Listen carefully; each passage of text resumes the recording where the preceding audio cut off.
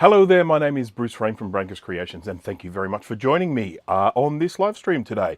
As the name suggests, I am going to be working on a Macintosh SE 30 board, one that's been battery damaged, and one that has also racked up a few frequent flyer miles.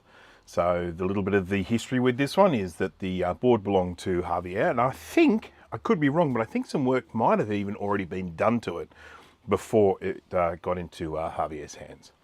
Then he sent it to Joe from Joe's Computer Museum to see if he could fix it. Joe had a very, very good crack at it, I'm telling you, and lots of traced repairs and all that sort of stuff. Couldn't get it going. Decided to then send it to Steve at Mac84. And Steve had another good crack at it as well. On several live streams later, still wasn't able to get it working. So it then got sent to me here in Australia. And that's probably about 10 months ago now, something like that, I would say. And, sorry, I've got bits of cold pizza in between my teeth. I just had a very, very brief breakfast there. So then it got sent to me, but it actually hitched a ride with some other stuff. So there's some stuff being sent to Madeline McAndrews, who lives in Ballina. Which is sort of a long way sort of north east of me. And she, so anyhow, as I say, it hitched a ride with a bunch of stuff there. And then kind of life got a little bit complicated with things like COVID lockdowns and some flooding that happened on the east coast of Australia. And it meant that this board basically sat in Ballina for a very, very long time. Eventually, caught up with Madeline just recently. She brought the board along with some few little gifts that I got from Steve at Mac84. I'm advertising the old Mac84 today, and of course I don't do Windows. I do from time to time, but not by choice. Yes, so the board eventually made it here, and then today is going to be my first go at it. We'll just see how that all goes. I will just spend a little bit of time to quickly say hello to everyone here. Oh wow, is that? Okay, yeah, there's a lot of people here. Red Leader, Thomas Armstrong, Jack68K, Joe is here. Retro Techie, James Honeycutt. What have we got? Bill Moore, Tech 190. Adam McGee, Steve Mac84 is here. Just going to Dana Siberia is here. Sad Mac 356, Rudy from Rudy's Retro Intel. Eric from Eric's Edge is here. Garth Beagle. Still looking. I think I'm getting pretty much everyone here. And Javier is here. So Jav Master. He is here, so there we go. Very happy to see that. Hopefully we'll be bringing some joy, but you know, this could be one of many live streams. And what have we got here? Justin is here, and Patrick Pitts is here, and Ryan Joffrey is here, and a lot of people here. So Max Button is here. Hello, Max. No, it wasn't Domino's. It was crust pizzas. So essentially last night's dinner. And I got to the point, there was something that I planned to do this morning. I thought it was only going to take me a couple of minutes, and it ended up taking me half an hour. So 5 minutes before my stream was about to start, I'm like, I guess I'm not having breakfast. And then my wife said, why don't you just have some of last night's pizza? It's like, sweet. So don't go 2 pieces at a million miles an hour. Starbuck Tech is here. Jeremy's Vintage Hillbilly Shack is here. Don is here. Tom Barber, Patrick M, Max1Z, Jared Burns, Sodium Retro is here. I think that's everyone for now. For now, if I missed anyone, I apologise. Please feel free to say hello. What am I going to do about this piece of food stuck in my teeth? It's terrible. Okay, so anyone got any floss? I wonder what I can use as floss. Anyhow, we'll persevere and see what happens. Tweezers, maybe? Got a little fake tweezer? Yeah. Okay, so use the machine to get it out. That's a good idea. A little bit hot though. Not sure how well that would go. I think I got it. I think I got it. I got it. There we go. A little bit of onion. Okay. All right, so I didn't get time because of all this to clean the board. But I tell you what, I need to mention a couple of things, really important things here. I'm not sure if he's here yet. I do hope he joins the live stream at some stage this evening. LMNO, who you might see in the chat every now and again, is he is one of vintage computing's greatest assets, I have to say.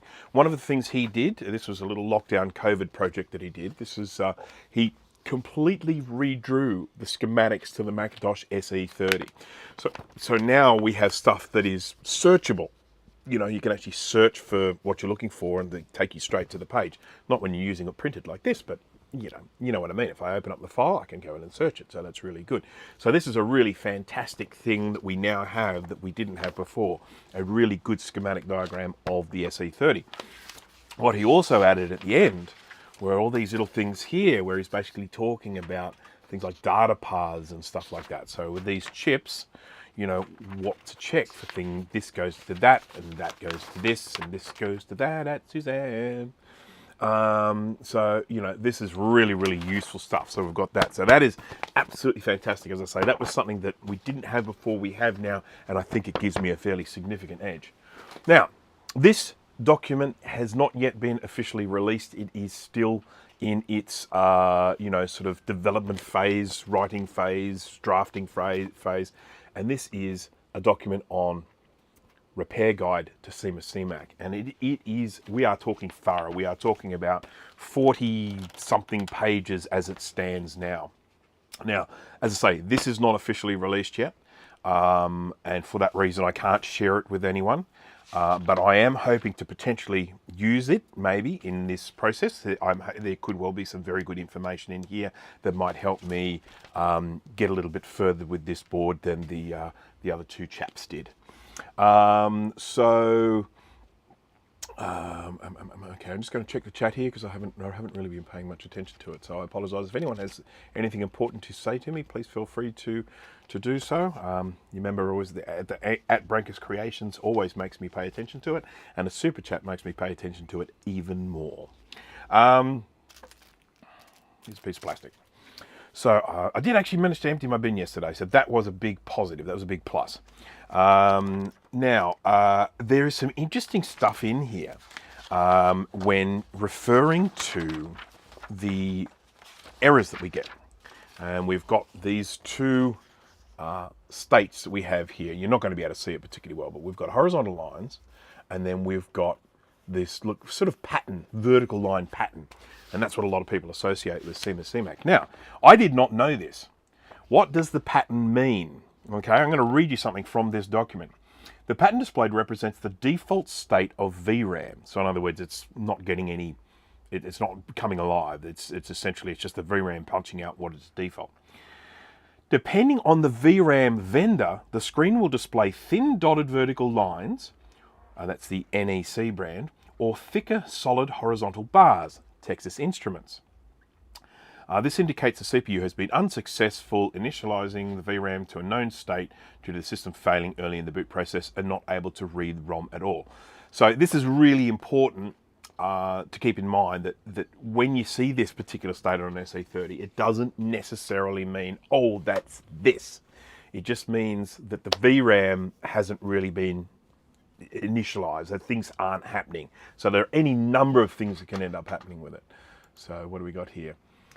What was in the pizza? Well, I'm glad you asked. So the first pizza piece that I had, so we got 3 different pizzas last night. Always like to get a few extra because then we have leftovers, you know. So the first piece of pizza that I had this morning for breakfast, cold of course, because I love cold pizza, was like a supreme pizza. So on that was, you know, a little bit of everything, including pineapple.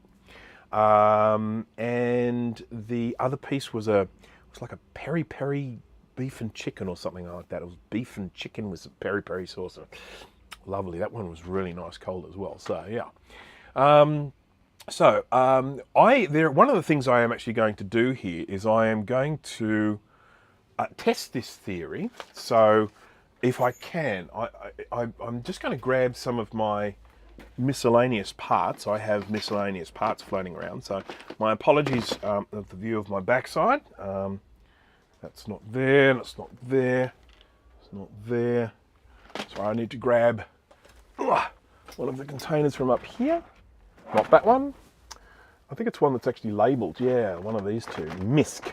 I've got containers labelled MISC. They should actually be labelled with more important stuff than MISC. But, right. So, what have I got here? See, this is really interesting.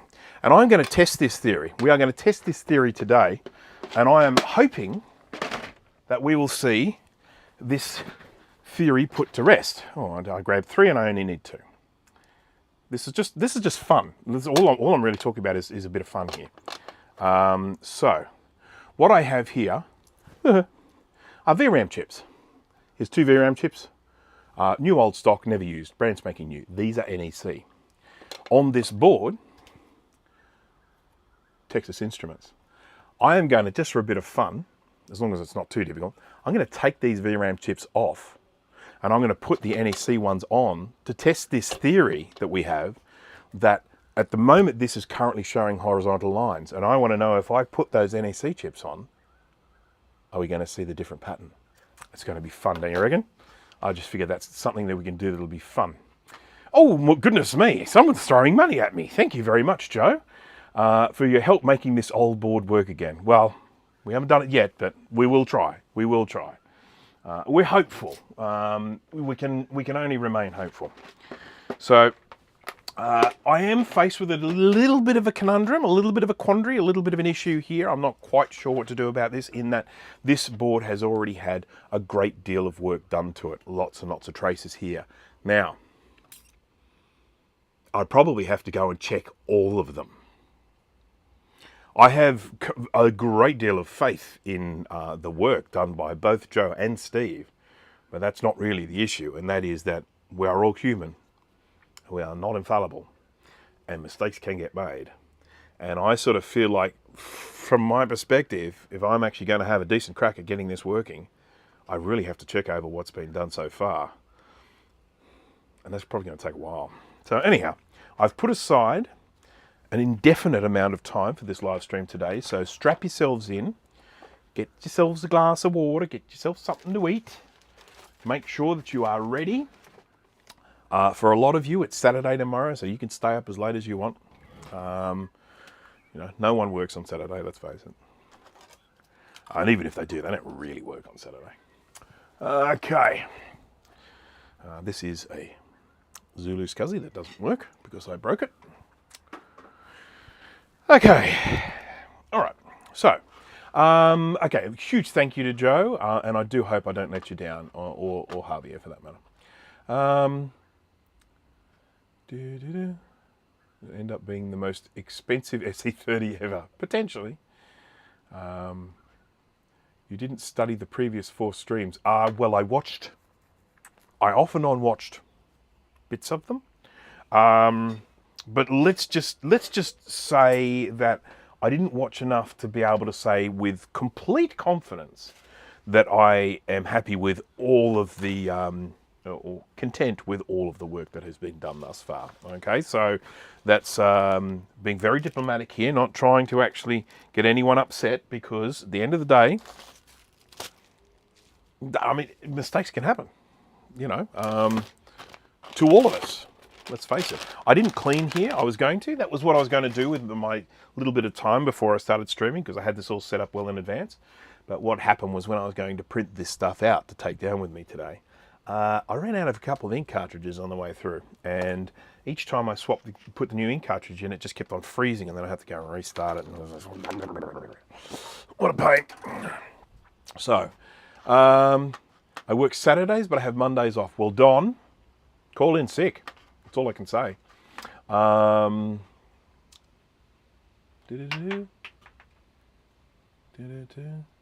Boot it up and show us what it does. I am going to do that. I did actually do that the other day, but I'm going to do it again, of course.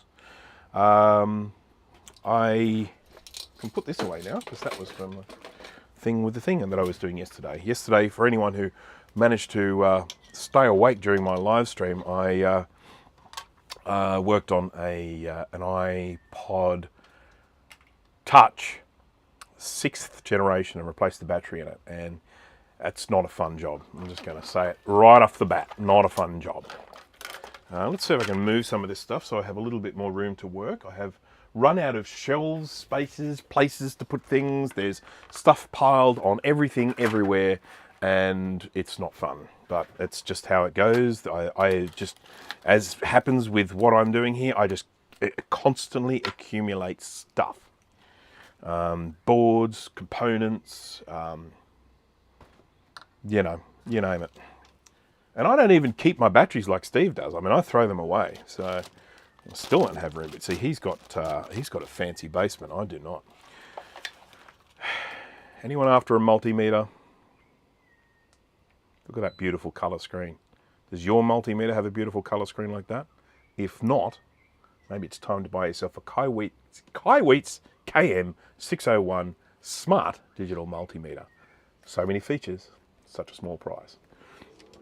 Do you know what I like about this? It has this non-contact thing where you can put it on to the setting here for non-contact, and then if you're just like, you're doing some work around the house or something like that, and you want, are these wires live? I need to check and see if these wires are live. You can then just go and put this close, and it's saying, yeah, that's friggin' live.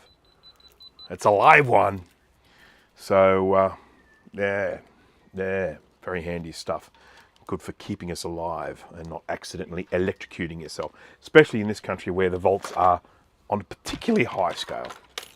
Right, so we've done the old Kaiweets thing. I'm going to put this away now. I think there we go. We've had we've given Joe a good show there.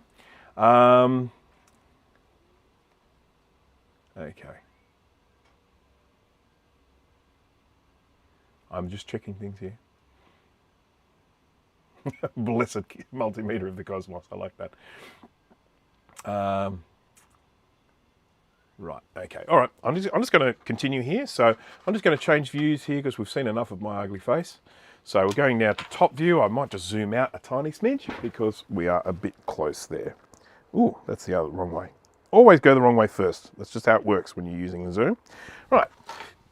So here is the board. I might just move this camera down a tiny bit.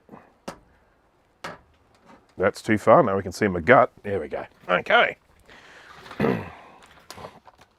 All right. This is feeling good. Everyone feeling good? I feel good. I feel good about this. Okay. So here's some of the trace work that's been done so far. Now, I'll be honest, some of the stuff I'm not sure I would have even bothered doing at this stage. Namely, things like running some of these wires to the processor direct slot. Yes, okay, we want that working eventually, but for the moment, I just sort of feel like the processor direct slot, well, we got to get it working first before we start sticking cards in it and stuff like that. So that's just me. We've got some trace damage here. We'll sort that out. Incidentally, these will boot without these capacitors on, so we don't necessarily have to recap it right away. We've got some components here which have got all sorts of tracey who's a fudge thing stuff going on. I've actually got replacements of those components, so I'll probably just put new ones in there. This is ground zero. Okay, so this is where the battery holder goes. It goes from there to there. We'll just normally sit right there. If I had a battery holder here close at hand, I'd plonk it on there and show you, but that's where the battery holder normally goes, with the battery running that way. And of course it has leaked and it has spewed its alkaline all over this area here. And what we have here, we've got the real-time clock, and that is also holding the PRAM.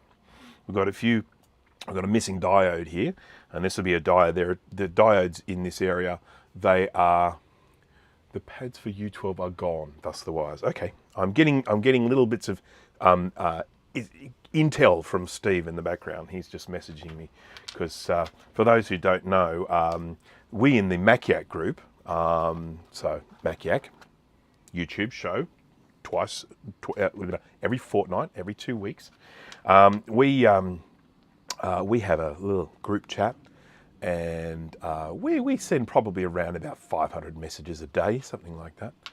Elemento is here. I was just giving you the rap of the century before. I was just letting people know how sensational it is, the work that you have done for the SE30, namely in the redrawing of the SE30 schematic, which is just absolutely fantastic, and I believe is going to be of a great assistance, you know, sort of when I in doing this. That's a little bit red, isn't it? Do we need to sort that out?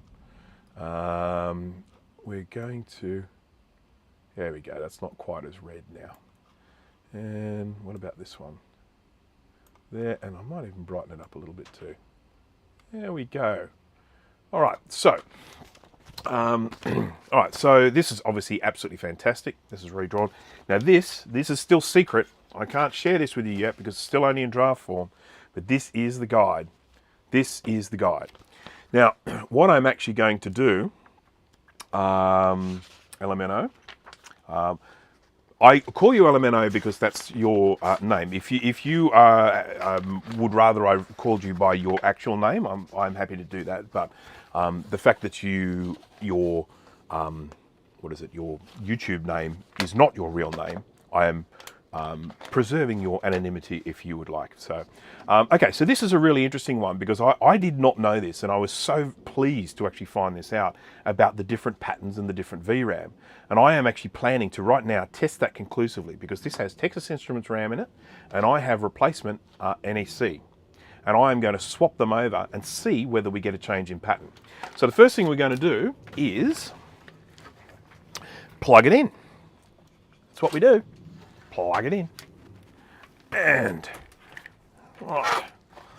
So I've got my handy little extension here. We're going to probably change over to side view for this one. I think it'll allow you to see all the mess. Look at the mess. No one should be working in this sort of mess. No one. But I am. I did plan to clean it this morning before the live stream started, but unfortunately other things happened.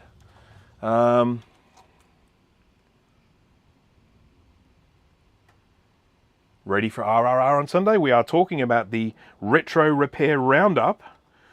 Great show. So that's on tomorrow, is it? I take it? I never know when that thing's on. I need to...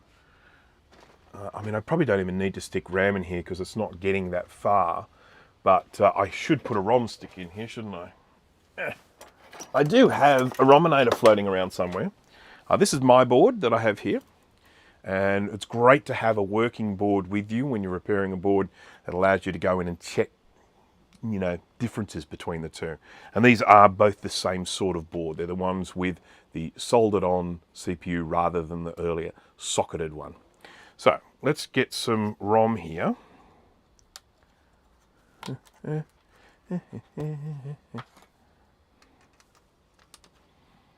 I've got an awful lot of RAM in this one too, by the way, because they're 16s and they're 2s. So it's a well rammed up SE30, I can tell you.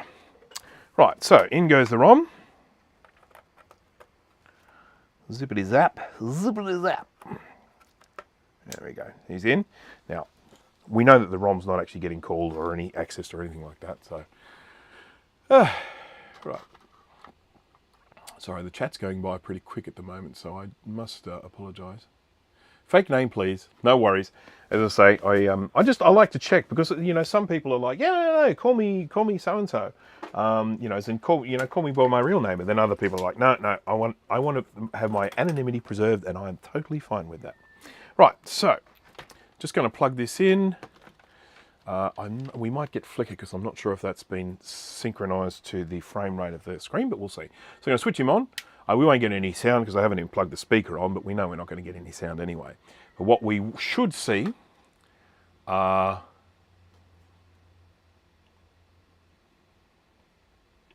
Oh, it's not going to do anything with that RAM, I'm guessing. That's wouldn't it, shouldn't it do something? Well, it's clearly not doing something, so I better put some RAM in it.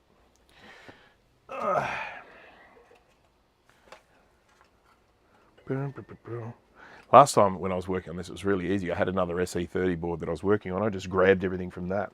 But the problem I have now is that that SE30 board has been done, been finished, gone.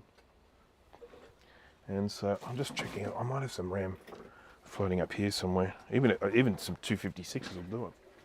Oh, here we go. I've got some ones up here. I've got a stack of RAM. But we'll use these ones.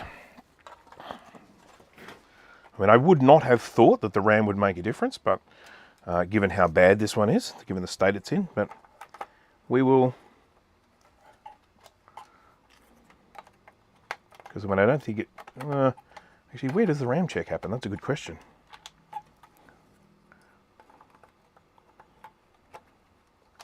All right, let's try again.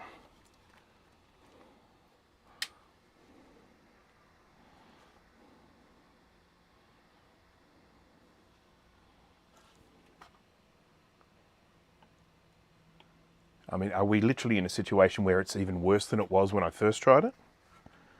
We did at least get something up on the screen before. Oh, okay. It was a wiggle of a cable. All right.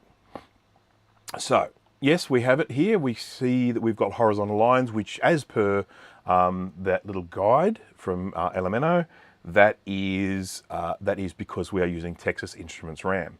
And I just, for giggles, I want to see what happens if I stick NEC RAM in there.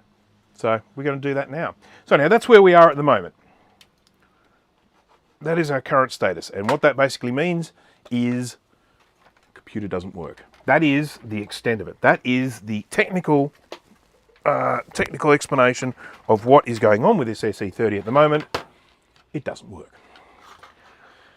Okay, so let's see how difficult it's going to be to get these SIMs out, these VRAM chips out. I think I'll probably end up. Oh, they're all bent pins. God, don't you hate that?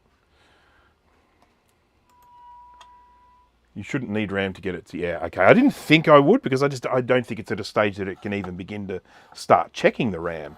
But I just, as it turns out, it was just a wiggle of the cable, so. All right, so away with you, RAM. It'd actually be really nice if we got like a sad Mac chime, wouldn't it? We'd be almost there if we had that.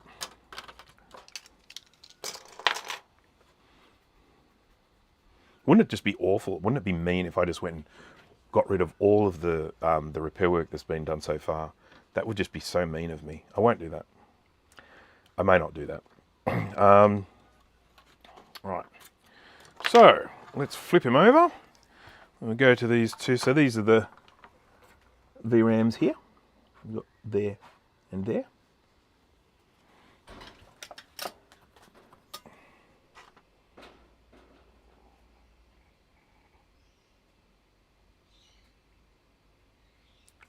Just checking it, keeping an eye on the chat. Is this just folly? This thing I'm doing with replacing these chips when they're not the fault, is it just folly? It's possibly. But I'm just doing it for my own, satisfying my own curiosity.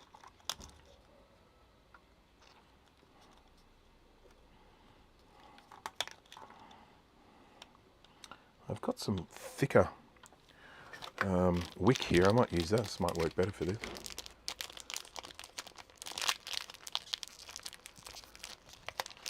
I love kimchi. Who's eating kimchi? Someone having kimchi? Thank you. I've got my 092 Windows and I've got my Mac 84. Both gifts from Steve at Mac 84. They came through at the same time as this board. I had a little bundle of gifts in there.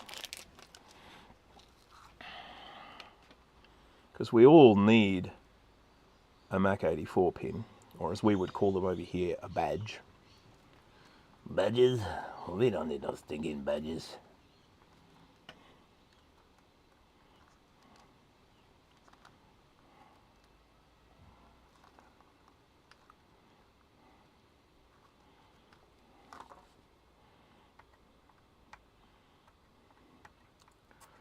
smart man would replace this with a socket.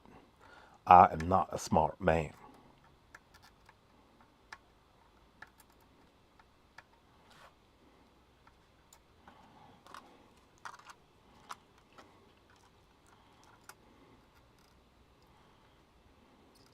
The truth is, I don't think I actually have a socket this size.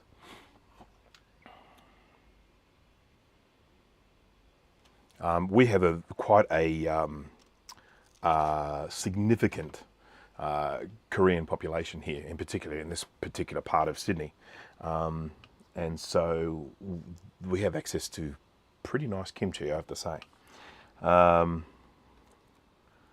There is actually a Korean restaurant within walking distance of where I live that we do frequent quite a lot, because I tell you, one thing that the Koreans do beautifully is fried chicken. Damn, it is just delicious.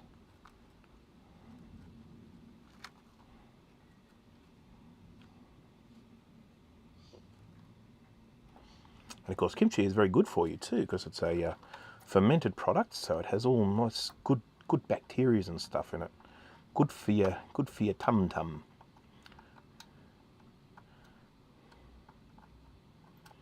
Okay, well that was... Oh, I missed one. You only need to miss one, and your life will be a misery.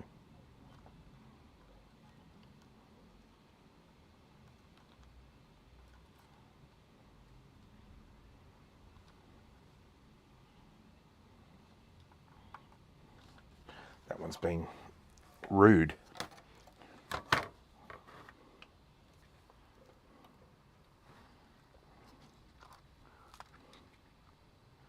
I couldn't get my normal sized solder wick last time, so they were sold out, so I had to get some thicker stuff. I thought it might be better for this, but I'm not convinced that it is.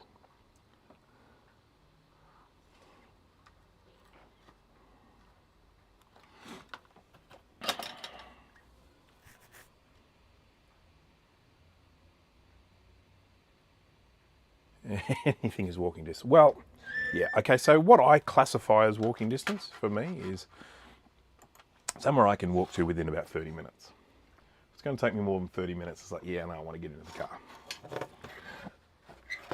And the restaurant that I'm referring to is well within 30 minutes. It would be even closer if I could get there the way the crow flies, but I have to go all the way around outside there. So.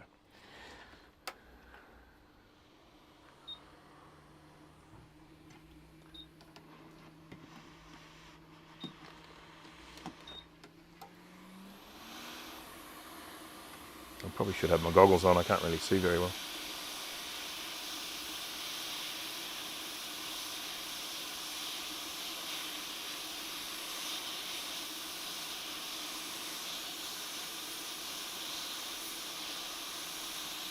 And what everyone needs to remember is right at this particular moment, I'm not doing repairs, I'm not doing fixes, I'm not inspecting, I am merely testing a theory, which is probably doesn't even need to be tested, but I want to.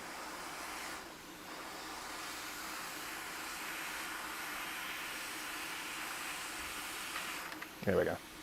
All right, so there is our first Texas Instruments VRAM. I'll just clean up quickly a little bit of solder here.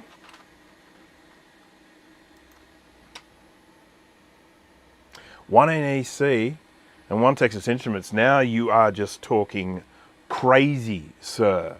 Crazy. Who's that? Did I see someone say hi, Action Retro? Oh, hello, Sean. Welcome, sir.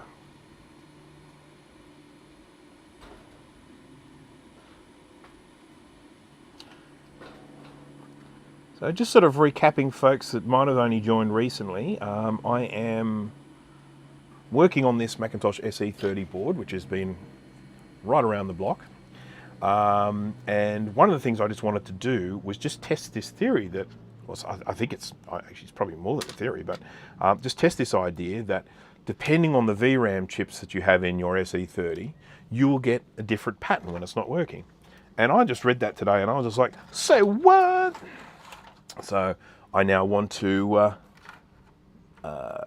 change these VRAM chips over and see if that is indeed the case.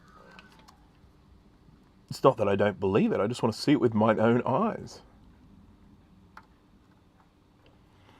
I'm using solder wick here. A lot of people might look at that and say, why aren't you using a solder sucker? You know, like a mechanical motorized solder sucker. Well, I find for IC removal, it's different if you're removing like radial capacitors or something like that. But I've found that for IC removal, sometimes the old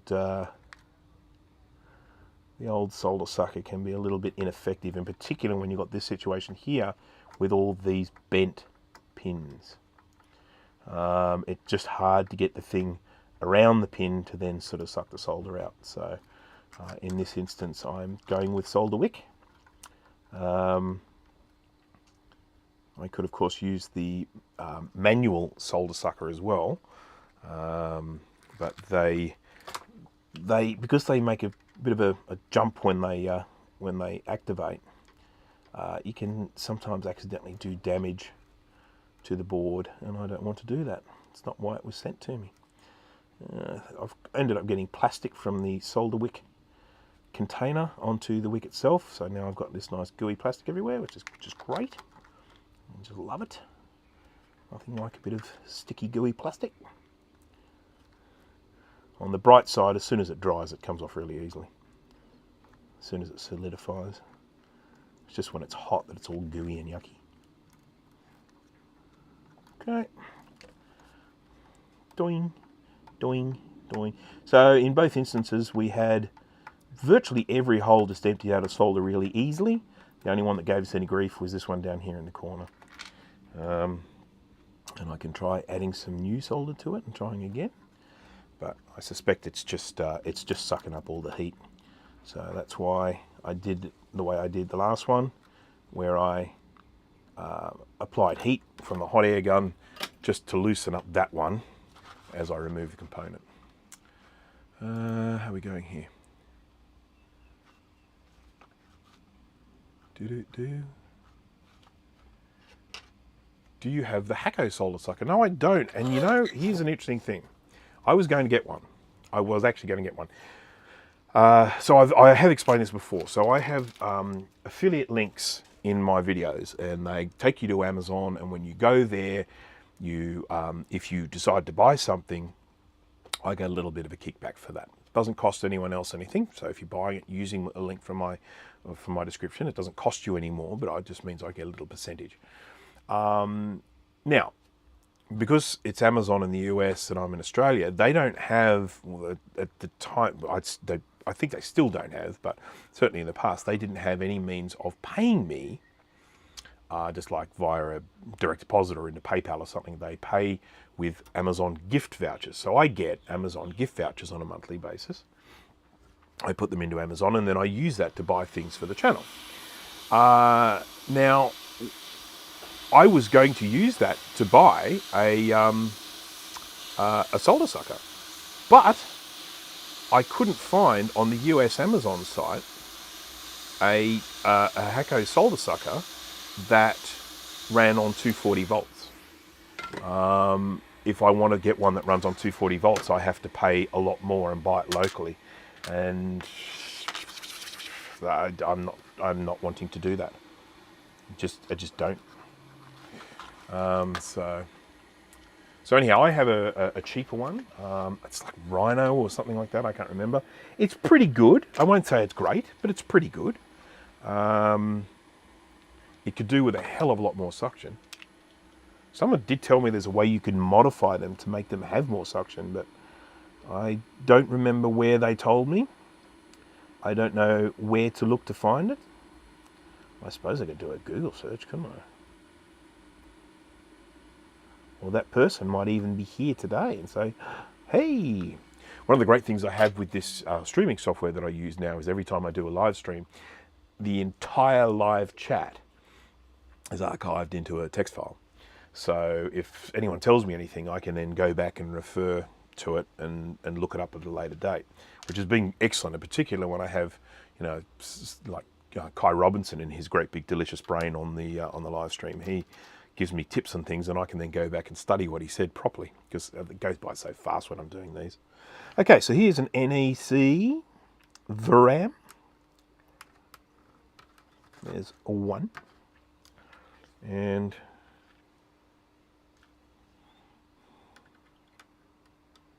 here's two.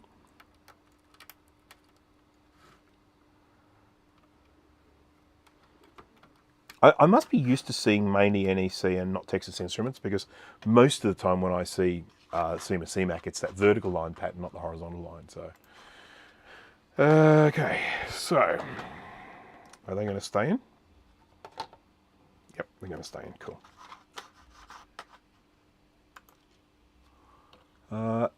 Abaleski, I don't think I've said hello to you.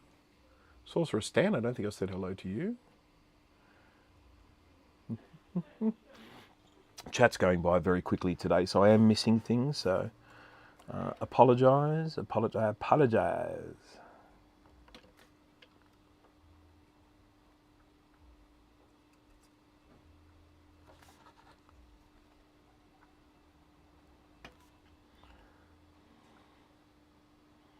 Okay, so just check and make sure that's, yeah, that looks good. They're around the right way. Always check that they're around the right way before you start soldering all the pins. All the pins.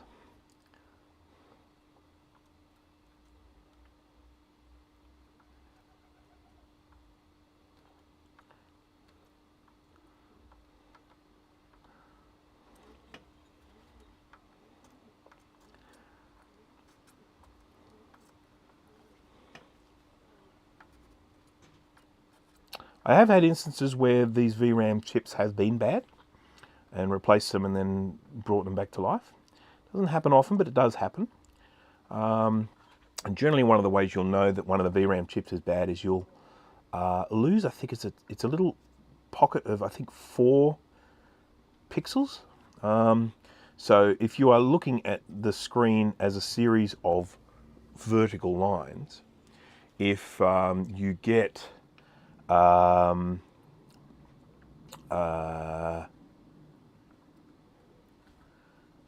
if you get like a vertical row of, well, I think it's 8 pixels, and then a gap, a black gap, and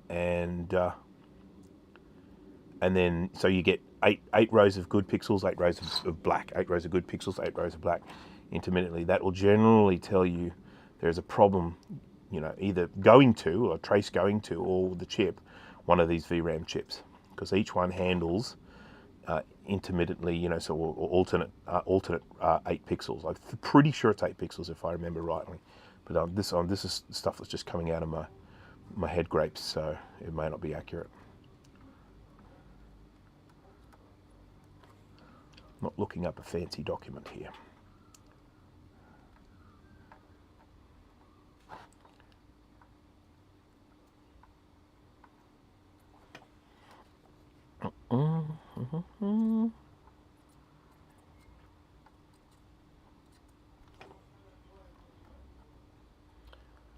You know, this might just be me killing time. This might just be a diversionary tactic, because I actually have no idea what to do next with this board. I do know what I need to do next. I need to inspect. Need to inspect. Okay. Okay.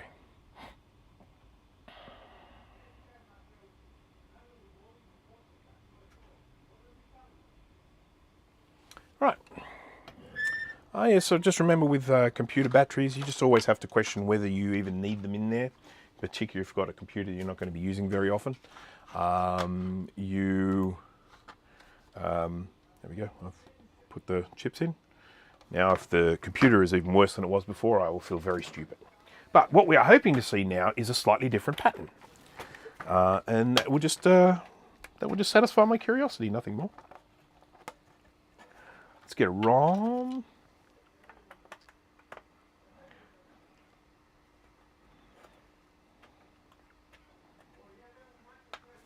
My neighbour is one of the loudest human beings on this planet. Just sits on his back deck doing like Zoom calls or Skype calls with people really loudly. All right, let's check that. Let's plug this in and see what we get.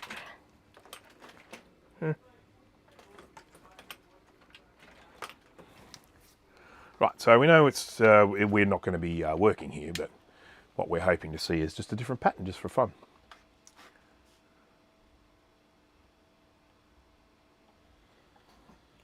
And I'll have to do it. There it is. And there we go. That is confirmed. That's the NEC pattern versus the Texas Instruments pattern. So, yeah, there's nothing wrong with them, but now we know. Okay, wasn't that fun? Hope you enjoyed that. I sure did. Right, now we have to start getting into the meat and potatoes. Oh, we've got some flux on the floor here. There we go. What have we got? I've got the fancy stuff here. This is the V3. Amtech V3.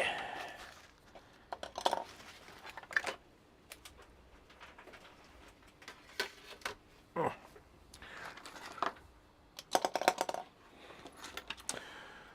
All right, so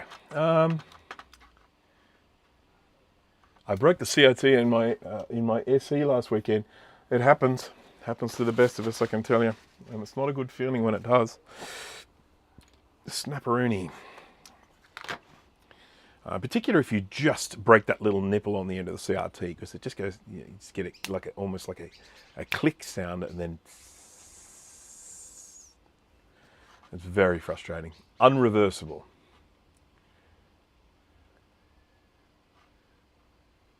Please tell your neighbour that he can be heard all the way in Arkansas.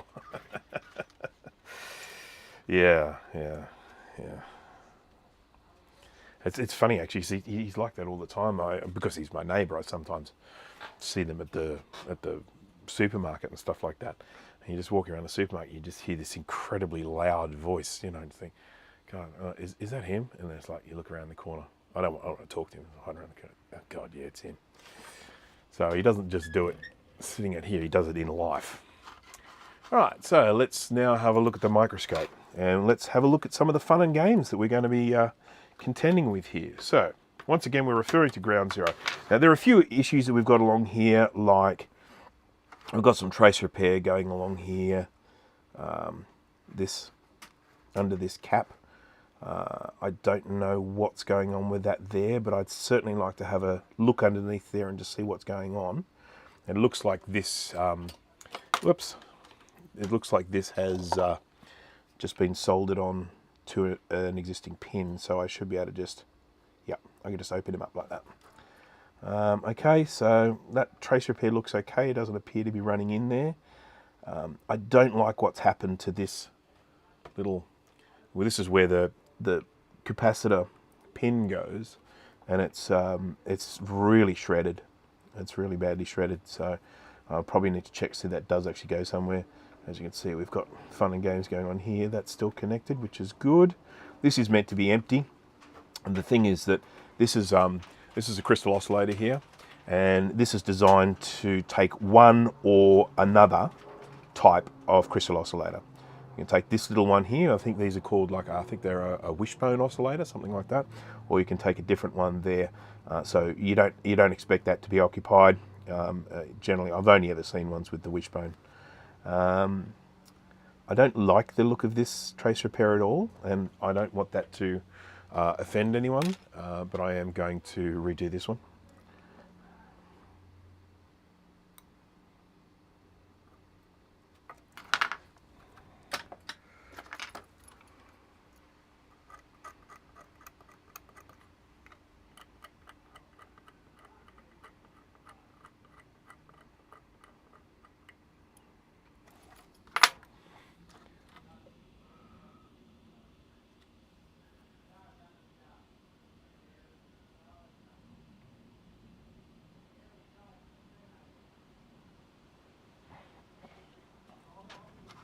Sorry, I'm just looking here, just reading something here about Vartas and whatnot. A very important thing to remember with a Mac 2 that has a soldered on the two soldered on batteries. While they may not necessarily show visible leakage a lot of the time, they might look like they're still intact, and they may even still have some power. They are almost definitely going to have caused damage to the startup circuit. So just be mindful of that.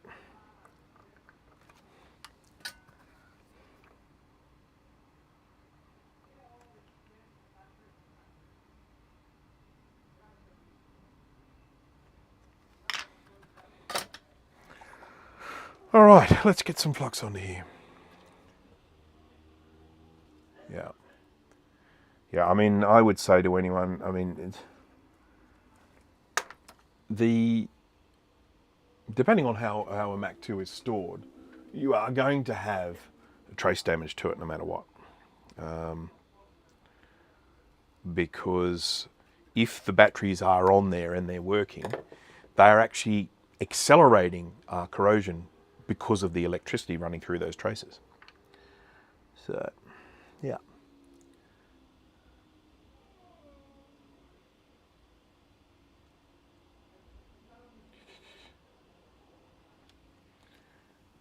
So, clip them off.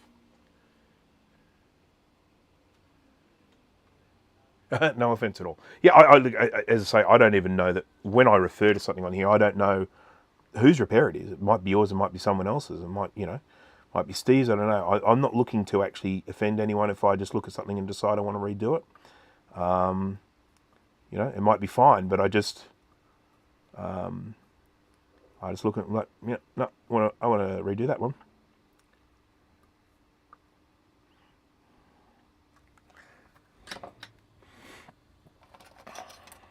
These are my crappy tweezers. I've got a pair of crappy tweezers. Yeah, these are the crappy tweezers. I wonder if I can uncrappy them.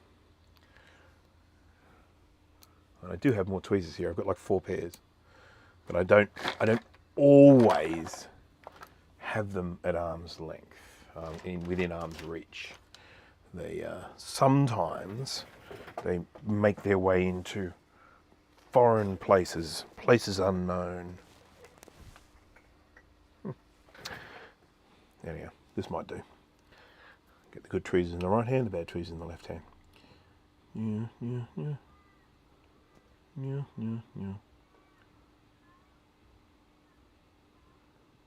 It is silly, isn't it, that I actually want to try and trace the path of this trace so that it matches what was there before. It's silly, but it's what I do, and I apologise for anyone who's looking at it thinking, you don't need to do that. Why are you doing that? A waste of time. You're an idiot, Rain. So this is an enamelled wire that I'm using. It's the sort of wire that you would expect on a transformer or what do you call those things? Electromagnet, that sort of thing. And so it is actually coated. It has a little coating on it, but that coat melts off quite easily with a bit of heat. So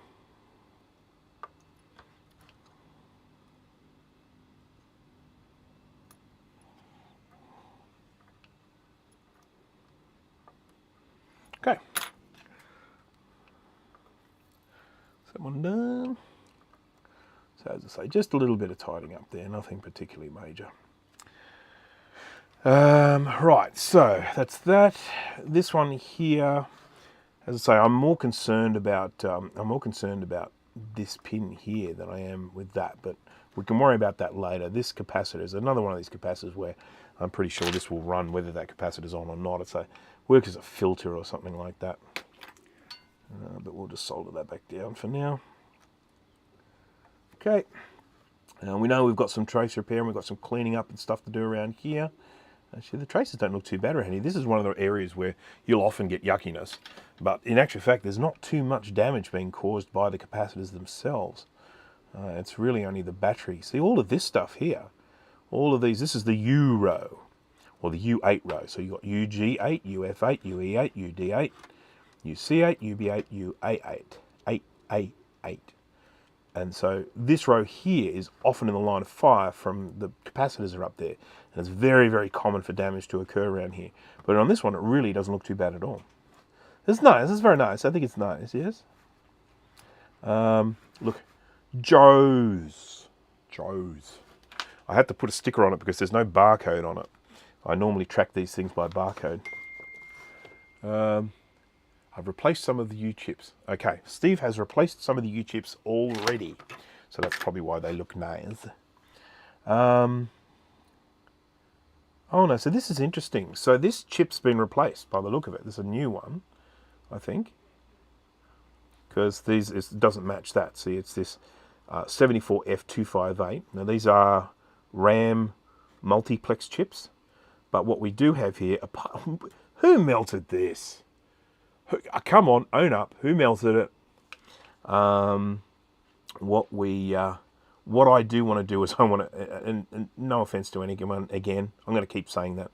I want to take this off and I want to have another crack at this. I hope no one minds, but I just don't like what I'm looking at here. It's doing my head in. So yeah, I'm sorry to.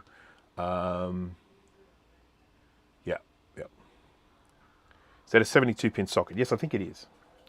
I apologise for the time invested in this before that I am now about to completely and totally undo. I want to just apologise wholeheartedly, but that is what is about to happen. So just prepare yourself emotionally. So this is a new chip. This is definitely a new chip. I keep a good supply of these, and we'll be able to use this chip again. It's just these trace repairs I want to have a little look-see at.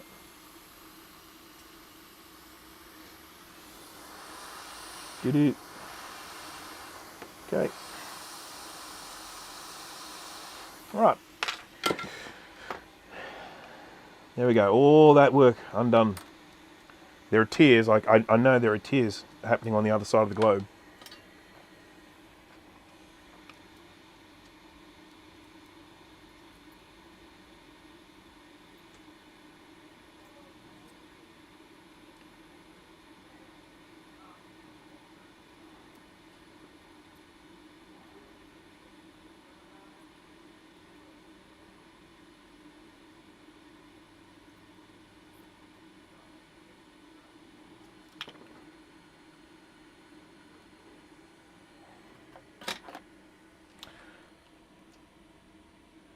Am I a good luck charm now? Always, always. Good to have Kai here.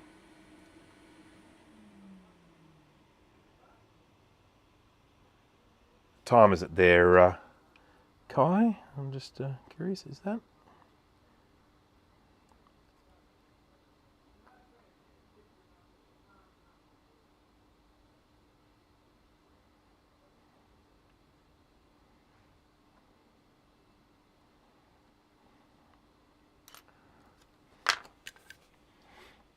I need a multimeter.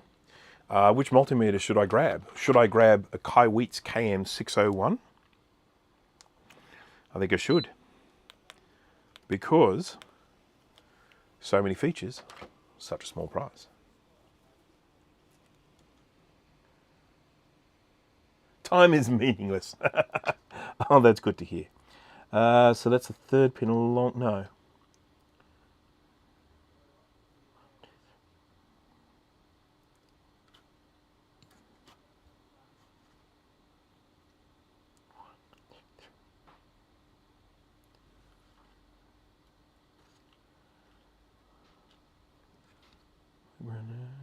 Sorry, I'm just checking something.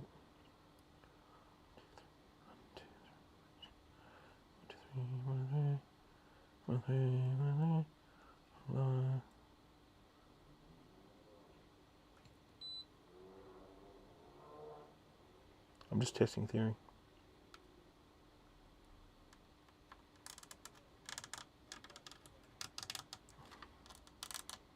Okay. Just don't like the look of that.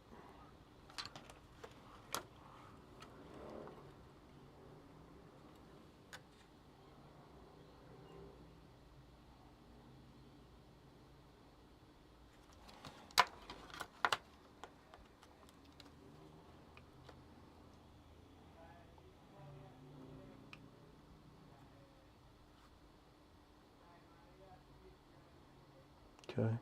All right. Okay, we're going to have to clean this up because this is one dirty chap. I'm going to just move this out of the way while I clean it up. Clean it up. Clean it up, buttercup.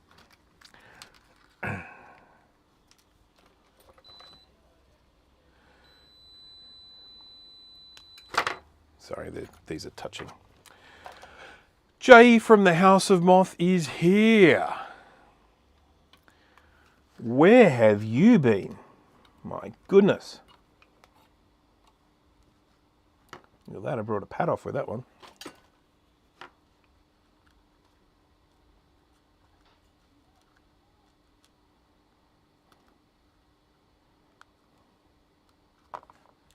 So we have this thing, happens most days of the week, where Jay from the House of Moth jumps onto the Maciac group chat and he says, who's streaming tonight?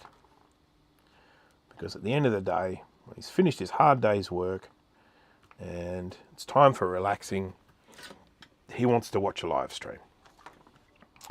And sometimes we're able to live stream to keep him happy, other times we can't because life gets in the way, all that sort of stuff. But today, we've got a live stream happening. So there is the expectation that Jay is going to be there. Otherwise, it makes a mockery of his continual requests for us to live stream.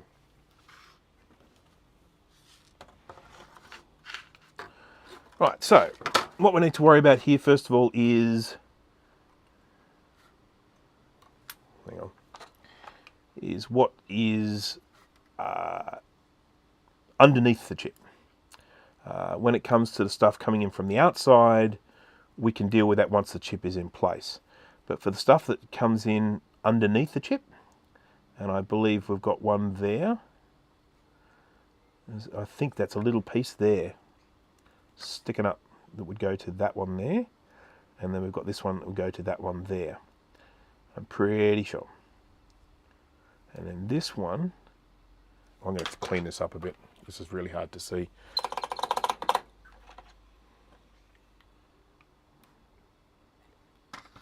Yep, okay, so this one goes along here, and that could theoretically go from the outside. That one goes to the top. So, okay, so what we've got here, this one here travels along and goes down to, I think this one. He goes along there. This one travels along and goes to that one. This one goes up to that one. This one goes up to that one. There's all sorts of chicanery going on here. So this is going...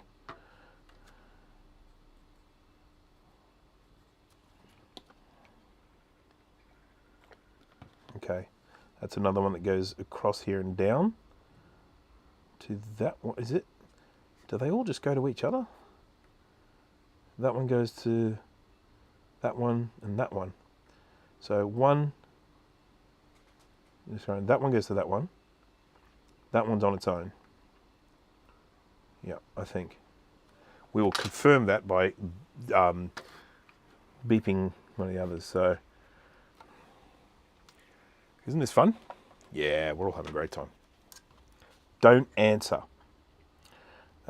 So, 1, 2, 3, and 4. They don't touch each other, no. But 3, and yep, that's fine. That's what we want.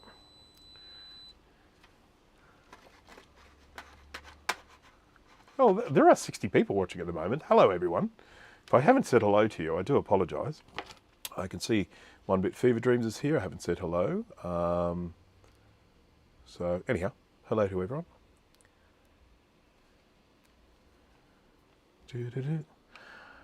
Right, so I'm going to run a trace, ready for this one. I'm going to run this one along here, which goes down to this one. This I can repair over top. See, this kind of looks like those two are joined together, but they're not. That's just been scraped out. This one is on its own, but this one then goes down underneath and up and over and joins to that one. So that one needs to join to that one, like that. Yeah, then none of those other ones are joined. Good. All right, so well, we just gotta crack it. Yeah, and just gotta give it a whirl, see what happens. So as I say, I do this repair in 2 stages. The first stage is doing the traces that are going to sit underneath the chip, the repair traces that are going to sit underneath the chip, and then I'm going to do the ones that sit on top of the chip.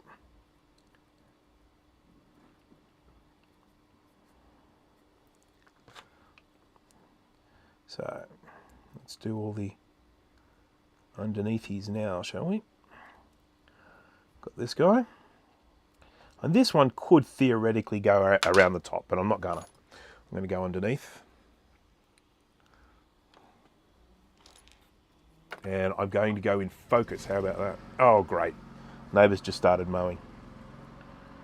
Hopefully it's not too loud, not to the point where it impacts on people's enjoyment of this stream. But given the fact that my neighbour only relatively recently seemed to discover that mowing was a necessity when you own a house, it's pretty amazing that he's decided to do it on the day that I decided to stream.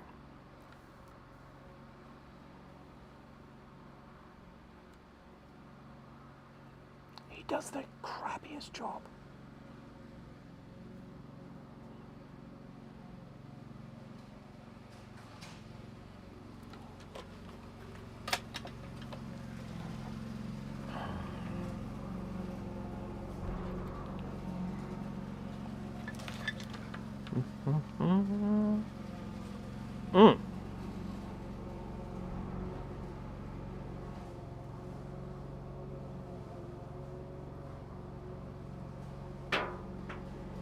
Okay, there's one.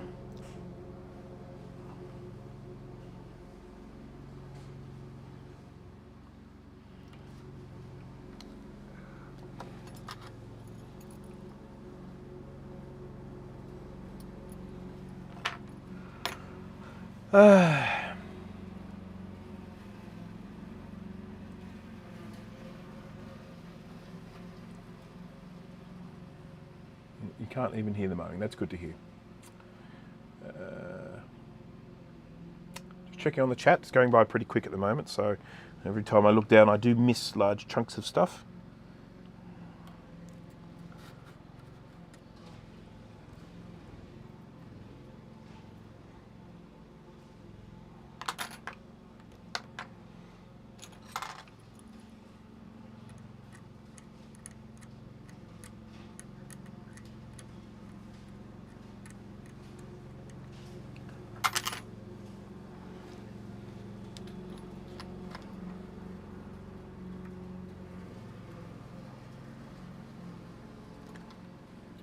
Sorry about the focus, guys.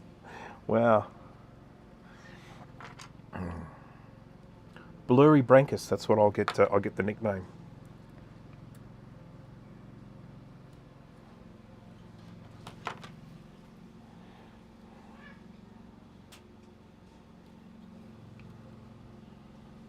One of the things that I've found with working on computers, doing the work that I do, is how my perception or how my idea of when something is broken or not has changed. You know, if I'd have been doing this a few years ago, I would have looked at something like this and gone, unrepairable. But then I look at this now and think, yeah, well, it's repairable. You wouldn't know it from looking at me do this bloody repair, though.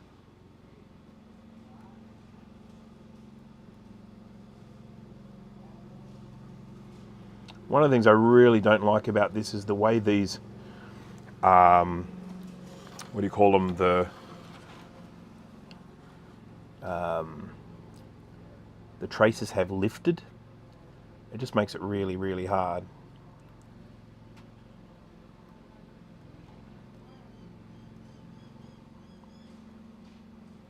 God, this is painful.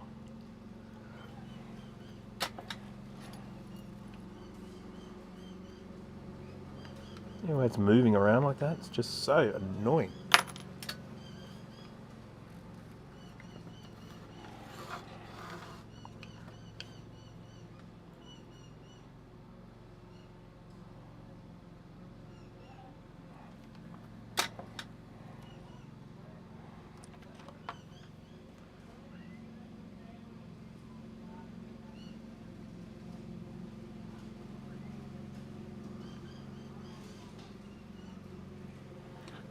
Cool. Just keeping an eye on the chat. I mean, sometimes there is stuff that I do need to pay attention to based on what I'm doing. Other times it's people just chatting away. And then other times I'm like, I want to read this. This is really interesting stuff going on.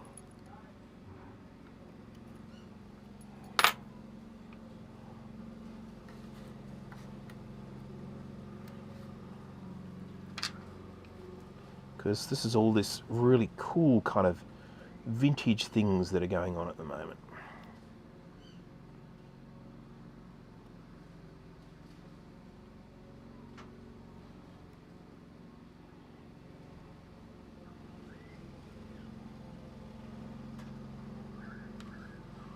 We live in a very, very good time for vintage computer collecting because, and I think particularly because of, I think one of the biggest factors is now the incredible low cost of PCB prototyping.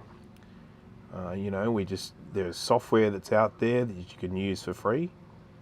There are companies like PCB Way that are providing, you know, sort of board prototyping at incredibly low cost. You know, it's like $1 a board or something like that. It's just amazing. And so, yeah, it's just a really, really good time to be doing vintage.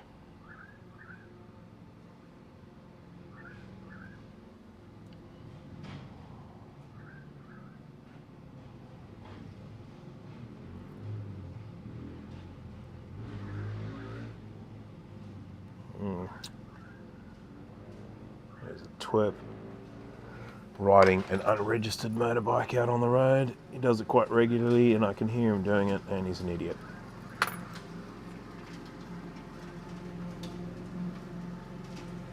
Right. So there's those two. And we've got one here, and we've got one here.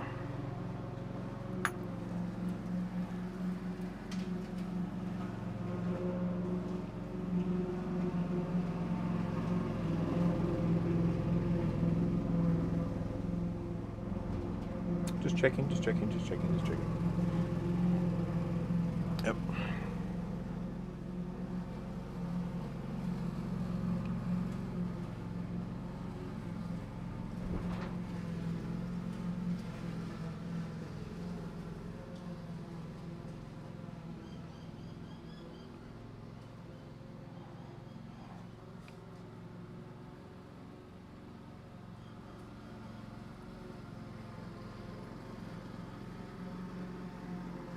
I'm kind of making myself a little pad at the moment by bending this wire over. Probably totally unnecessary, but it might look a little neater.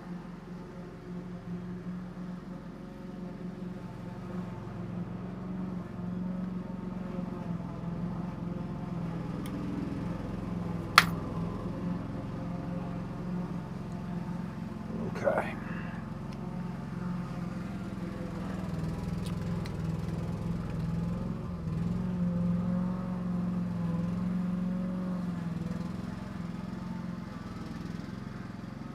Steady hands, steady hands. Steady hands, please. Anyone wondering what that beeping is? That is my Kaiweets KM601 telling me, you know what, you haven't used me in a little while, so I'm probably going to power off. And it gives me an opportunity to say, you know what, I need you to stay on. I can press a button. But if I'm happy for him to switch off, I can just go, yeah, you go for it. And then another, I don't know, 2, 3, 5 minutes, something like that, it'll switch off. Okay, there we go. There we go. Oh, this is fun, isn't it?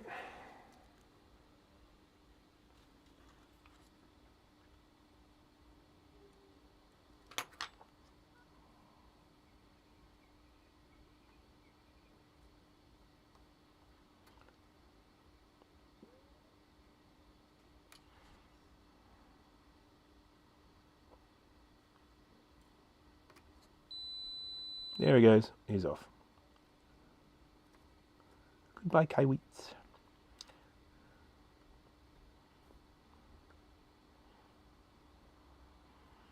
And of course, if you don't like that noise, if you get frustrated by it, if you get annoyed, if you feel like you need to swear at your multimeter, you can always switch the auto power off.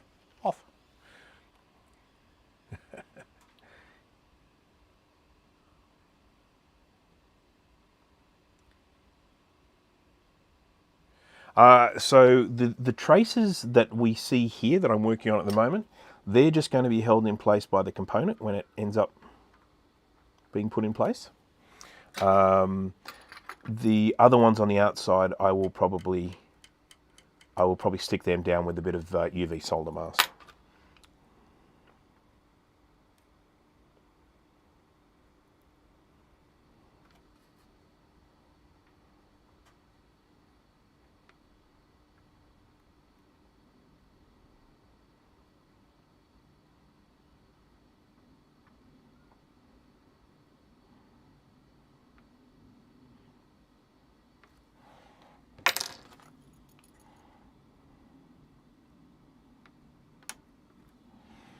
All right, let's have a look at this now. So we've got this one here, this one here, this one here, this one here. That one we can do from the outside. That one we can do. So just looking at all the ones we have here now. That one's fine. That one is fine. This one is connected. This one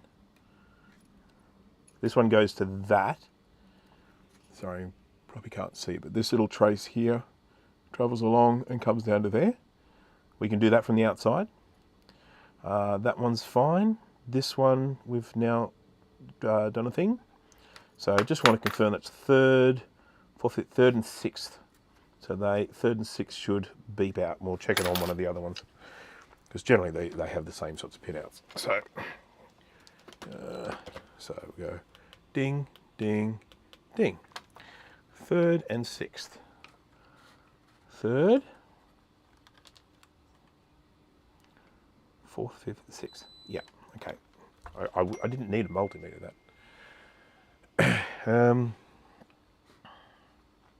Okay, so I feel like I can put the chip down now, and then we can do the rest of the repairs. So I've got to run that one to that one to this one, and this one to that one.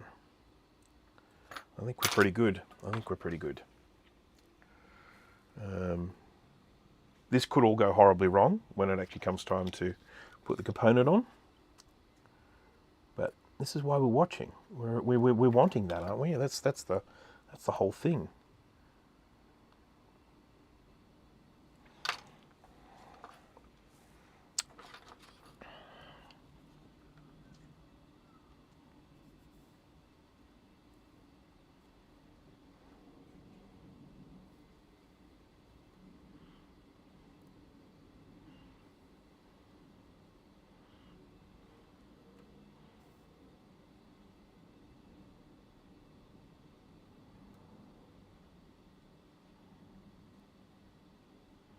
Okay.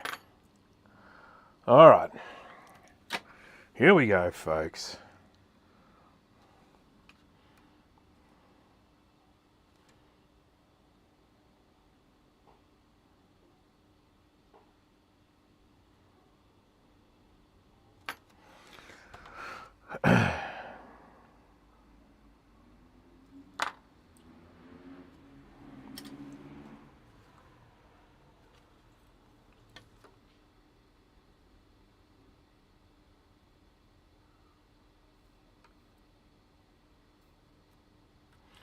Right, just got him tacked down now. These two pins in the edge here, and then we'll just get all of these things lined up, looking the way we want them to look.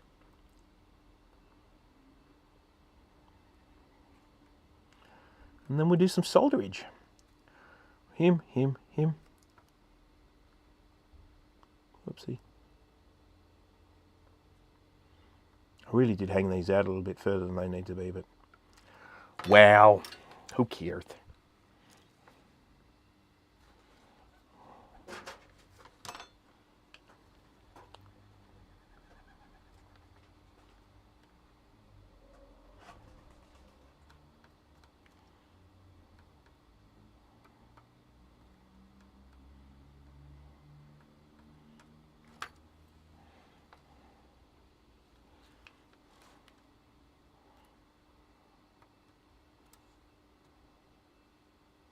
Need a bit more flux down here, I think.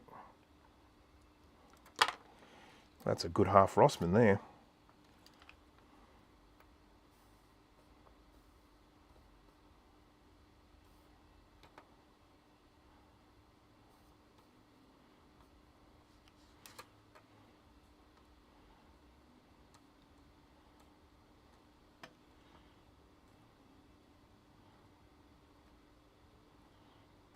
Okay. Ooh, woo, wee, woo, wee, woo. 58 viewers, new record. We have dipped down a little bit. Well, I was up over 60 there for a little while, but yeah. Oh, did I? You know, you realise what I haven't done one single time this live stream. Smash that like button.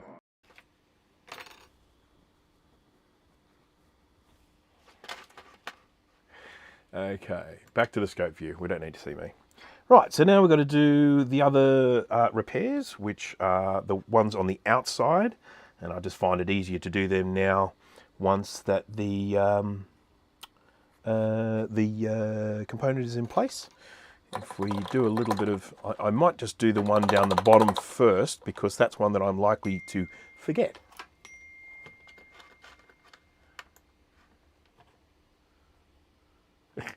Pings will be coming.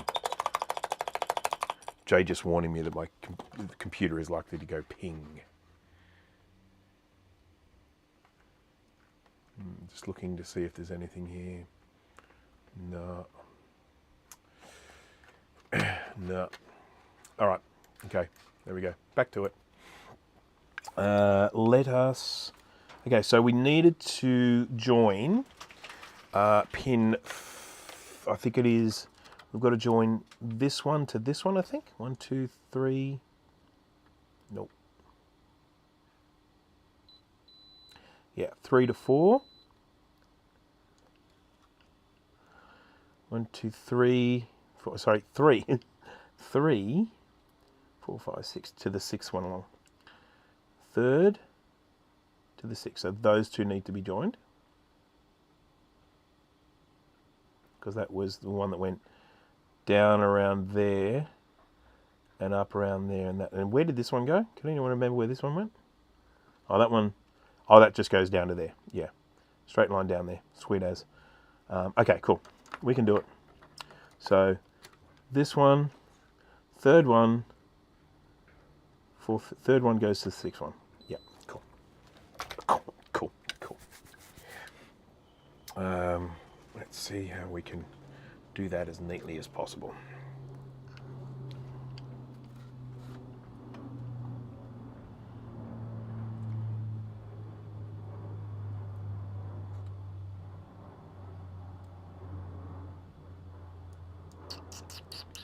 I'm thinking.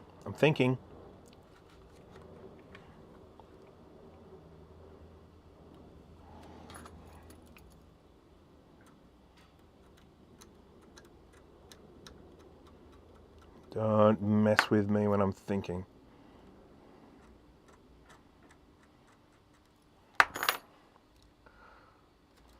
Bad things can happen.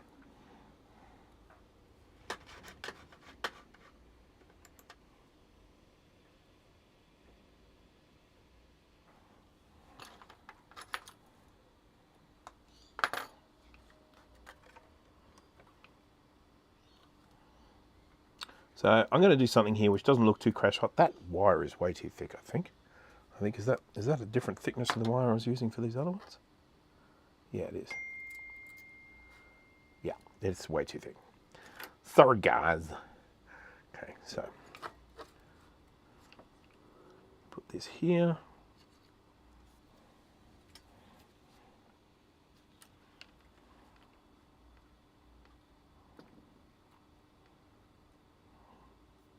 Oh, wow. What happens if you don't have enough flux? That's what happens.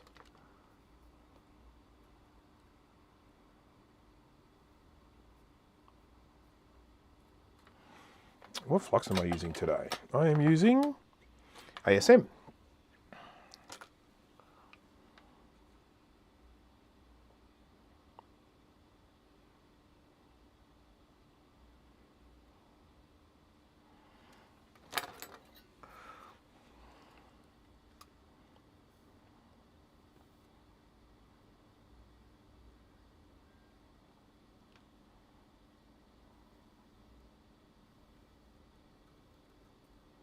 Piffle.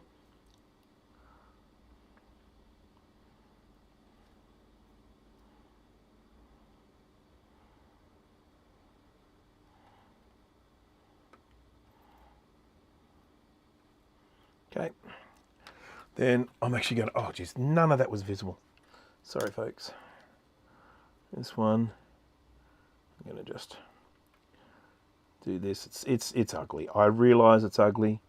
I probably could have done it, concealed it underneath the chip, but you know what? It'll be fine.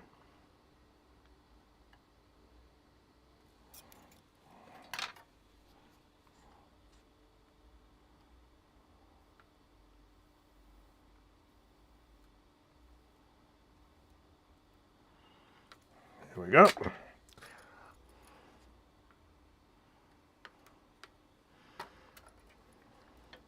So all that remains now is for this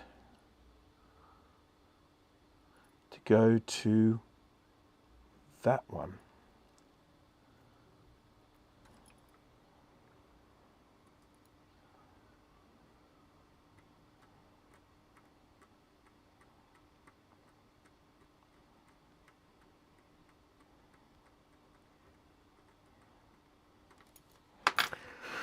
Ooh. So, it hasn't been too painful, has it? I hope. So far? Everyone getting by? Gregory Brady, I don't think I've said hello to you today. So, consider this me saying hello.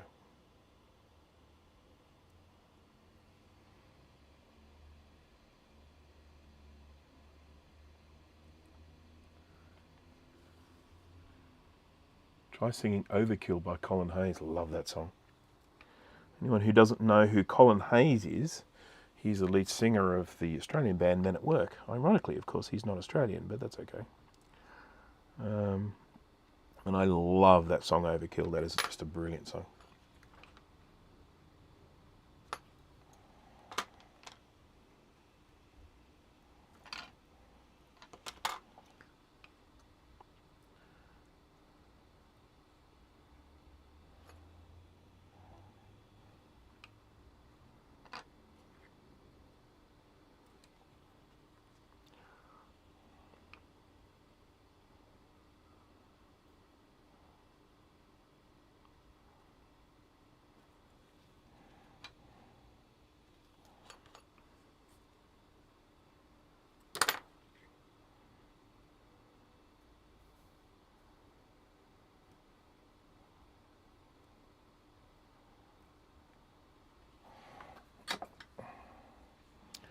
A lot of concentration going on here, so that's why I'm a little bit on the quiet side.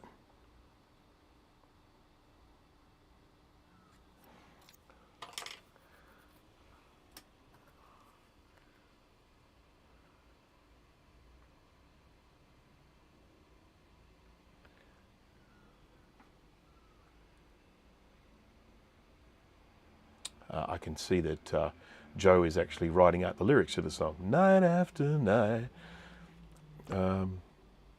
I can't remember how it goes. My habit shows the fear.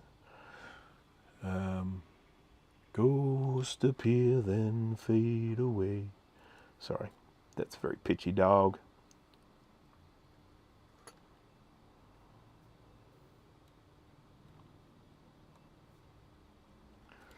Right. Now we can step away from the cookie jar.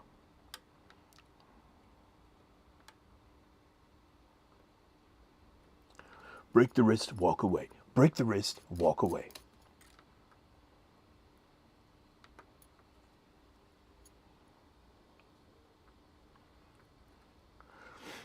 my 8-week program.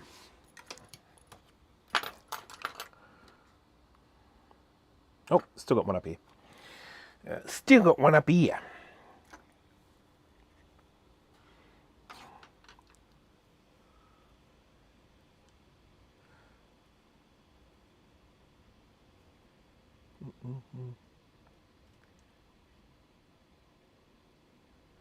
Do, do, do, do.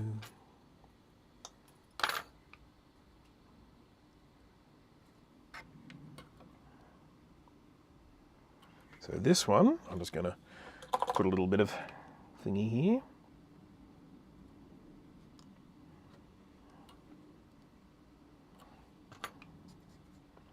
Goes along here and down to that one. There we go. We got it. We got it. So we'll just plonk him down. This is the last trace repair for this little chip here.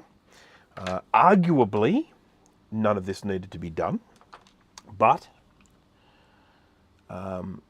there is probably going to be a bit of this I'm going to end up having to redo, and not even necessarily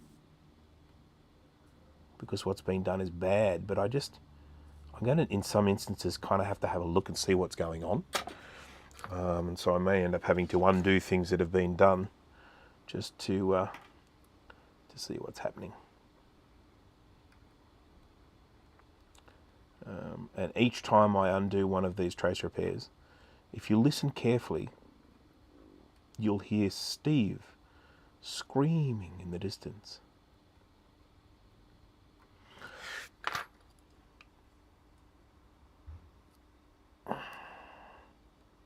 Get on there. Gave you where but I want it to be.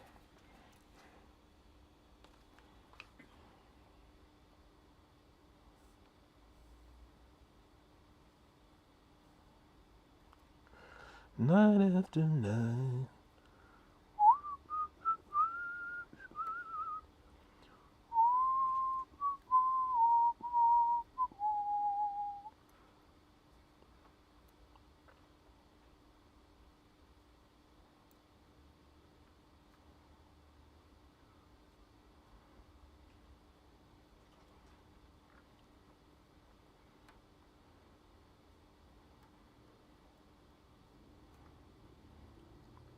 Right, out of focus. Again, blurry brankers.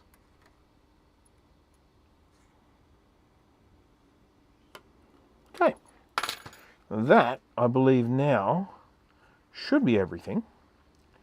Going to need a ton of UV mask to make sure that's all secure.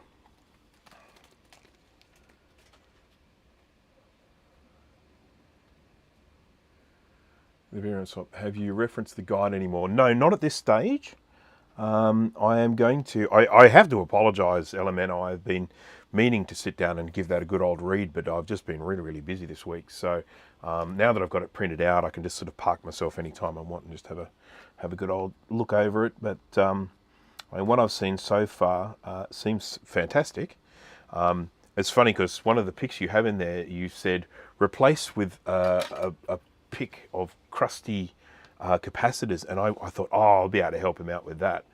And I just sort of went looking through my photos, and unfortunately, although I have taken a couple of photos of some really crusty boards, they're not very good pics. And so I'm not really, I don't think they would be good enough.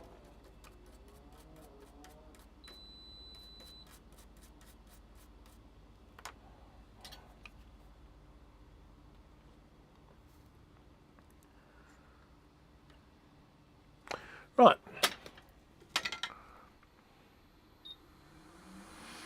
Now, I need to just, what I have done, I haven't done anything, okay? There is nothing that I've done there that is going to make this work at all, really. If there were problems with that chip, we're probably more likely that we would get a sad Mac chime rather than the computer just not working. But one thing that I have learned from working on computers is always test after doing something. Because if you do something, and then you do something else, and you don't test in between the two, you don't know which one actually repaired the problem.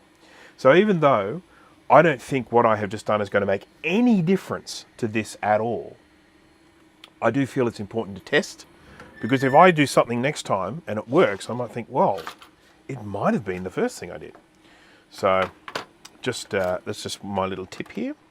Again, don't expect this to work at all, but we are just doing our due diligence.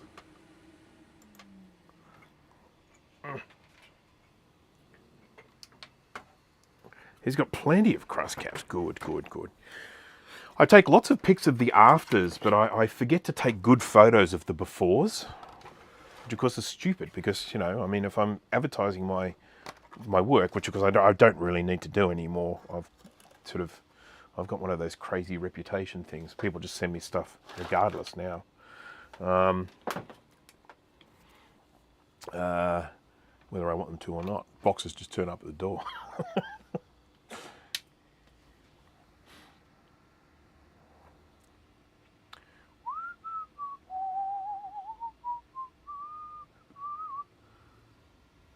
Got some new little artifacts going on up here. Interesting. I know that's interesting. So the reset button worked. Yeah, that's cool. So that's something. That tells us, that does tell us some parts of it are working. Yeah,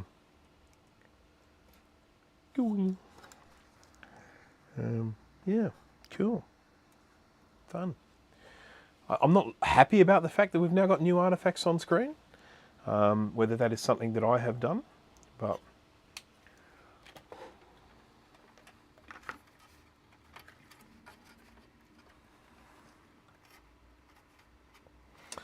yep. Anyhow. All right, so let's get back to it. No RAM. There is no RAM. That is correct. There is no RAM. We're still a bit of a ways away before I think RAM is going to be of any value to us. Having said that, I really should be checking for the sound, shouldn't I? Because see if we're getting like a sad Mac chime. Do you have an oscilloscope to try the ROM address walk? Yes, I do. Now, with... yeah, I definitely do. I definitely do. Yes, so I will. So essentially what we've got here, this is the really cool stuff, and this is where it's going to be really advantageous to folks in the future. And this is also with the assistance of, what's his name? Oh wow, that's cool, that's mine. With the assistance of, I will give you an updated version of this recapping guide too, by the way, Elemento. This one's sort of an older one. The other one looks a little bit prettier, so I'll send you a new one of that. There, Tech Knight. People might know Tech Knight. So he has provided this information, which then has been expanded upon, and we have this situation here where we can. Here it is. This is it. Troubleshooting with ROM. With the ROM removed, the CPU will walk the bus from A2 through to A31 on a working board. A2 at ROM pin 4 will display a 2.6 megahertz square wave. Each address will following should be half the frequency of the precedes it. So, so that'll be easy enough to actually track as we go. And then he's provided a table here of all of these different frequencies. So, this is actually something that I've been desperate to try ever since I found this out. So we've got, it is pin 4. So that's one. Hang on. Where's one? Is one at that end? So let's just change the top view here. So I'm going to get the oscilloscope out. So I think that's pin 1 there, I think. Is that correct? And then we're going across that way. 1, 2, 3, 4. I'll just check.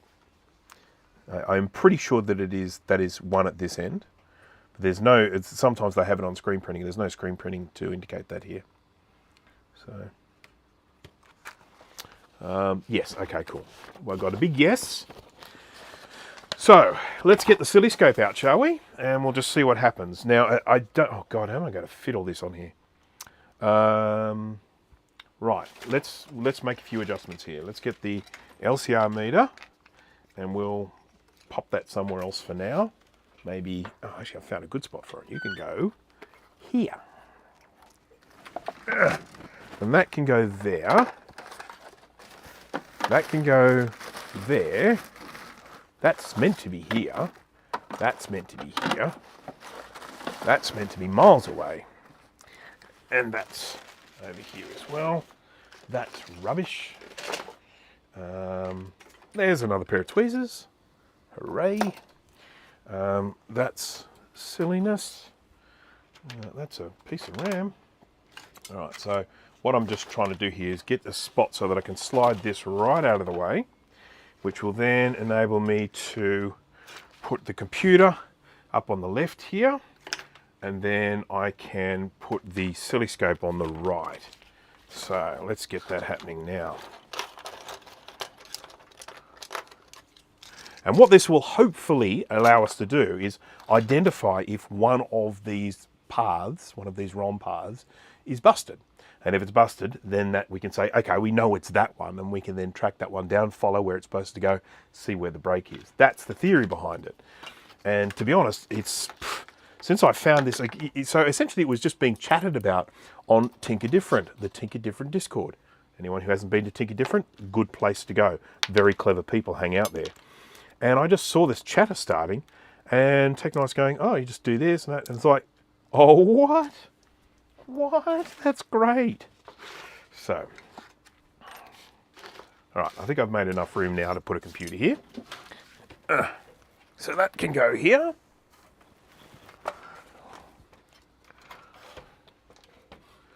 Sort of. It can sort of go here. There we go. That's good enough. C is for cookie. That's good enough for me. Right.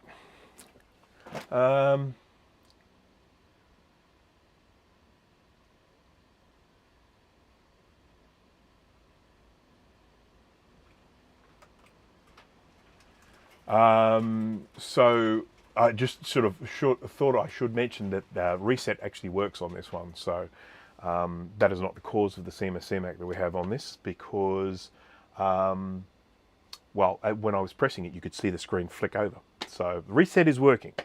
And that's not surprising, because that's all over up this end. And up this end is all pretty tidy. So all the ugliness is down here. So just going to get the scope. Won't be a second. It's just up here. Oh, and the bloody cables are tangled up. And everyone's upset. There we go. Okay, now I have I don't even know how to pronounce it. Siglent? Is the G silent? Siglent? I don't know. But this is my oscilloscope. It's a good one. No, it's not. It's an okay one. It's satisfactory. Let's put it that way.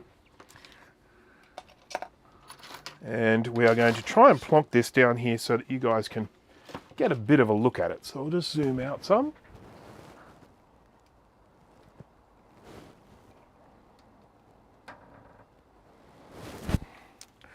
And get some power.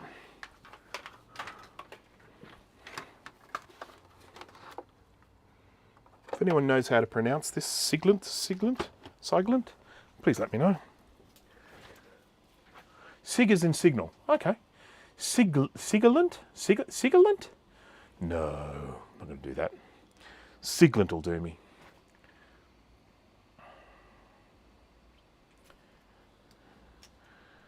There are lots of, as we know, there are lots of reasons that you can get CMAC on an SE30. Lots. Okay, now, where's the bloody ground I can attach to near here? This is too far away. One of these has got to be ground. Which one is it? Let's test that with a Kaiweets KM601 multimeter.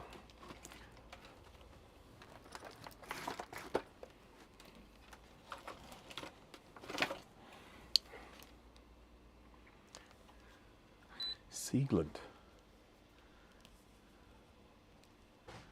Boop, boop, boop.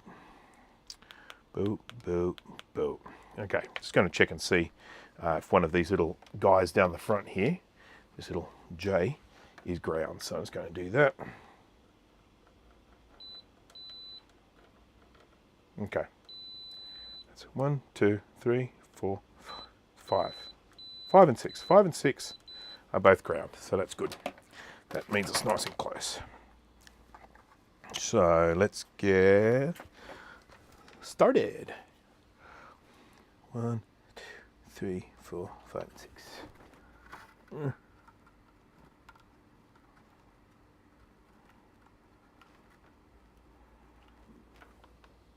All right. So switch him on. Oh my God, I've got to give it some power first.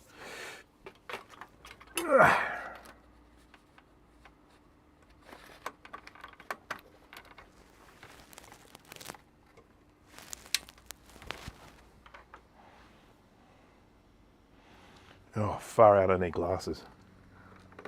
This is way too small for me to see without the assistance of some magnifiers. There we go. It looks like my microscope camera has got upset with me moving it out of the way, so it's okay, you don't need to see it, just see my pretty face. Okay, so 1, 2, 3, 4.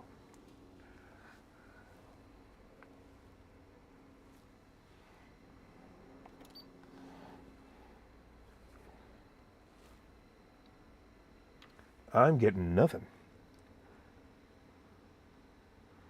That is nothing of use coming from there.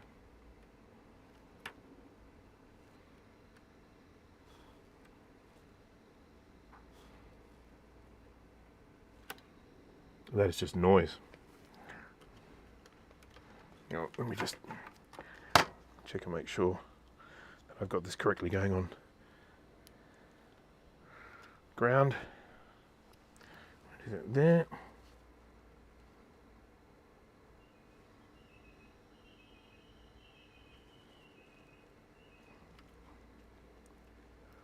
Unless, of course, there we go. This is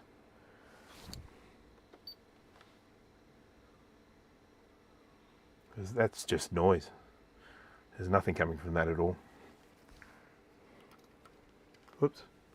I just made it restart because I shorted it. 2, 3, 4.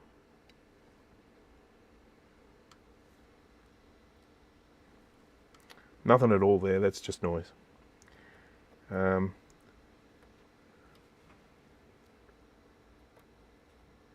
So I think we have, unless I am mistaken, I think at the end of the day we've got more stuff to look at first if we're not getting any of that ROM happening. So, well, that's the first path, I guess, then. So what was that? We were saying, if we were saying A4, no, so ROM4, that's A2. So what we're saying is we're supposed to be getting 2.62 megahertz frequency, and as I say, we're just getting noise, which would suggest that A2 is unhappy.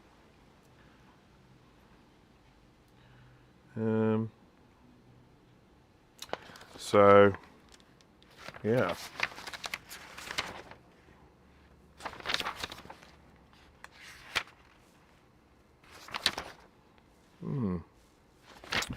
Well. Can you check a few more of the address lines? Yep, sure. If none work, you should check the clock signal, then check the whole path of A2. Cool. So, clock signal being the one that would be, are we talk? Yeah, it would be Y3 because Y1 is the real-time clock signal. So, I haven't even, yeah. Getting some warmth to the CPU, so the CPU is definitely getting power.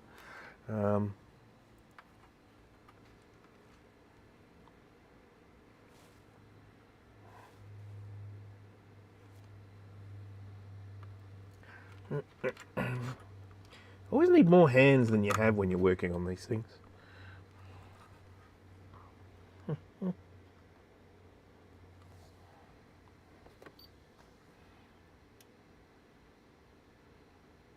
Okay, that looks like a nice clear wave coming out of the Y3 oscillator.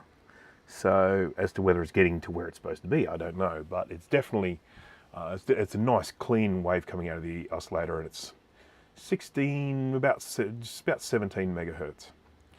That, I guess, this is a 16 megahertz computer, isn't it? Page in the guide about clock signals. Okay, cool. Page in the guide about clock signals. Let's do that. Like that. Like that.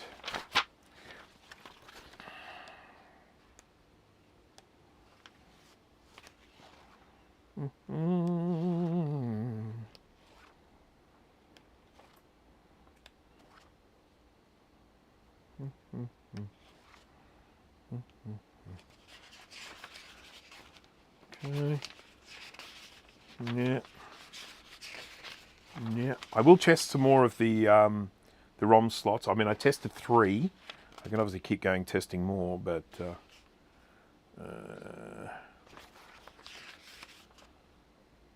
clock signal.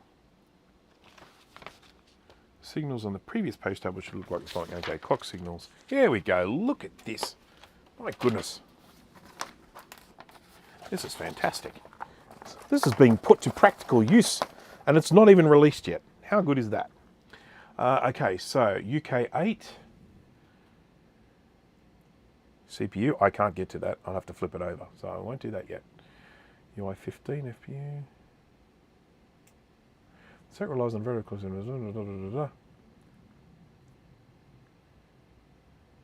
So component, then C3M, C16M, C32M. Okay, so I assume that's the pin number that we're seeing. So on your guide, where we're referring where we need to be looking at, say the FPU, for example, it's the pin number, I assume, that you're showing there. So pin number 11 for the FPU. That would be, I think it goes that way, doesn't it?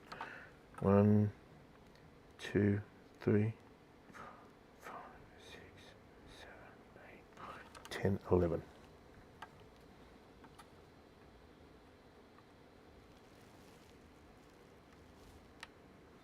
That looks very clocky, doesn't it? Very, very smooth and clocky.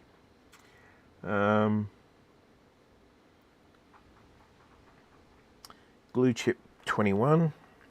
There's the glue chip. That's the glue chip. And we want pin 21 of that.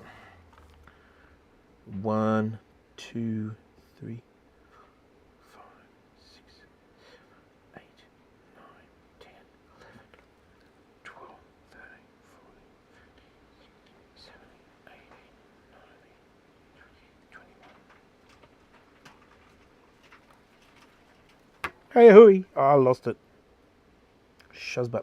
Maybe that's it.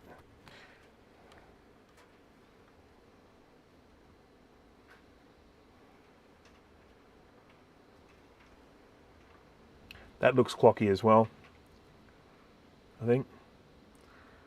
Auto setup.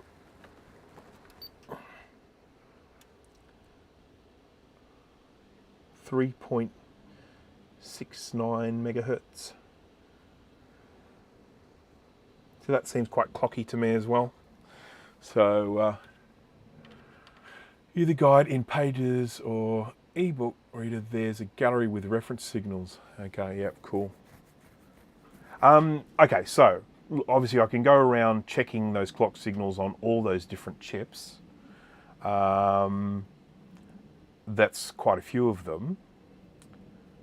So far, everyone that I've checked, the clock signal's been intact, which makes me feel like the problem is more likely to be around some of these ROM paths. So, you know, I don't know how you feel about this as the next path, but I'm inclined to just check out A2 and see if what's going on with A2. That's sort of what I'm feeling at the moment. I'm going to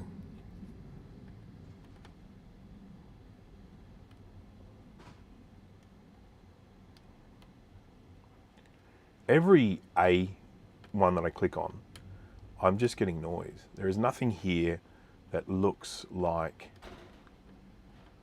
any semblance of structure. It just all appears to be noise. Every single one I look at is just noise. So I know CPU is a pain to test, but with the board this dead, you may have an issue with clock or address continuity to the CPU. You may also have a dead CPU. Yeah, yes, maybe. How on earth do I find out which pin I'm supposed to be going to? Answer that one.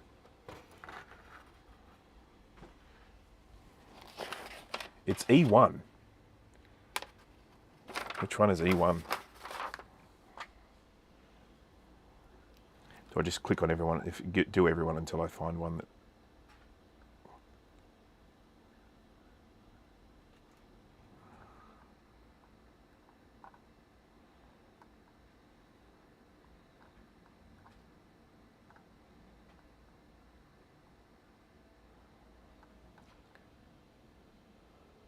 I have a pin reference in the schematics. Okie dokie.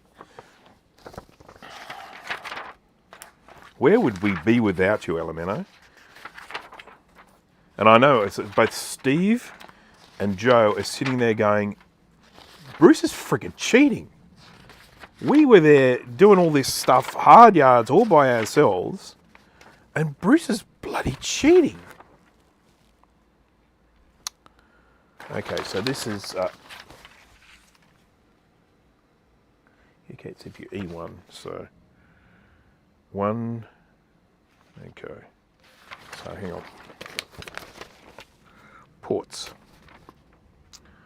A, B, C, D. So 1, A, B, C. So it's E1. So that's... If I do this... A, B, C, D, E. That's a pretty little clock signal.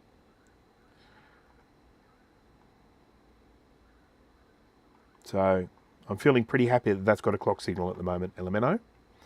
That's the 16 megahertz. I see it flickering around a little bit. I feel that there's probably a lot of reasons for that, maybe, least of which is the fact that I was leaning on it.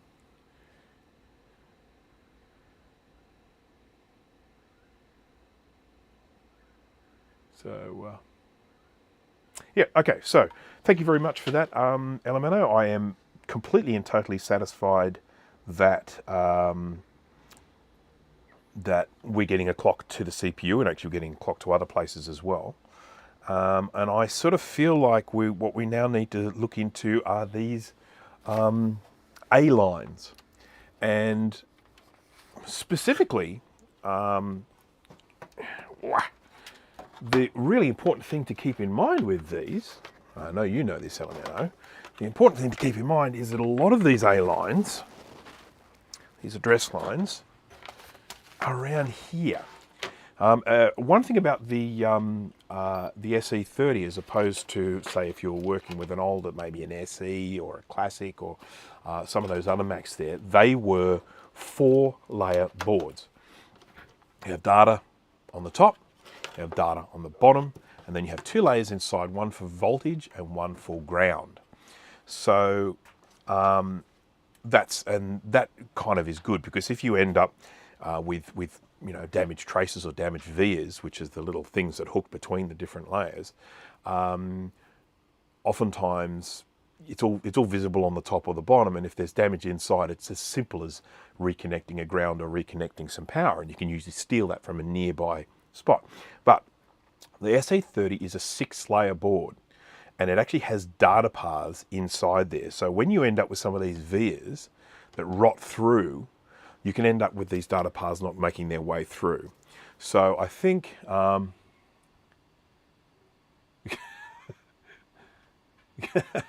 he's not.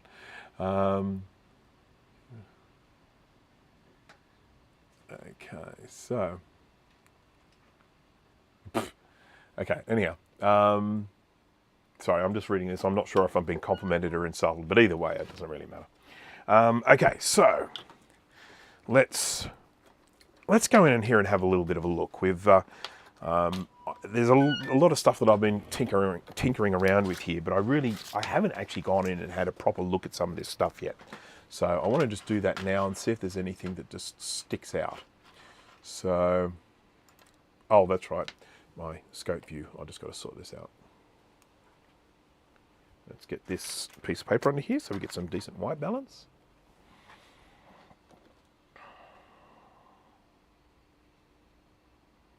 Should come alive in a minute. There we go. There we go. Welcome back, microscope. All right.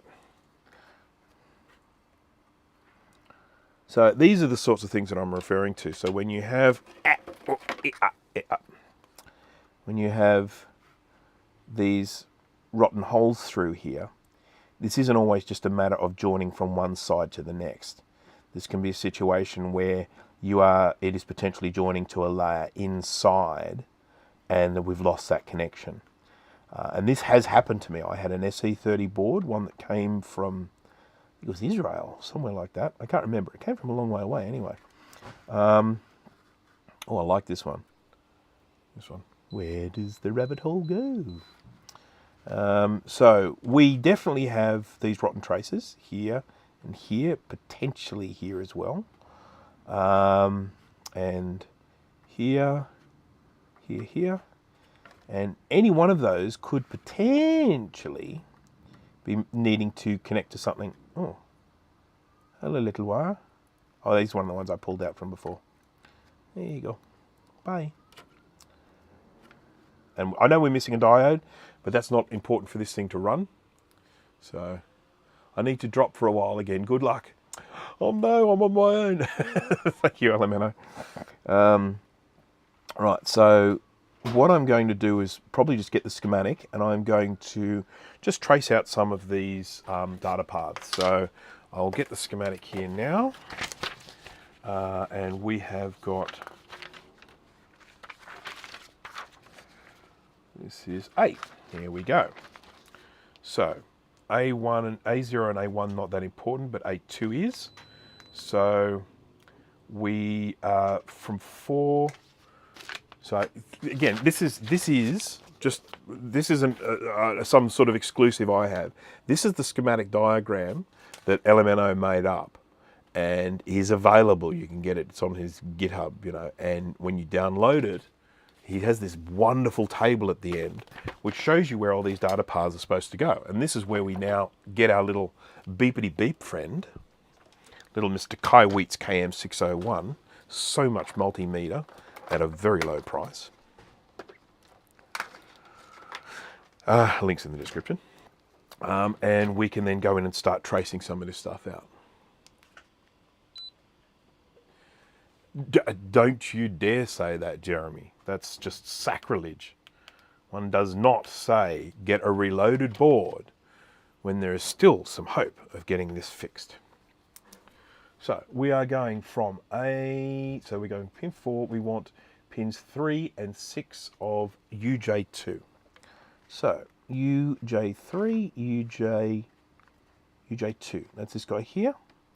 So we are going from 4 there to, now where's one's here? Okay, 1 and it's 3 and 6. So 1, 2, 3, 3, 3, 4, 5, 6.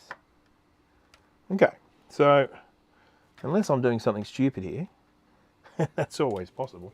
Let's just grab a working board and we'll just test that. So I can't do it that way, so I'm just going to move it. We're going to go here to 4, and we'll go here to 3. Okay, so well, there's one really important thing right off the bat, and that is pin 4, A2 address line, is not connected where it's supposed to be connected. So let's just check that now. It is here, that side. So here we got 1, 2, 3, 4. That's this one here. And he must be going through a trace in here somewhere. So oh, look at this. Look at this schmozzle. Okay, so there, we're going up there to there. Let's follow this onto the other side. And I am willing to wager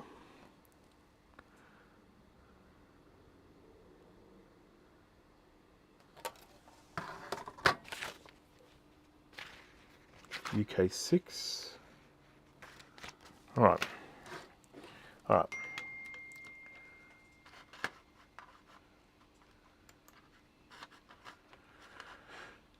Okay, what do we got? Let me just check here. So needs another 3 to 4 streams with this before he gives up. I'm not giving up. No way. No way, Jose. Pray this is worth the work. Every SE30 is worth the work. Let's just face it. Let's just get that settled right here, right now. Right, so what I'm going to do is I'm just going to get the schematic here and look at UJ2. Look at this, because I'm just concerned that this isn't even going to the right place. Yeah. So UJ2.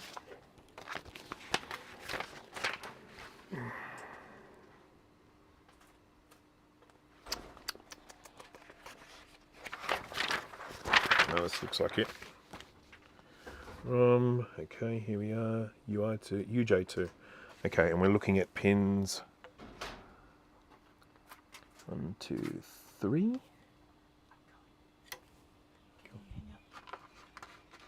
Just a second, folks.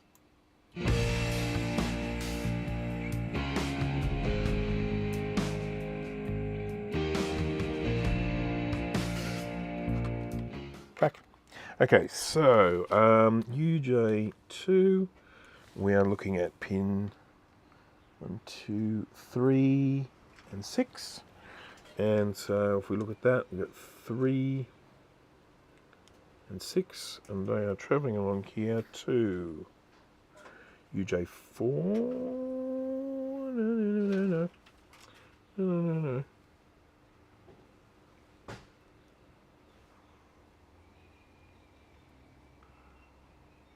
Pages 1, 3, and 7. 1.3 and 7.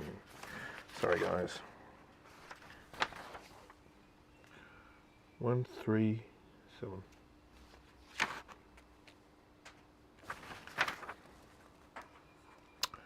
Boop, boop, boop, boop, boop.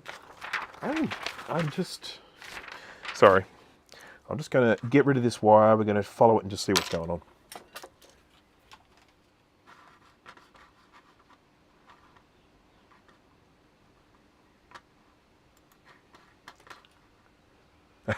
Yes, Mrs. Brankus was just here. She was just letting me know she's heading out.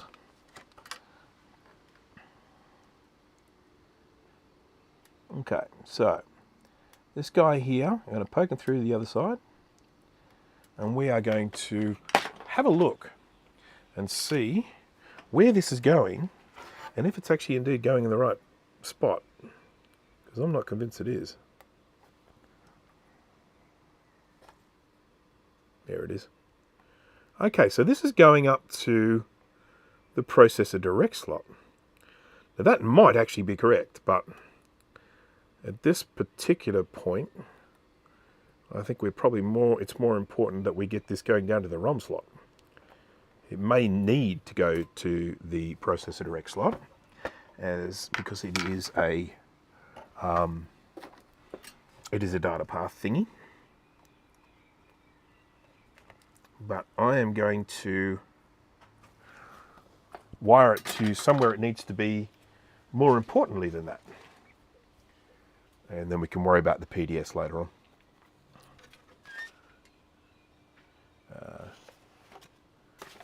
PDS, processor direct slot, product disclosure statement. I thought you said you had an infinite amount of time for this AC30. Well, let's not say an infinite amount of time, but let's just say I did say that I would be working on this for quite some time today. I said it will be a long stream. That's what I said. And I got a look. It wasn't a we're busting up look, but it wasn't a that's fantastic news look either.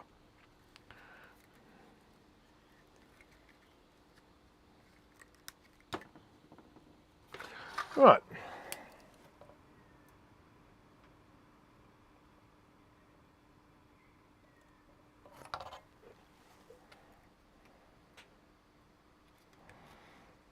Right.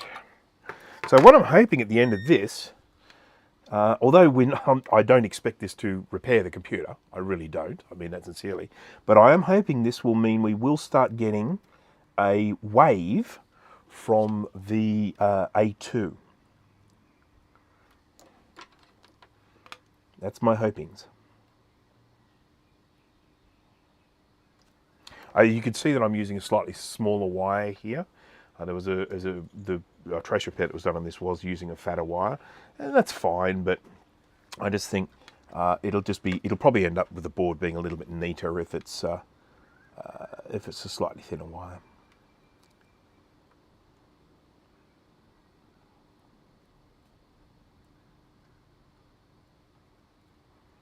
Oh, piffle. Every time I say piffle, you just need to imagine I'm saying a different word, because that's what I'm thinking.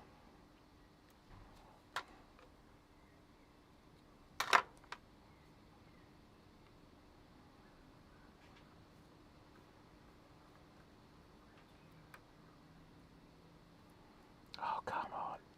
It is so hard to do trace repairs when the trace keeps moving. Infinite.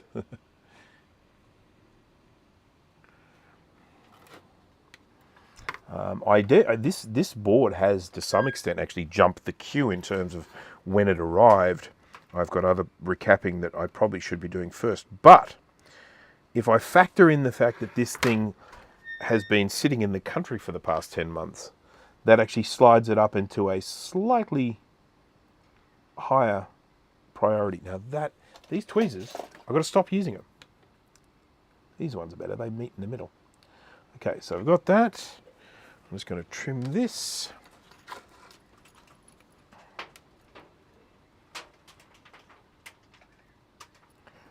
Look at the way that wobbles, man. Wobbles.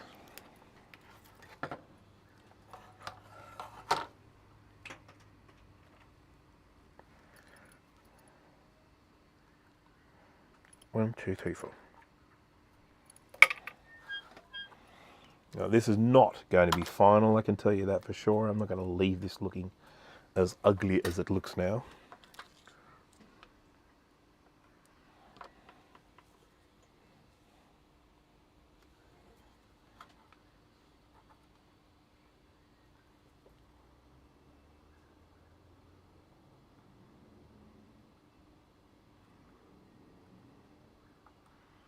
So this wire, well, this trace would have originally been in the middle of the board, in one of those additional layers inside.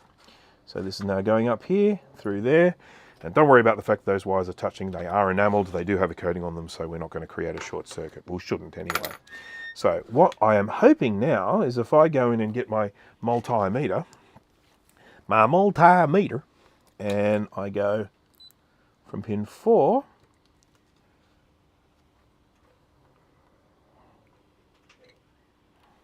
and I go here to, yeah. Okay, so now we've actually got this connected up. Doesn't mean it's going to suddenly work, but it does mean that we are likely to now get a signal from this A2. So let's try it, shall we? Won't that be wonderful? Yes, it will be lovely. We'll enjoy that very much.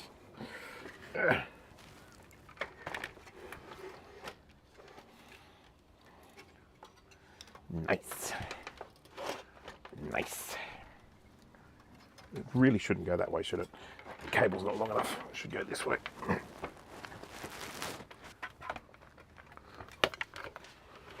Okay, so plug it in, get my ROM.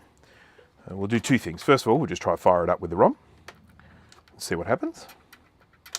And then the next thing, we'll sit the oscilloscope on it. So.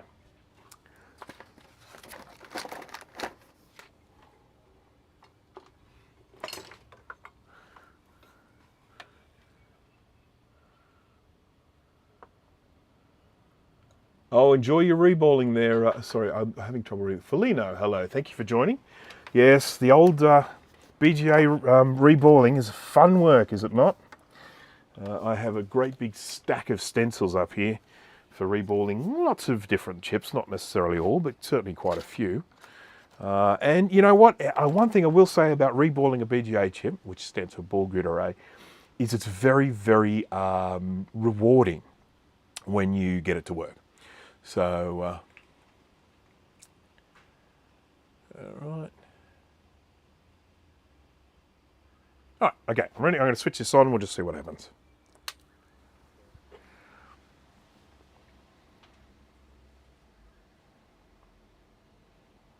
Okay, we are still getting the CMAC, which is not surprising. But what I'm hoping that we might get now is something of a traceable data path. So, switch this on, which is, where's my other power cable? Here it is. Here's my other power cable.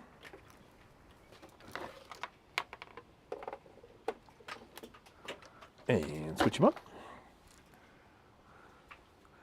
Ping. And change views so that you guys can actually see what's going on. I realise you can't really see the scope terribly well, and for that I apologeticals.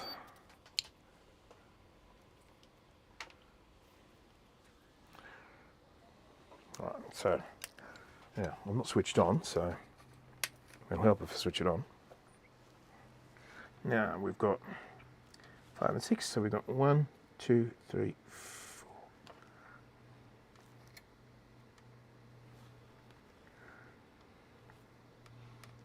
This is really hard to do. I've got to try and do this and this.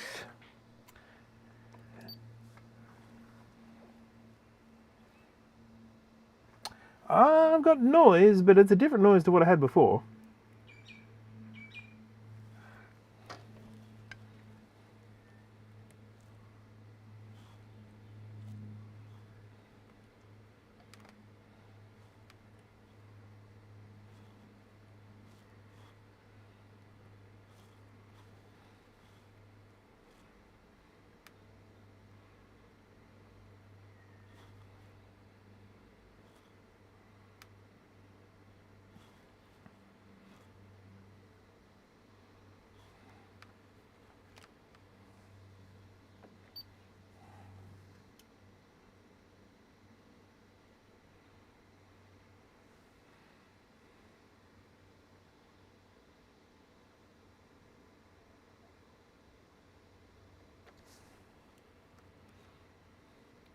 Definitely some pulses going on there. They're not a nice square waveform that I would want, but they're definitely pulses.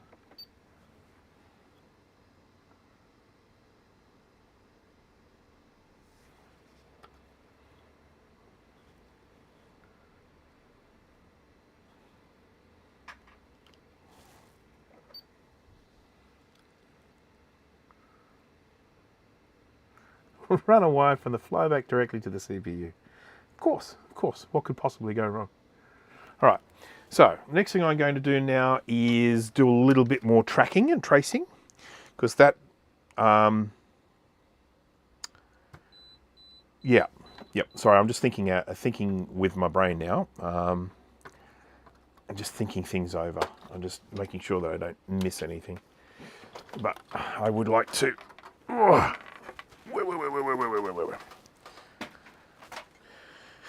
It does definitely make me feel like I should be going through and testing the continuity of all of these data lines. So I'm going to do the whole ROM chip now, because to be honest, the very first one we tested broken.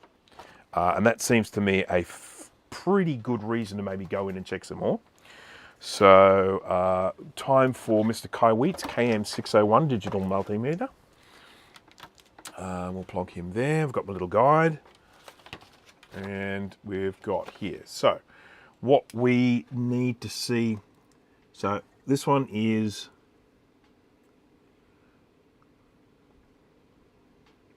Okay, let's start with. Okay, so pin 4, we know there. Whoop. Oh, he went to sleep. one of the things is when it's actually going into its auto power off mode, in order to make it stay on, you have to actually press a button. It's the same with other multimeters as well. It's kind of frustrating, but what are you going to do? At least this one beeps to let you know. My Fluke just switches off and you're sitting there testing away going, oh, I'm not getting a beep. And it's like, yeah, he's switched off.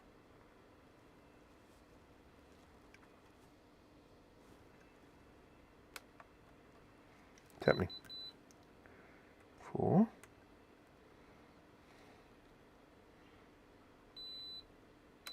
Okay, so that we know. That was the one that we repaired. And then we have got pin 8 of the video ROM, UK6. Okay, so that is, oh crap, which one is 1? I can't remember which one is 1. I think it's that one. 1, 2, 3, 5, 6, 7, 8.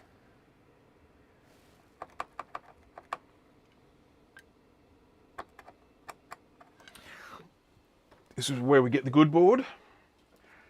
And we check, because I don't want to go chasing down a path and finding out that it's not right. 1, 2, 3, 4, 5, 6, 7. Yeah, there's another break.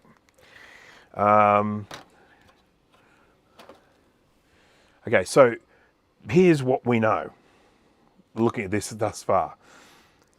In this little hole here, where we've got a busted via, that is sending this little pin here all over the place, and it's completely cut off. So I've reconnected it to one location, which is here. That's getting us to there. But I'm now going to have to run another one up to the video ROM up here. So isn't this fun? Of course, the thing that really worries me about this, if we get it working, there's going to be so much work trying to get all of these traces looking nice and neat and tidy. But it's just what we're going to have to deal with. I don't see any other way around it.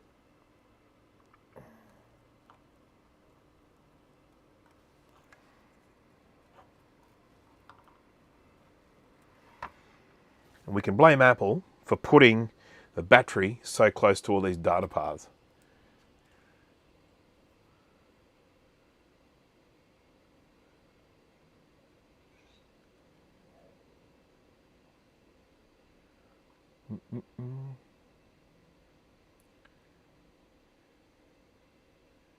Just checking this. Oh, Kai's off. Bye, Kai. Thank you for joining. All right, so that is this one here. And it is 1, 2, 3, 4, 5, 6, 7, 8.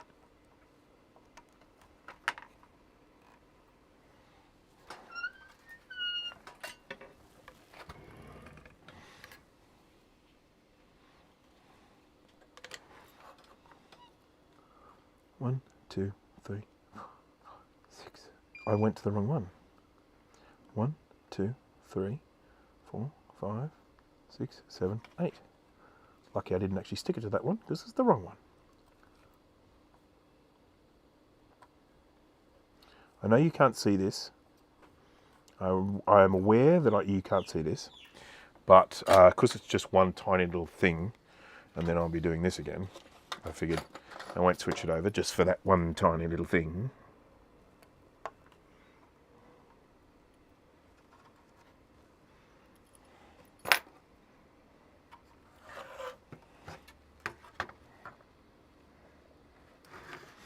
And we have to join this wire to this very, very precarious connection here as well.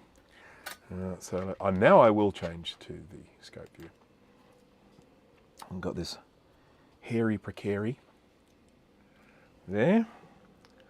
I'll get some solder and we'll just make a nice big disgusting blob.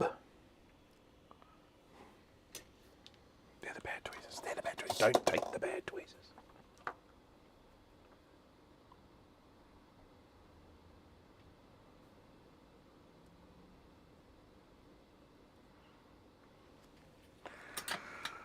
Okay.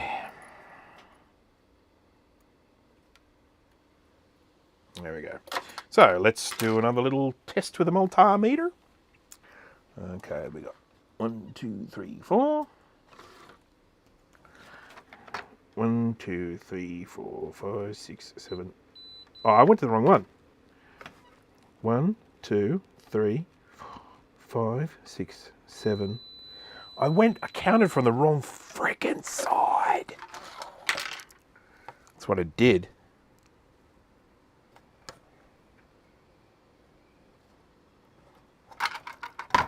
One, 2, 3, 4, 5. Yeah, I counted from the wrong side because I'm a dozy idiot.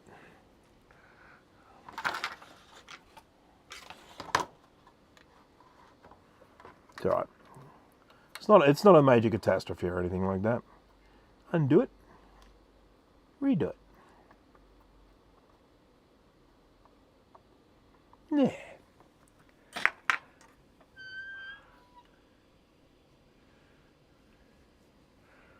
Au revoir, Breaks Creations. Sending this off. I'm too curious about the new Predator movie. Is there a new Predator movie? Are you serious? I mean, is it like straight to TV? Which new Predator movie is that? Come on, spill the beans. What new Predator movie? Can't just leave that.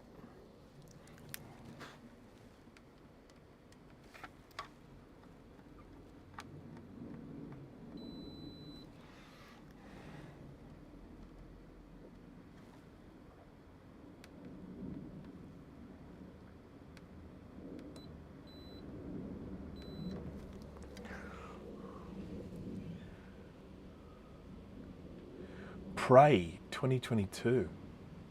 I know nothing of it. God, I mean, haven't they done enough? The last one was terrible. The one with a guy with that Adrian Brody is the one with the proboscis. I don't know. I hope it's good. I certainly am not holding out hope. All right, so that's gone to the video ROM. And the next one, we need to go to UD8 Video Mux. So let's check that. Lots of checking here, folks. Lots of checking. This is the fun part. It's not really, but this is the important part. So 4, and we are going to. I don't expect it'll be connected to this either. UD8 Video Mux. UD8. UD8. That's it there. And it is pin 4. 1, 2, 3, 4. Nope. Yeah, I mean, there's no way this would be connected because they're all going through that data path that's been destroyed in that VIA. So I am going to have to probably run. Oh no, I'm looking at the wrong line. Sorry. It should have been UC8 pin 4. UC8 pin 4. UC8. You eat 8. Pin 4. You see 8. 1, 2, 3, 4.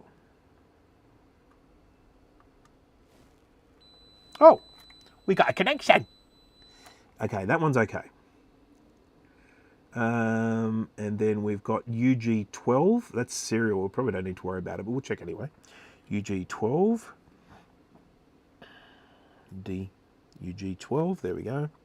There we go. Pin 39.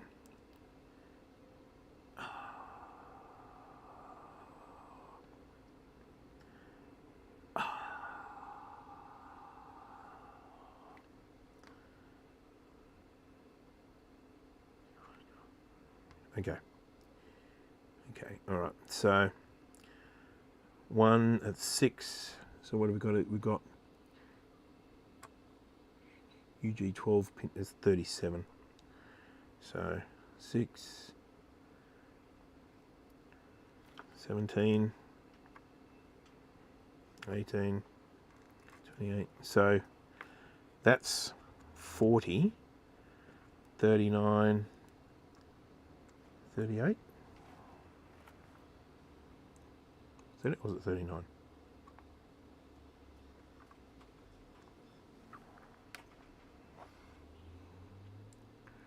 $37, 9, 39, 38, 37.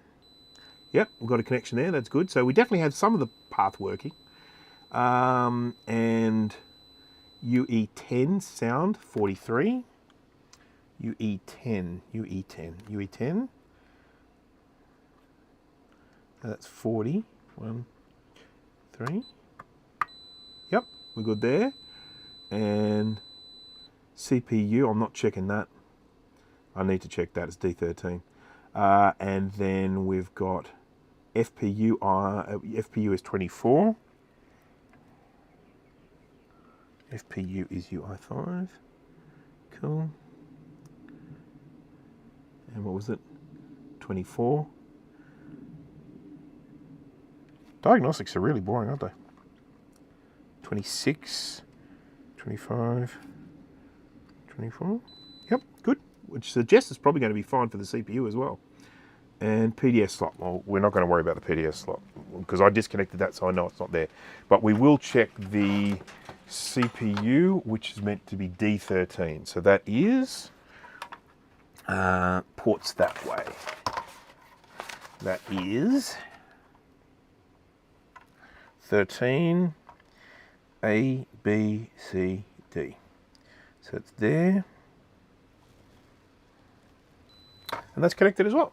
All right, so one more, we did one more trace connection, so we're going to give this another crack. Everyone's still with me here? I mean, this must be getting boring for folks. It is what it is, though. I mean, it's just what we have to do.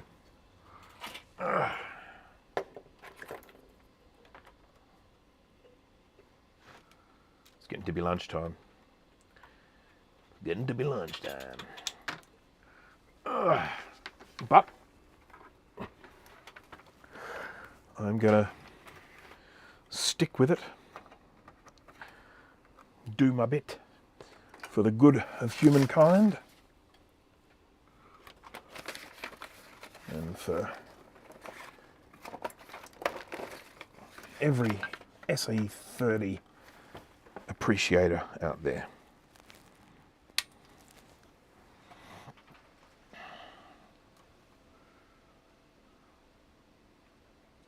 Still got the Siemens CMAC, still got the little pattern on there.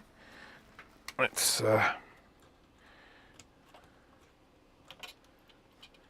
keep going. Let's have a look. Hopefully expecting to see something a little bit different this time.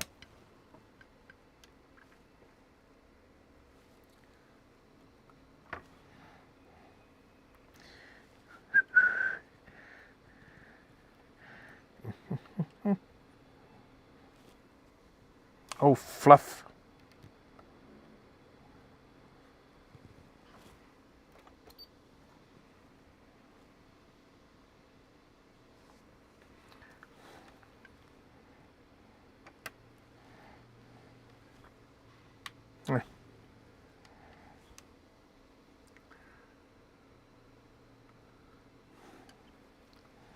It's very chaotic. Biggest problem I have at the moment, I just restarted it.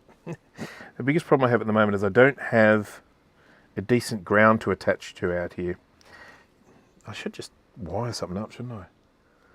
I think that's what I'm going to do. I'm going to attach a wire to ground that I can then clip onto nice and easily.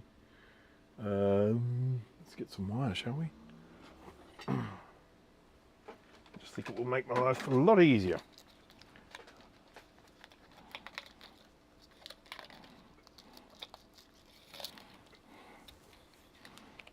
Just long enough so that I can access it from anywhere on the board.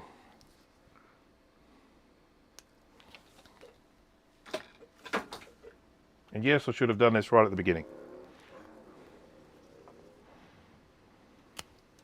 Oops, that didn't work.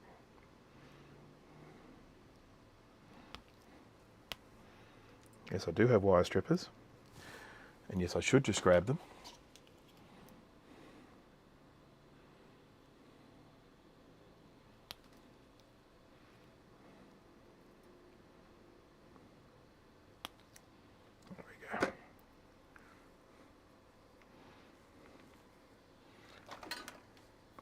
Okay, just going to solder this to some ground here. Where will I stick it? about just here.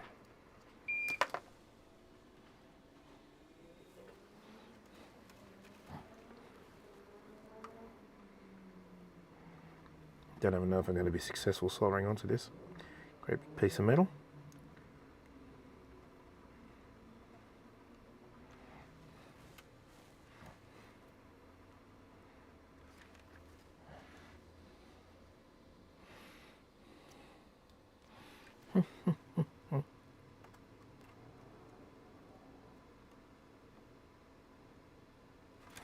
There we go. And then we'll just attach some on here. That should give me a nice little thing to clip onto here while testing the board. I'll just check and make sure that that is continuous. Ooh.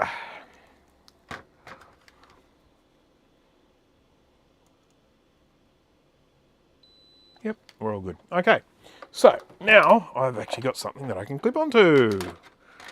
And it will make my life a lot easier.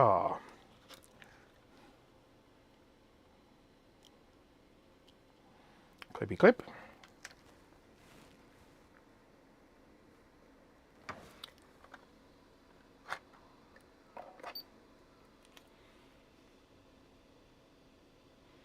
Yep. Still ain't got nothing. Still not happy.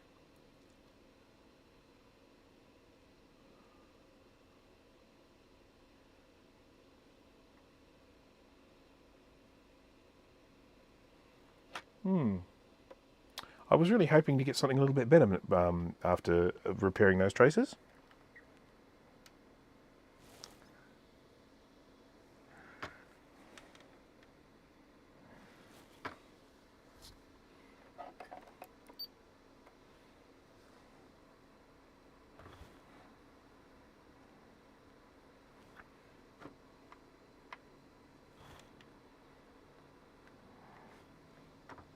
Okay, well, we're going to keep at it, because I promised. I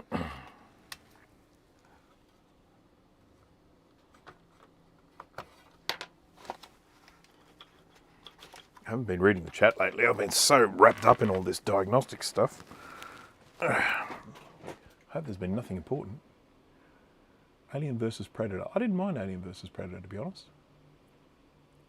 It's pretty stupid, but I didn't mind it.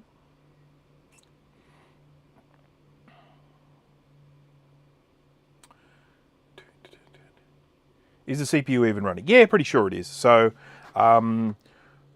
what we have been able to establish is that it's getting a clock signal, and the other thing is it's getting warm, and it's only going to be getting warm if it's getting power. So feeling reasonably confident that the CPU is okay.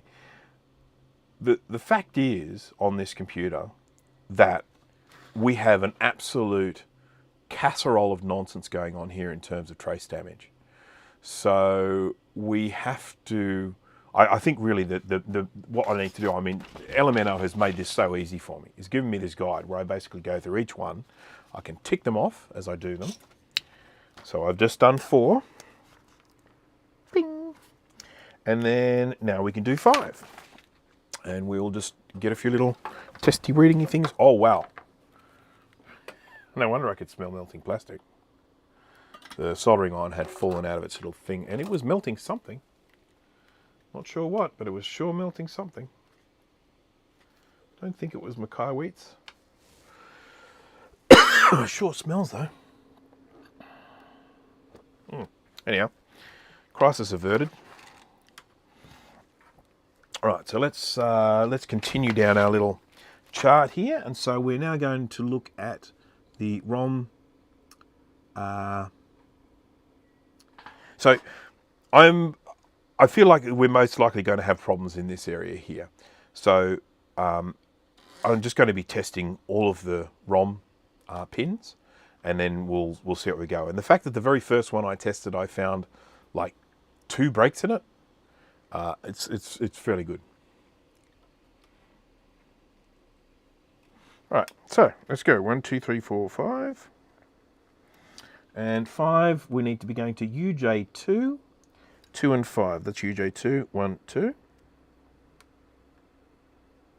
and 5. So there we go. Got another break.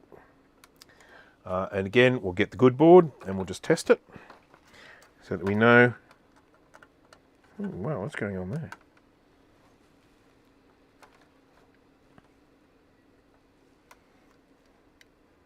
Yep. Yep. Okay, so second one. Break. So what we need to do now, jump back to the microscope view.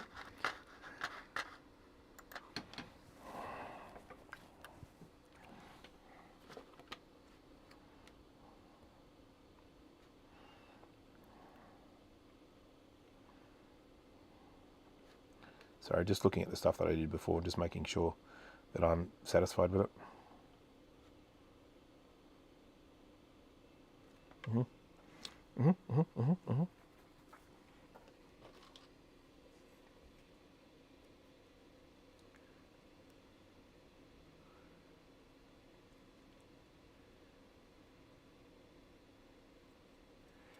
Is that a 3D printed thing for the K-Weets, a 3D printed holder? Yes, it is. And I will very soon be making this available, the STL file, available on Tinker Different. So look out for it. It is coming, along with many of my other designs. So as you can see, it slots over like that with a little bit sticking out the bottom.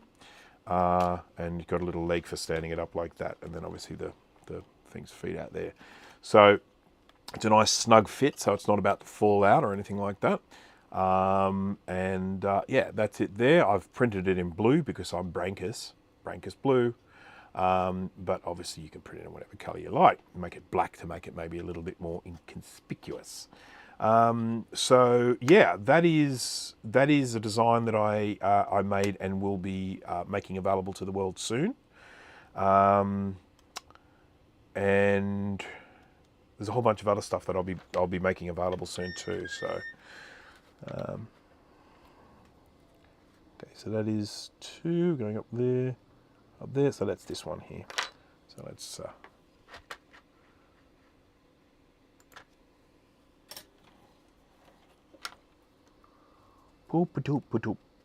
this one.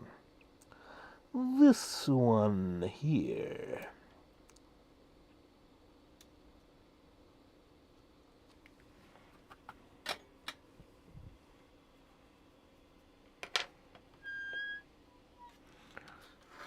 One of the great things about the older 3D printer is making your own things.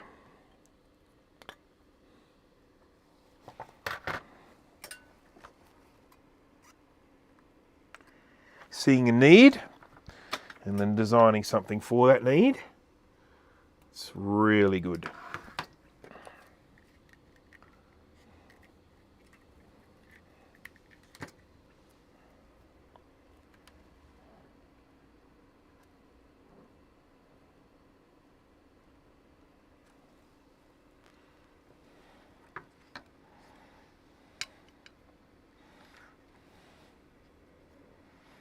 I may as well stick a second wire down there just in case, because there was the instance last time there was more than one break coming from that one spot, so I'll stick 2 wires down there, and if I don't need the other wire I'll just cut it off.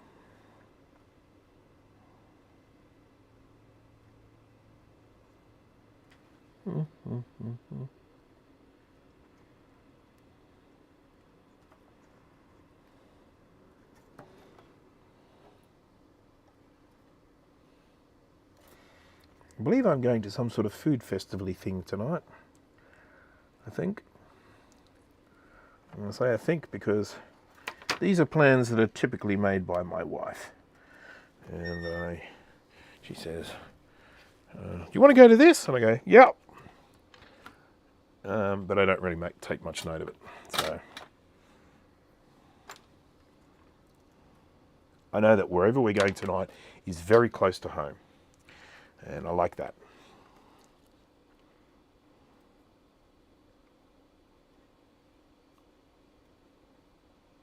I live in an incredibly multicultural part of Sydney. one of the reasons for that is that there is quite a lot of public housing out here, namely that is, sort of homes that are owned by the government, which are then provided for people who might have fallen on hard times, or maybe people with disabilities, or essentially people that wouldn't necessarily be able to get a house by other means. So, and this, as I say, this is an area where there is quite a lot of public housing, and for that reason, a lot of sort of other cultures, refugees, and that will end up coming to this suburb, or around this suburb, or the surrounding suburbs, and so we do get quite a lot of different cultures here, and it also means that we get it's quite wonderful, to be honest. I mean, we get lots of difference around here, and I have to say I'm a fan.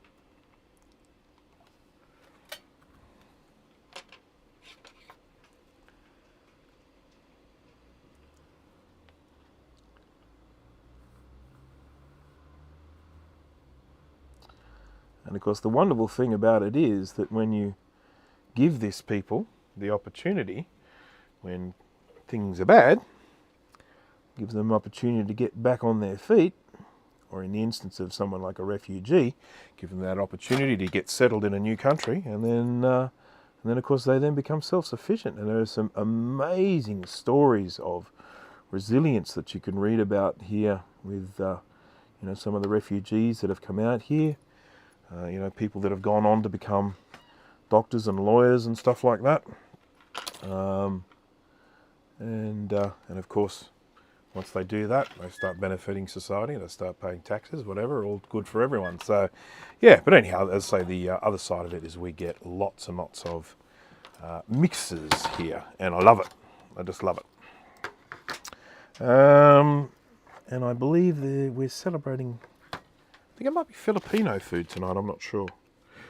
Okay, so that was 2 and 5, that should be connected, and then we're going to pin 7 of the video ROM, and I'm going to guess that we're not connected to that either, but we will check that right now. So we are going from 1, 2, 3, 4, 5 to there. Yep, that's good. And then 1, 2, 3, 4, 5, 6, 7. Nope, we're not connected there. So let's run this little wire up here to there.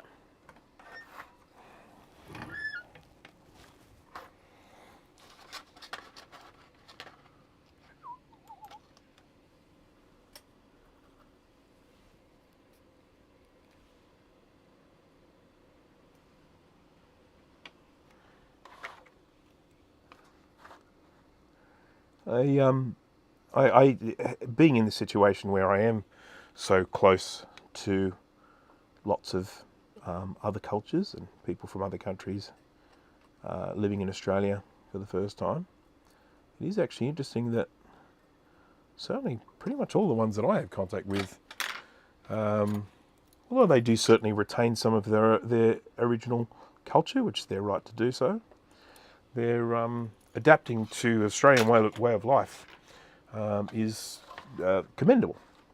Okay, 1, 2, 3, 4, 5, 6, 7. And let's just check and see that one's connecting up as well.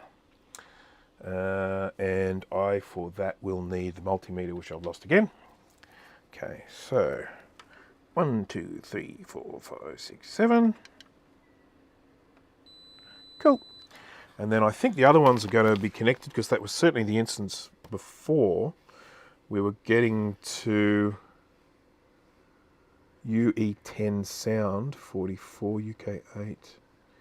They were still connected, so let's try D12 on the CPU. That's probably an important one. Need our data paths going to the CPU. I should probably just buzz out all of the CPU pins, shouldn't I? Anyhow, D12, okay, D12. So let's flip him over, and she started first go. Okay, D12, that's 12, A, B, C, D. There we go, D12, going to the ROM, which is, I've lost it. Here we go.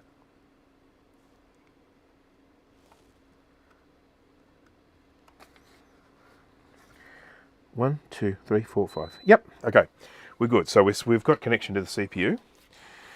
So we've just restored a little bit more there, and as usual, let's do another test.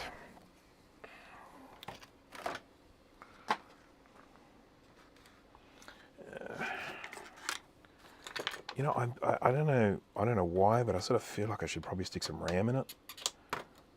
I mean, am I just being way too optimistic here?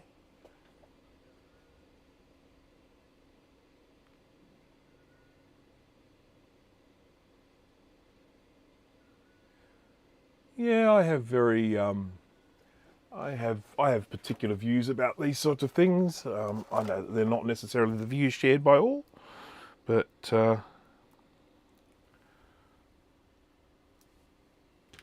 fairly positive.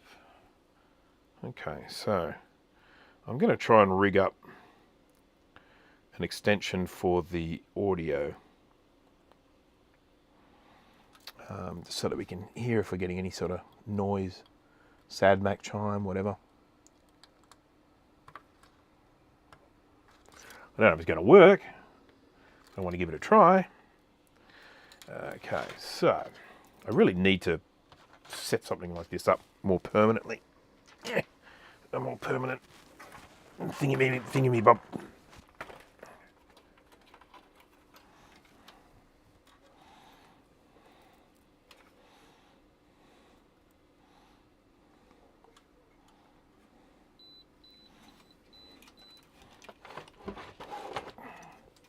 Oh, wrong way around.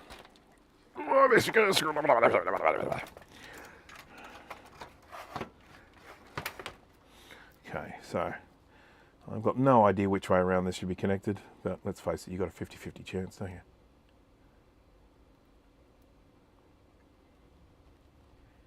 Yep. And plugs. And plugs.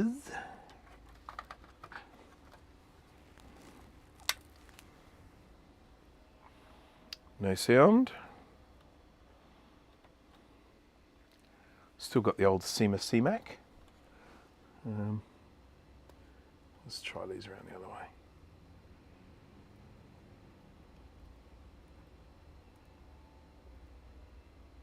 Oh geez, that doesn't fit too good.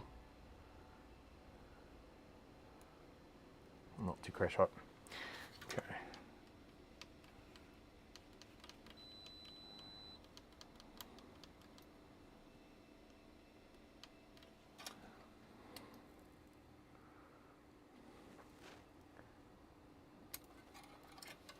So not getting any sound, which is not at all surprising.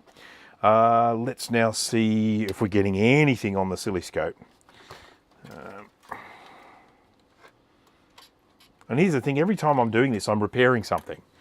So that in itself is a positive thing. And we're still clearly a fair way away from being fixed, but you know, it's just nice to know that every time we're getting that little bit closer.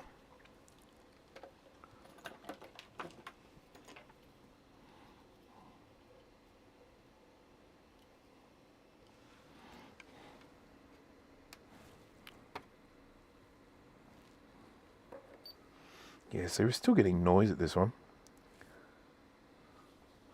This is it. It's a pin 4. Yeah, still just noise. Yep.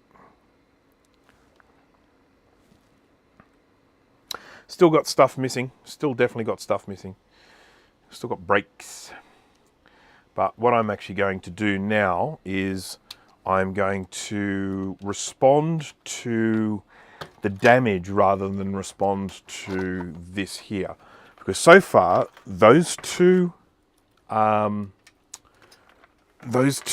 trace holes there, they have shown us that there's, you know, what's the word? We've lost connection with the inner layers of the board. So what I'm actually going to do now is I'm going to look at some of those other damage trace holes and just see what they're supposed to be going to, and if they are, if they're dead.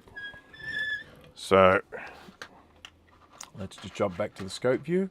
I didn't really explain that particularly well, but essentially what I'm saying is that here, here, oh, it looks like it's still connected. Here, we have these brakes.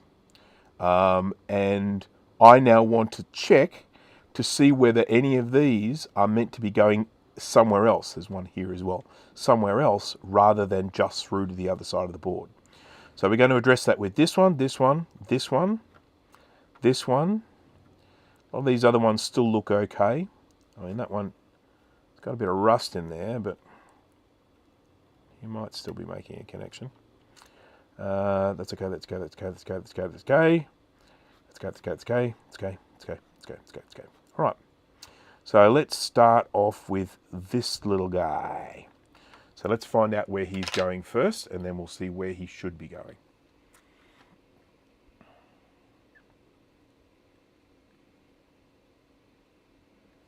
From VA Tech. What's VA Tech? Who in here owns a PMG5 or Xserve from VA Tech?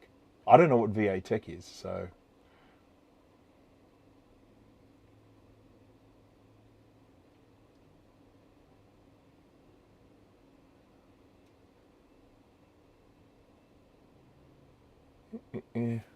I certainly have a few G5s. Yes, 3. But I don't think they're from VA Tech, not knowing what they are. All right, let's get some multimeter and we get some schematic and we will make it happen. Don't forget to smash that like button. So that's me trying to maintain some energy, keep it so that everyone's feeling like it's exciting. Okay, so where's he going? Probably to one of these, so go to that. I'm just gonna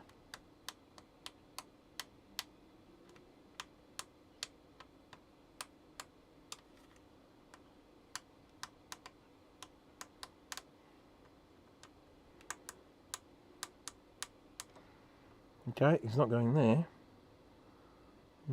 So is he going right through to the other side?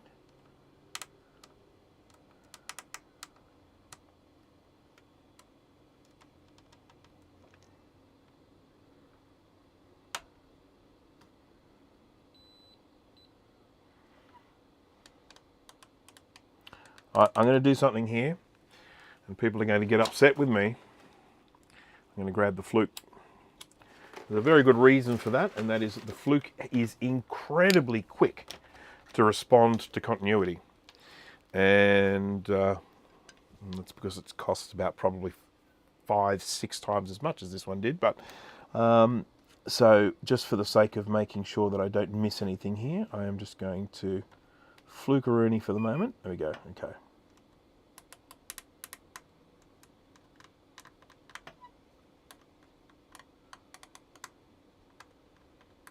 Yep, there it is.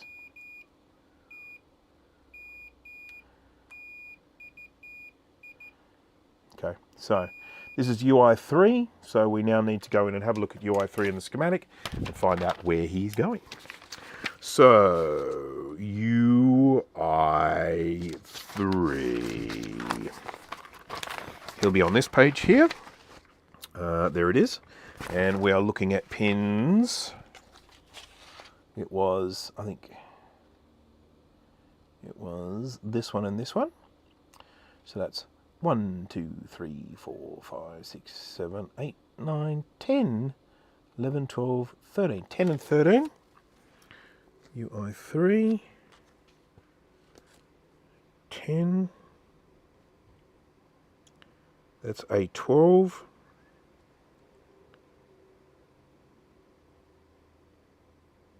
Yep, A12.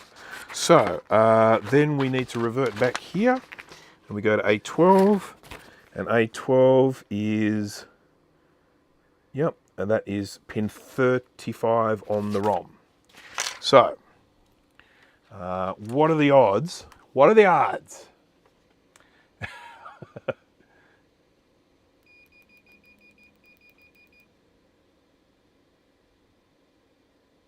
Okay, all right, so we'll go back to the K-Wheats now because we prefer using it. And it was pin 34? No, pin 35. So, 1, 2, 3, 4, 5, 6, 7, 8, 9, 10, 11, 12, 13, 14, 15, 16, 17, 18, 19, 20, 21, 22, 23, 24, 25, 26, 27, 28, 29, 30, 31, 32. So 74 pin, does that sound right? Does 74 pin sound right? Or is there a different amount on either side? 32, hang on. What did I say? 64, hang on, 32. 32, 33, 34, 35. That was it, 35, A12. So we should be going to there. And we ain't. We ain't. So we'll just test that on the good board.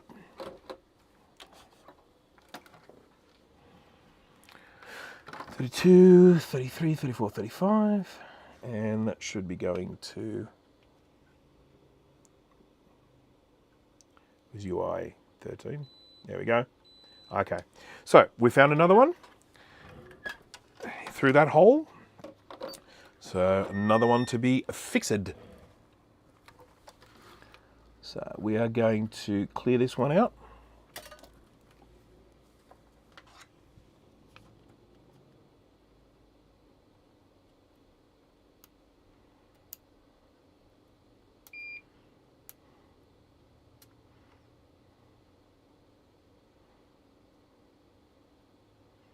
There we go.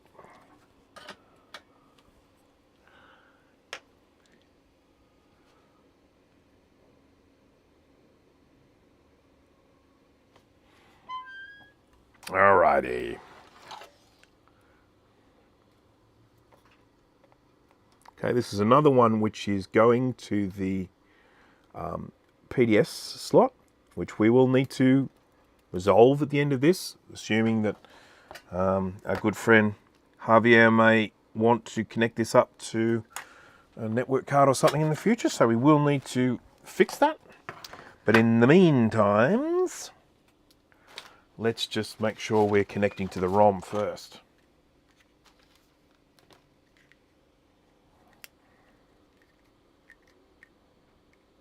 Piffle.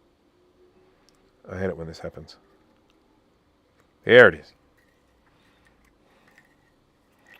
One wire, and we'll do the same as we did last time. We'll run two, because there's a good chance that we have got two severed data paths, because that was the case with the other ones.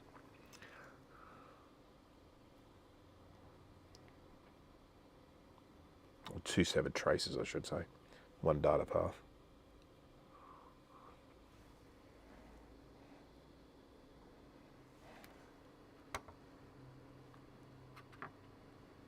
Here it is.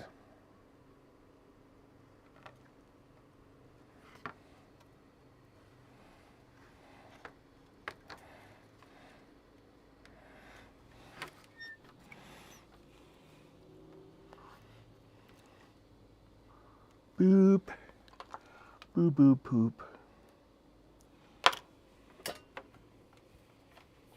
Listen, do you smell something? That's one of my favourite lines. Whenever I hear that, it just cracks me up. I get upset that other people don't laugh about it as much as I do.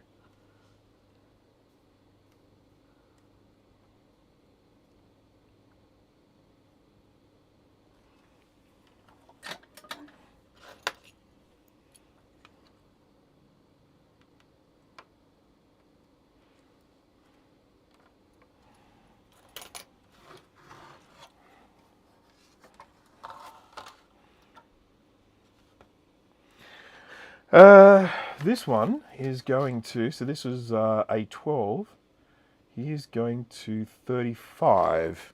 35. So it's 32. 33, 34, 35. We'll put a blob of flux on there so that I don't lose it. So 32, 33, 34, 35.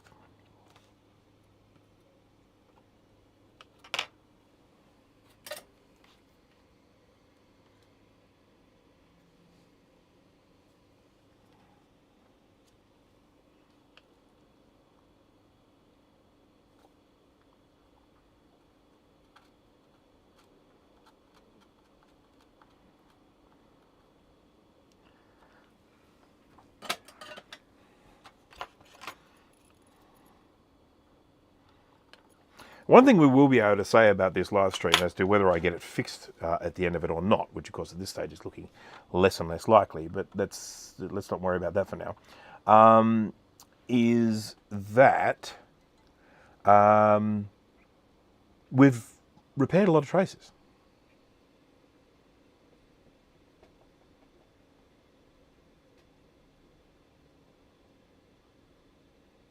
Right.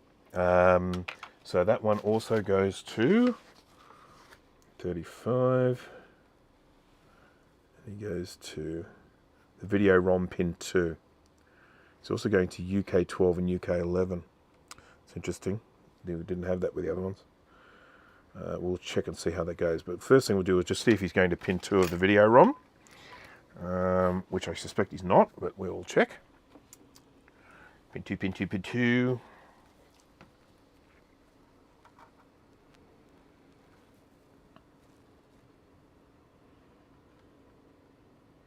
Nope. Nope.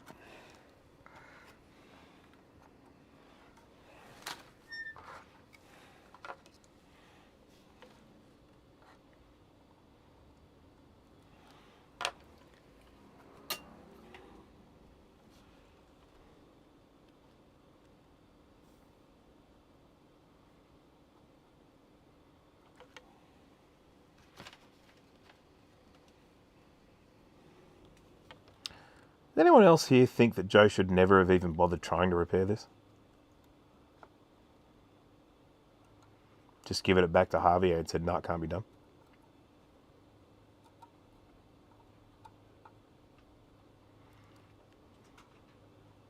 Find another one.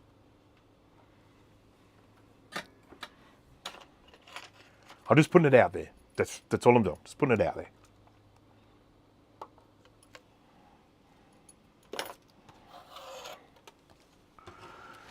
Okay, so 35, which is a 12, 35 should go to 10 and 13 of UI3. So we go 32, 33, 34, 35. So we should be going to UI3, 10 and 13. 1, 2, 3, 4, 5, 6, 7, 8, 9, 10. 13. And then we should also be going to pin 2 of the V ROM. Yay! Then we should also be going to this UK 12 and UK 11. Where the hell are they?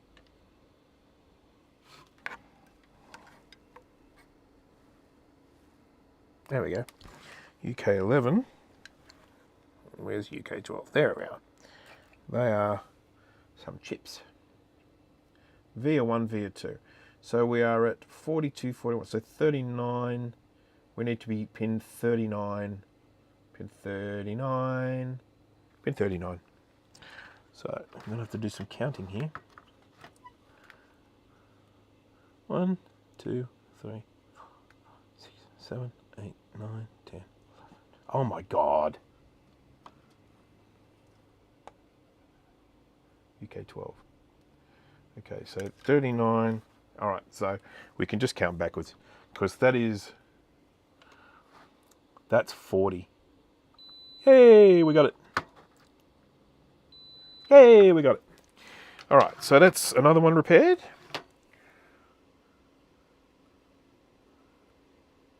Do we test again? I mean, is that what we should do? Okay, I'm just looking at this.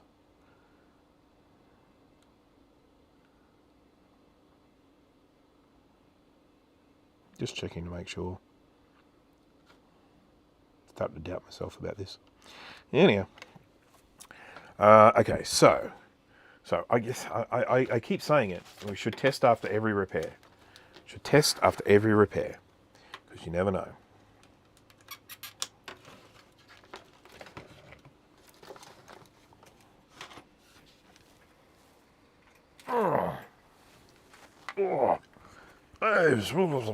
Oops.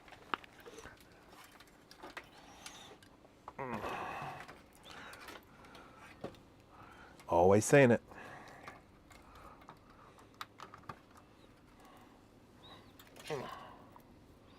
So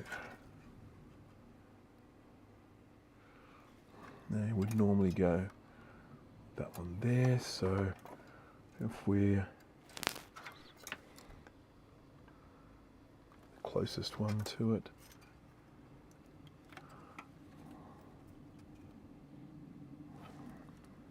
that way. So that's telling me that the green one should go there. Okay, cool. So green goes to yellow.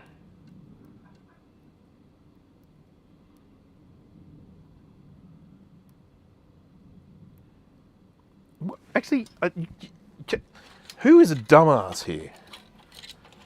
It must be me, because it's not you guys. Why don't I just connect another speaker to it? I don't need to plug it into this speaker specifically. Oh, someone at the door. Please excuse me. I'll be back in just a moment. Back soon.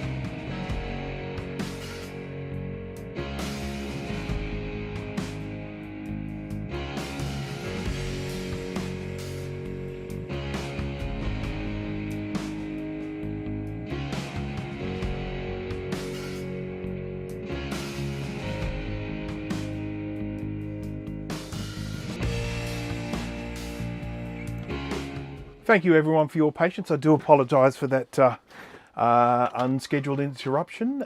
Essentially, someone came to pick something up from me. So they had asked if they could come and pick it up from me last weekend, but I was out all day. I said no, but I will be here on next weekend. Is it this weekend? And he probably sent me an email this morning to say I'm coming today, but I've been here for the last 3 hours and 20 minutes, so I didn't get to see it, of course. So he's then just rocked up and I just had an analog board I needed to give him. So sorry about that, folks. I hope everyone, maybe use that opportunity to have a little bathroom break. Okay, so what were we doing? Were we about to fire this up, I think? Yeah, oh, that's right. I was getting mad at myself that I didn't just connect up a speaker to this. I've got a speaker floating around here somewhere. I had an opportunity to buy a whole stack of 8-ohm speakers last weekend, or the weekend before. I really should have. I mean, like, when I say a stack, I mean like a box of like a couple of hundred of them. And, at the time I thought, what am I going to do with that? But then the more I thought about it, I thought, probably should have, All right, so I'm just going to connect up this little speaker here. There we go. And we're connected there, and we will go to the top view here. I've got my microscope in the way at the moment, which is a bit tedious, and we'll just test this one now. Once again, not expecting it to work because so far we just keep finding break after break after break, but I just always think it's important to test after each repair. So, no sound through the speaker, and I dare say we will be, we are still staring at CMAG.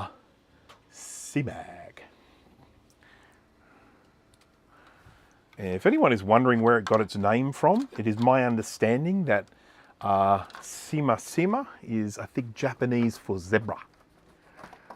I think. I could be completely wrong, I could just be making stuff up. But that's my understanding. And I'm just going to go with it because it sounds good. Do-do-do-do. I'm hungry. I was stealing your vintage web server idea. How dare you, sir? How dare you, sir?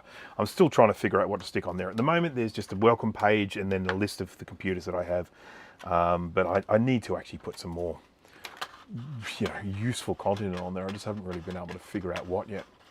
So we have now, at this stage, we have re-established connections to 1, 2, 3 of these paths. Now I'm going to test these too, because these, they're very close to the firing line. They might be fine, but we'll just check. So this one is, oh God, where's he going? Where's he going?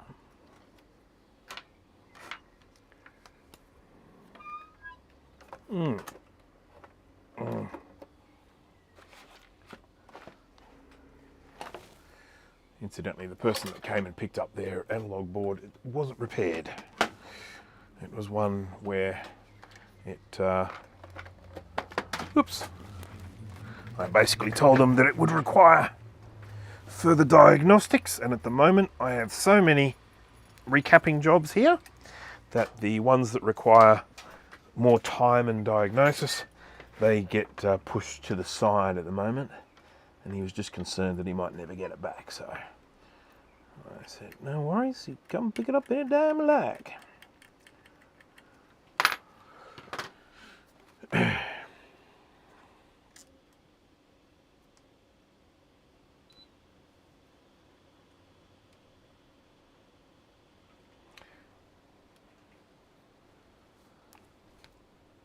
Okay, we're back into continuity mode.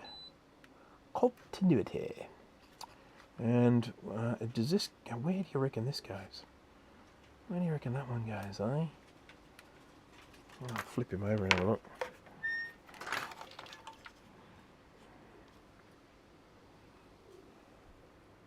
Oh, Shuzbutt. He just goes somewhere in the board.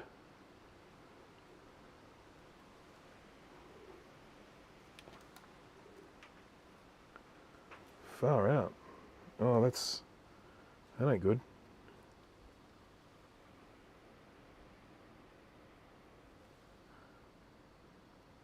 Oh, I'll tell you what I'm going to do. I'm just going to test it from one side of the board to the other, and if that's good, then I think we'll assume that it's still making connection on the inside as well. It's not ideal, but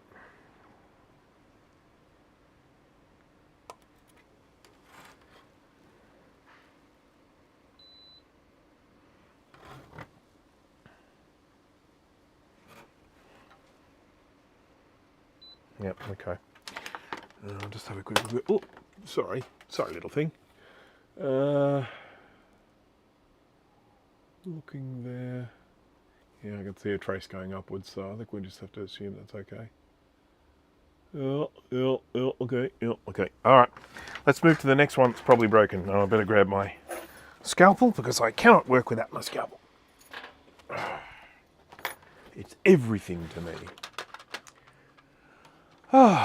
Congratulations to everyone who is still watching. You're doing incredibly well. As I say, this has now been going for well over 3 hours, which is a bit of a record for me. Right, now let's check this one out next. So we've got this little guy here, and he is travelling along, going. Okay, so that's where he's going. So I think that's him. Yeah, that's him. So we have got UJ4 and we have got 9, 10, 11, 12, 13. We've got pin 13. Yeah, pin 13 of UJ4. 13 of UJ4. Let's have a look here. UJ4. Here we are. 13. He should be going to pin 43 of the ROM. So 33, 34, 35, 36, 37, 38, 39, 40, 41, 42. I said 43, didn't I? Yep, 43.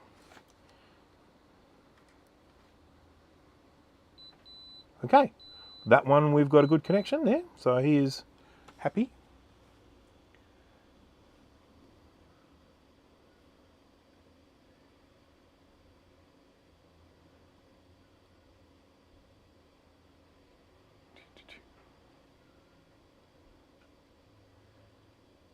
Okay, so that's 1013. Then we're also going to UI8. We should be going to. Am I still in there? Yep, cool. So UI8, pin 41.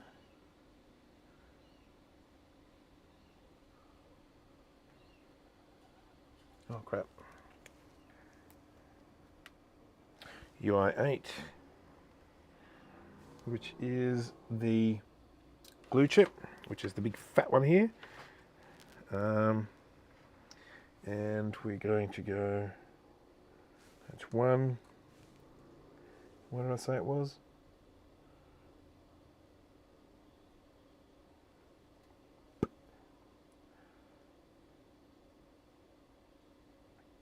It's 39, 10, 13, 41. 41, that's 33, so that's 33, we'll just count it out from there. 33, 34, 35, 36, 37, 38, 39, 40, 41, 41, 41, 41, 41, 41, 41. Let's try it again. 33, 34, 35, 36, 37, 38, 39, 40, 41. All right, let's check the good board. I don't go too far down a rabbit hole until I'm really sure when it comes to the continuity testing. I want to be sure. So that is 33, 34, 35, 36, 37, 38, 39, 39. And that should go to, what was it? UJ3, which is up here. Yep, we got that. And then we should go up here. 33, 34, 37, 38, 39. Oh, hang on. 30, 33, 34, 35, 36, 37, 38, 39, 40, 41. So the one just top right of the E should be connected. So that is that one there. 33, 34, 35, 36, 37, 38. All right, yeah, we're good. We're connected. Everyone happy. Yeah, everyone happy. So we're good for that one. I'm glad I didn't start running traces. Ouch. Always got to be careful when things are about to drop down off the table. My instinct is to like close my legs to try and catch it before it hits the ground. But there are problems with doing that with all the sharp things I have in here, like scalpels and tweezers. You'd end up closing your legs and jam yourself, stab yourself in the leg. That's just how I roll. Okay, CPU B9 PDF slot. So we'll just check that one to make sure that it is going to B9 on the CPU.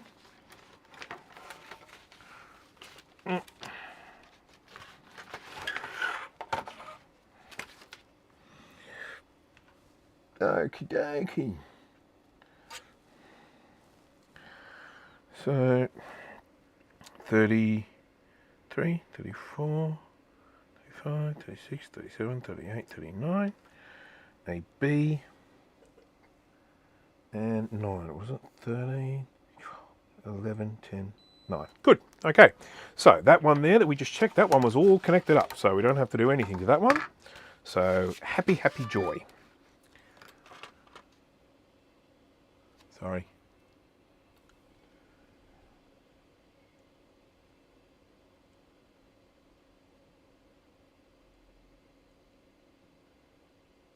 Looks like crud in the ROM socket. Yeah. Oh, there's a little bit of fluff. But this certainly not gonna cause any grief. Okay, and so good. That one's good. These ones here we've got to check out. These two. Be worried about these perhaps a little bit too, but we'll see how we go. Oh, look at that.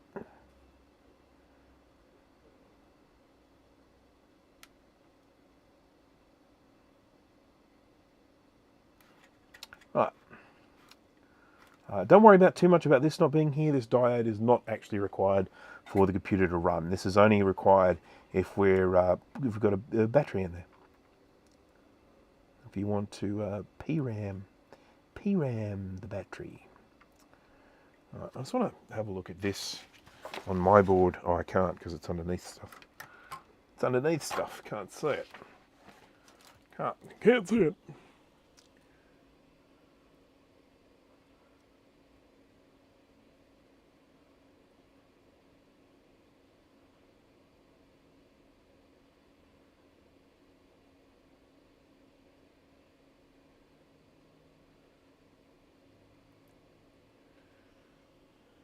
All right.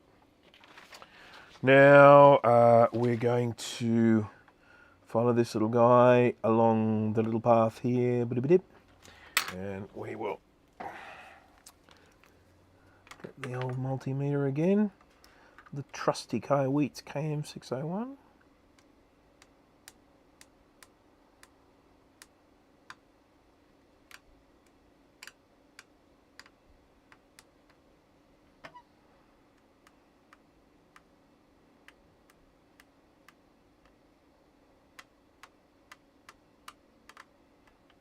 Come on. Going along there. Just feel like should be one of these.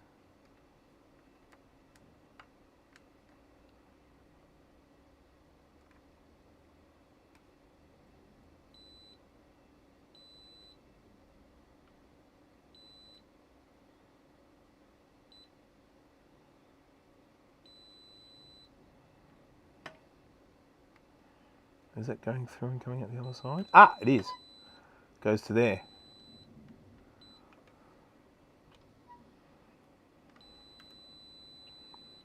Where does that go?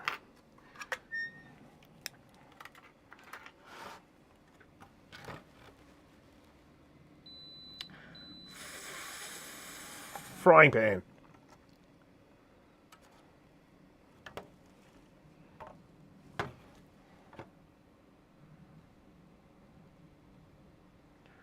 One, two.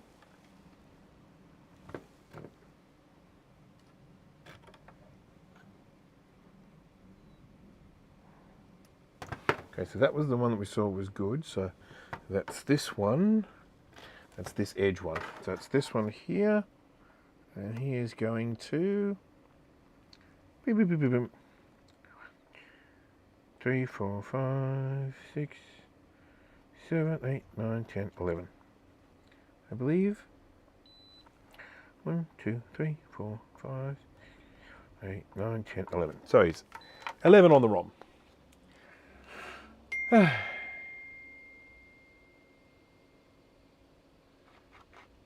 Oh yes, this is my big white play button. There we go. Right, so I said 11, didn't I? Yes, that's what I said. That's the number I said. I said there, up there, up there. That's, hey, that's not one of those. 11 is something else. Okay, so that's not an A. Let's go to the ROM. And that, I believe, is on this page. ROM sim. Okay, so he is 11 and 12 ROM, page 3.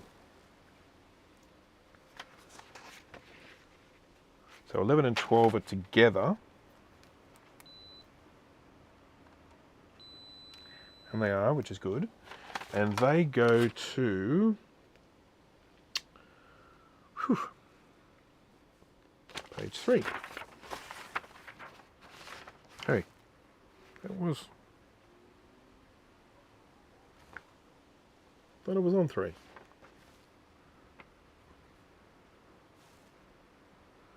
4 out of 10. 3 out of 10.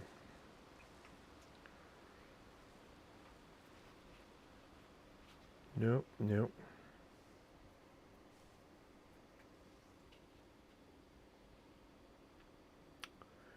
Looking around.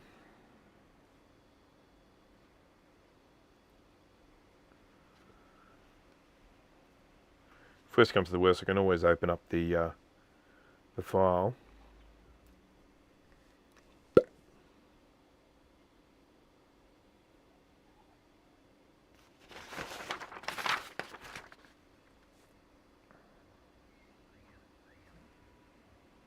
And do a search, because that's the beauty of this now. It's searchable, unlike the ones that were before where we were looking at a scan. 2. Why is that ID 3? That's ID 2 of 10. Okay, let's have a look on this page. So I'm looking for the word ROM.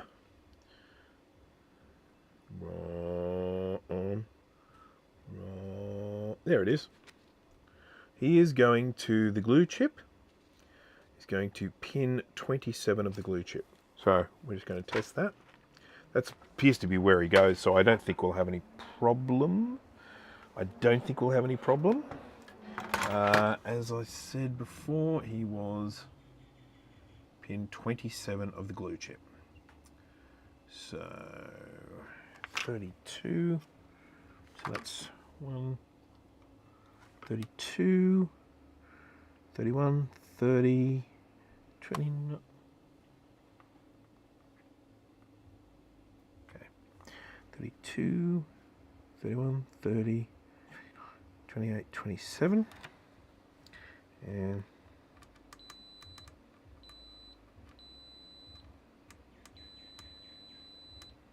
okay.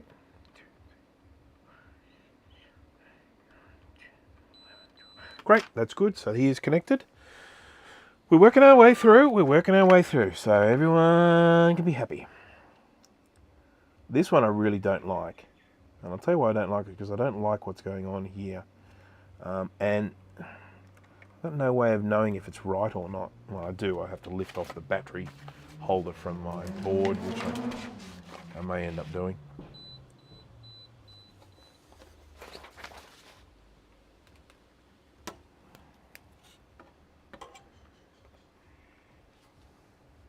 Should I lift off the battery holder so I can see it? Yeah, I will. I will. This is my good board. Nothing wrong with this board. Works perfectly. And I'm about to just remove the battery holder so I can look underneath.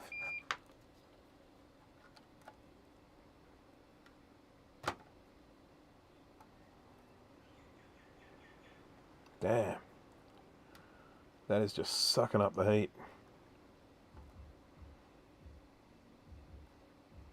Wow. I'm just not getting enough heat there to melt that solder. It's bad.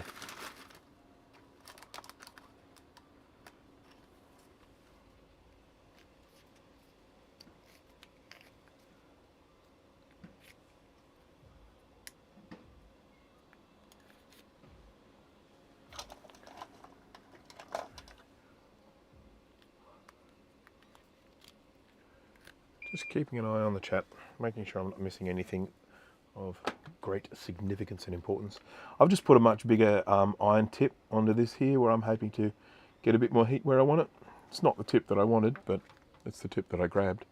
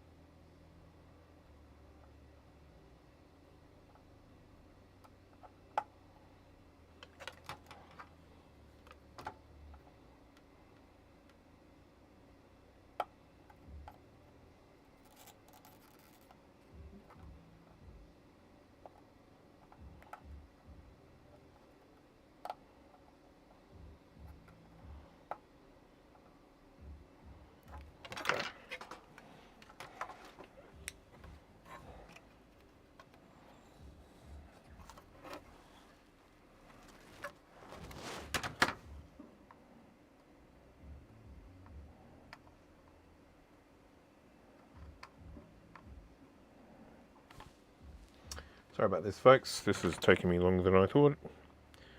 If I'd have known this was going to be such a pain in the bum, probably wouldn't have done it.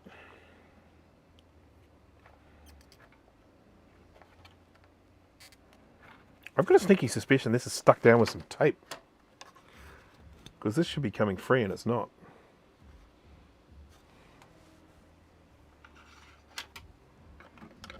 And by the feel of it, whatever tape I used bloody good tape.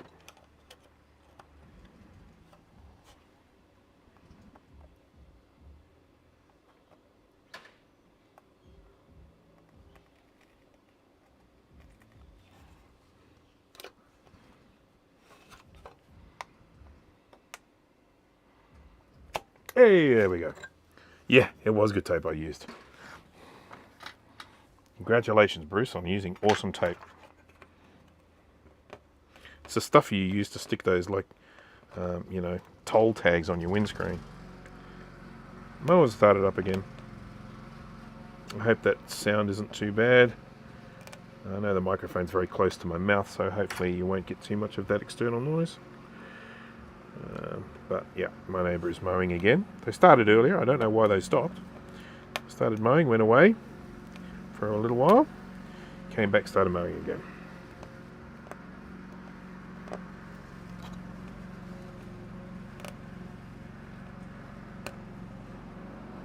Alright, I think I've opened up enough to be able to see what's going on here. So the area that I'm looking at specifically, oh no I haven't, I've managed to completely cover the area. It's this part here. Sorry, it's too blurry.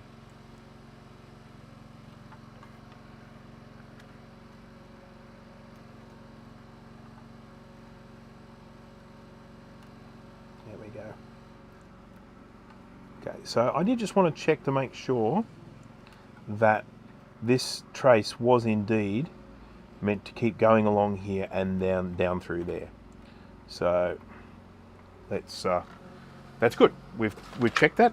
We can now continue with the work that we're doing.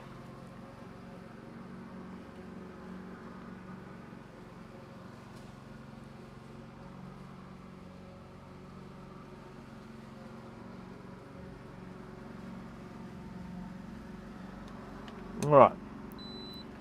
So, all right then. Let's see if we can figure out where this is going.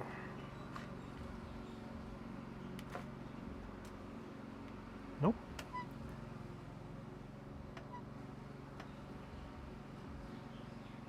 I think it's this one. I'm just going to, before I keep going anywhere else, I'm just going to scrape it off so that I can check that this is the trace that I'm actually looking at. I think it is this one.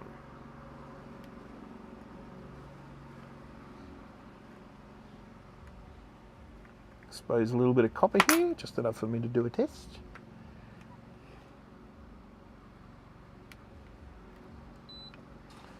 Not that one. Not that one.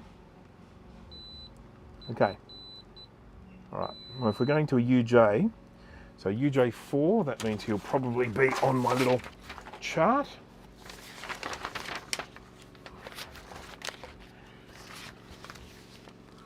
UJ4, yep. And let's check the pins. We are looking at pins UJ4.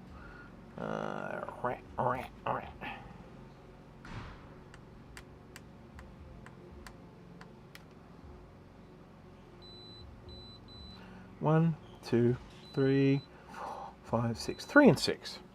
So if we're going pins 3 and 6 on UJ4, we are looking at data path. We are looking at A18 or pin 41 of the ROM. Okay, goes to C8 of the CPU.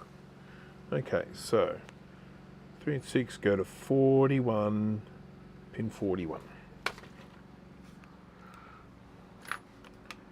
33, 34, 35, 36, 37, 38, 39, 40, 41. That's what we said, wasn't it? 41?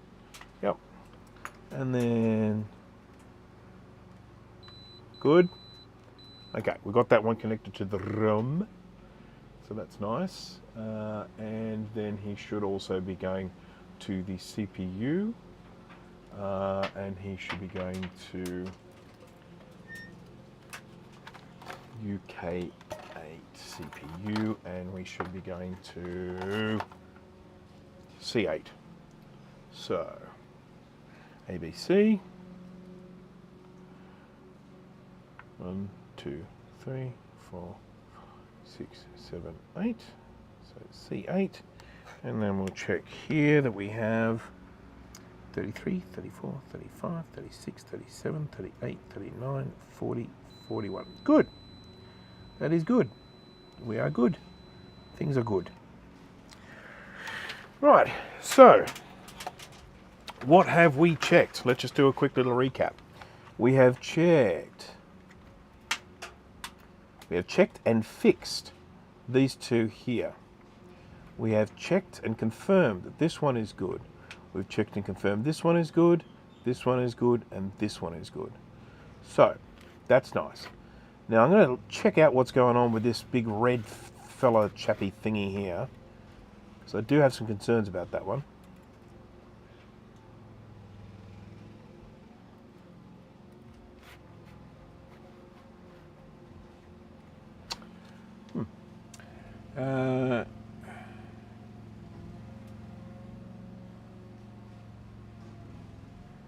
Can I just say, everyone, I want you all to give yourselves a big old pat on the back. There are still 40 of you here. If you haven't, can you please Smash that like button. but yes, you definitely need to give yourselves a pat on the back because I'm very, very impressed with that number of people hanging around for this long. Right, so what we're going to do is we're going to just find out what's going on with this and why we've got a great big red thing here. So this is RP8.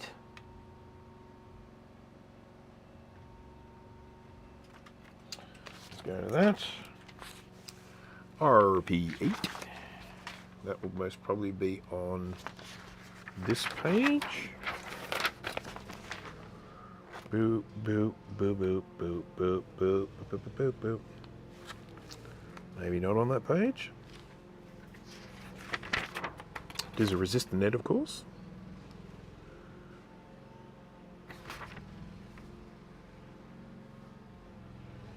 Oh, we go RP4, RP5, RP6.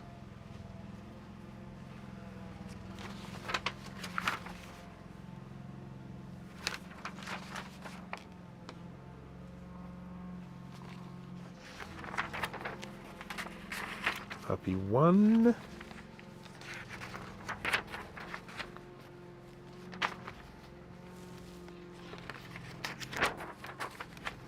Come on, RP8, where are you hiding? Do you just simply not want to be found?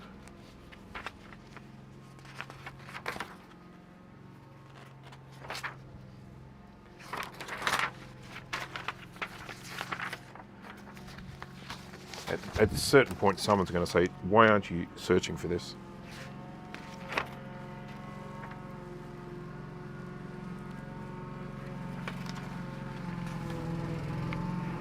Just really feel like it should be on one of these two pages here.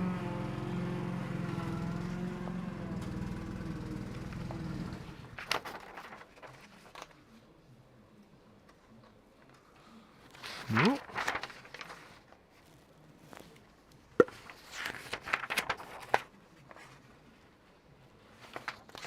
Dumbass.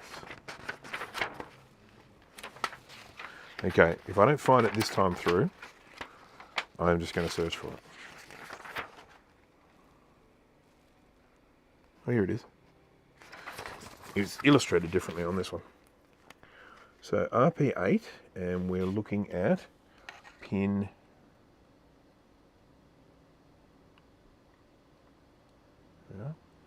1, 2, 3, 4, 7, 8, 9, 10. Is it 11? Yeah, 11. Ha. Okay, pin 11 of RP8. He should be going to see back on page 1. See back, page 1. Can you see why I don't do a lot of diagnostic stuff in my live streams? It's so damn boring.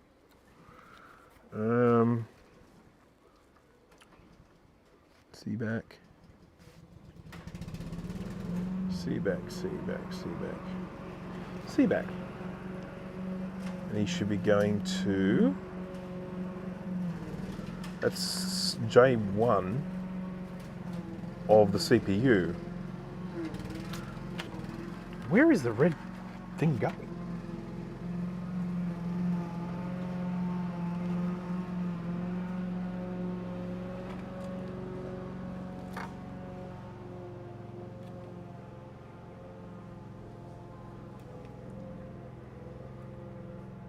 That is really weird.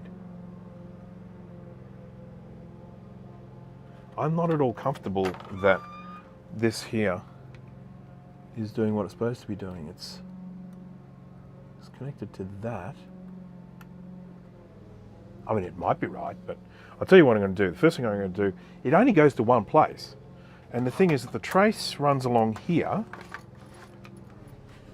If we watch it from RP8, you see the trace runs along here, up along here, and it's going to an area that's really not damaged. So I don't know why that's there. Oh, Joe, which Joe's going? Joe, see you, Joe. Thank you for joining.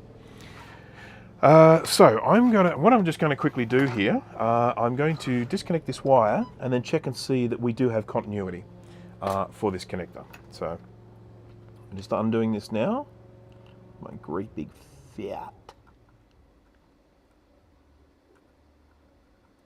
Okay, so he's disconnected, and then what we're going to do is we're going to see if And I'll repeat that, if we are going to the CPU. So it is meant to be going to J1. J1. And we're going to test this from the other side of the board.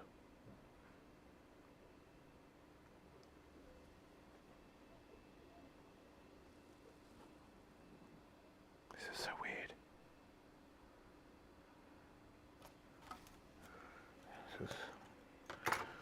Sorry, I'm confused.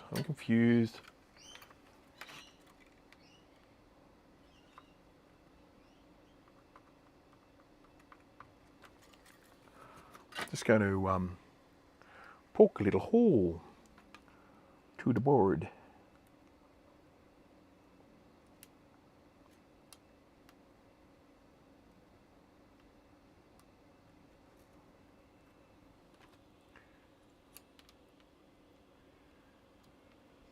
You mentioned reset is working. Did you check reset at all points in the circuit?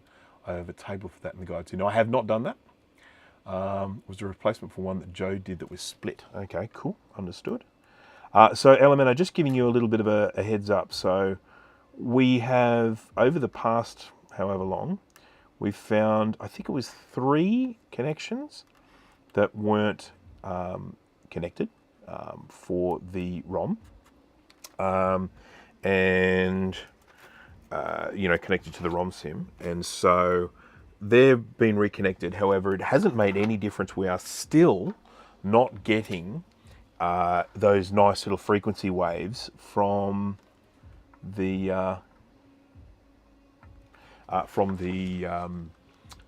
ROM pins. So.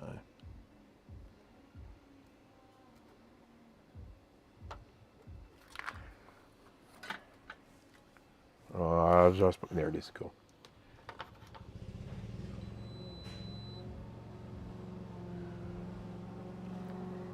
Anyone who is leaving now, farewell. I quite understand. I don't expect you to stay forever.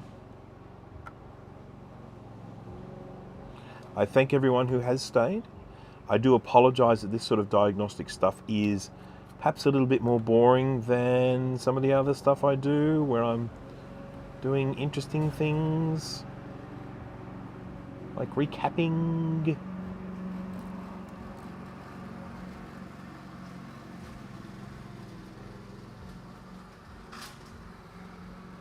This involves a lot of kind of looking at bits of paper and checking things and multimetering and all that sort of stuff, and I appreciate that can get a little bit tedious.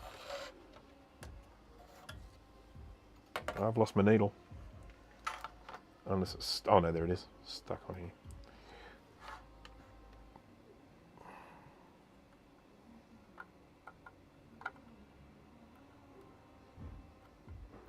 So I just want to check something really quickly here.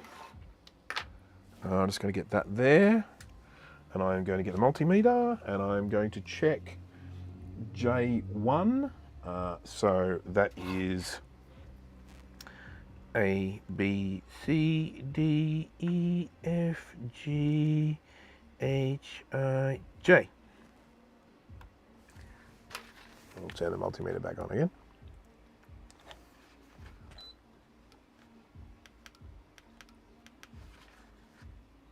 Okay.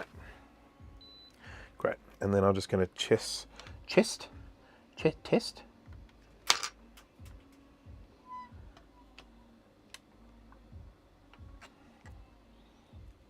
Okay. Getting a good board. Checking with a good board.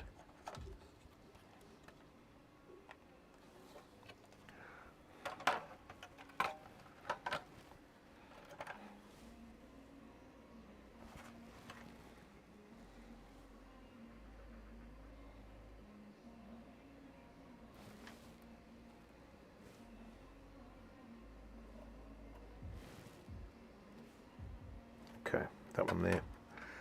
Okay. A, B, C, D, F, G, H, I. That's I. A, B, C, D, F, G, H, I. That's I. That's not J, that's I. I1.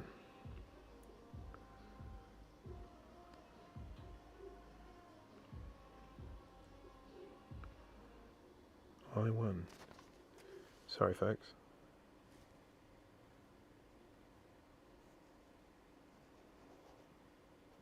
Do they not include J? I mean I? Because maybe it's like I looks too much like one.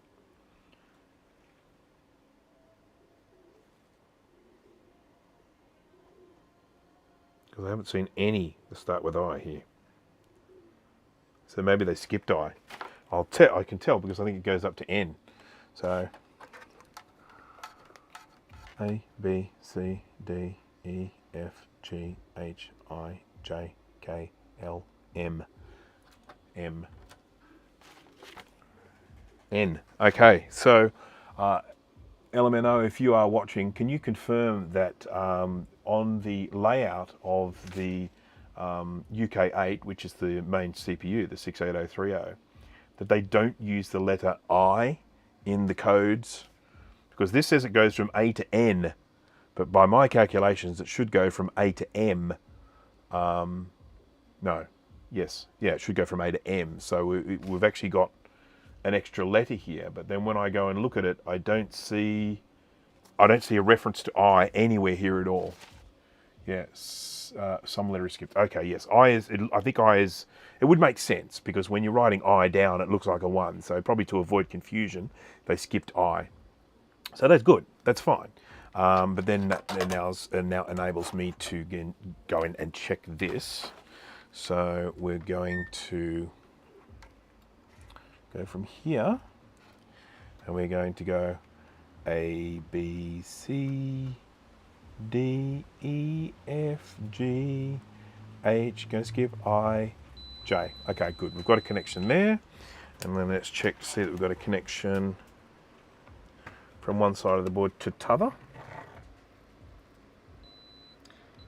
We do.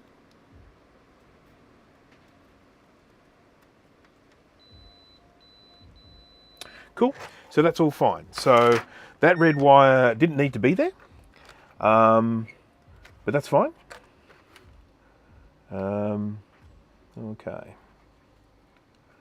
Alrighty. So just going to have another little look around here. Just looking at some of these ones that have been exposed to the nastiness.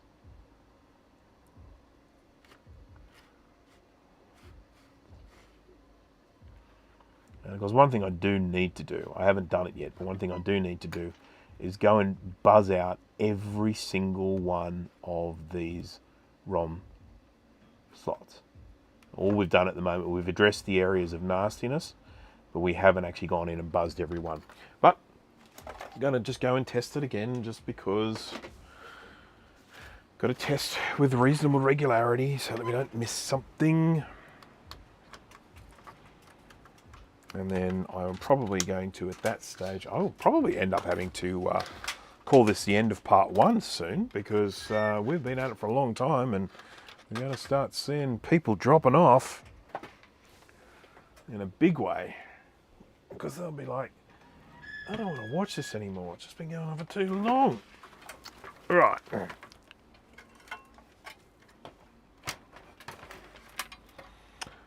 Connect that to there. And plug this into here.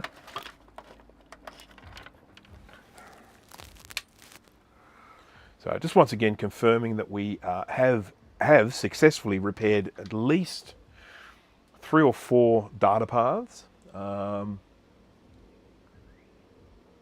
never tried Vegemite. Well, it's probably too late now. You've got to start eating it from a young age.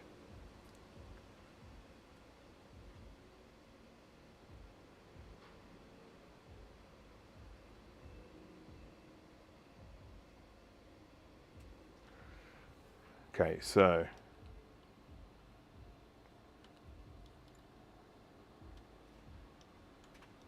the reset button sometimes resets and other times doesn't. Yeah, see, it just reset then. Okay, no, it's just the button's a bit sticky. You just got to push it hard.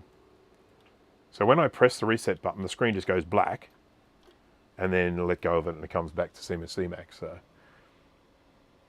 I don't need all those data lines.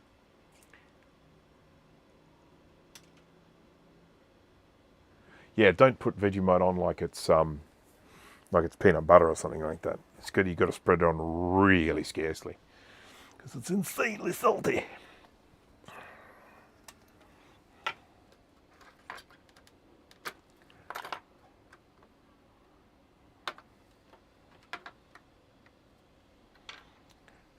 What are we going to do? We were going to get the oscilloscope out, weren't we? Well, I wasn't going to tell you that, but we are.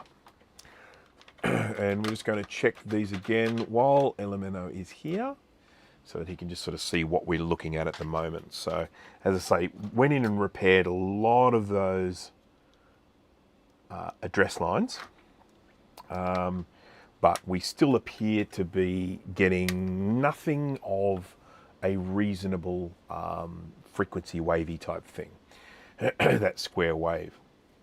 Now, well, that's interesting. Just changed. Got a different pattern this time.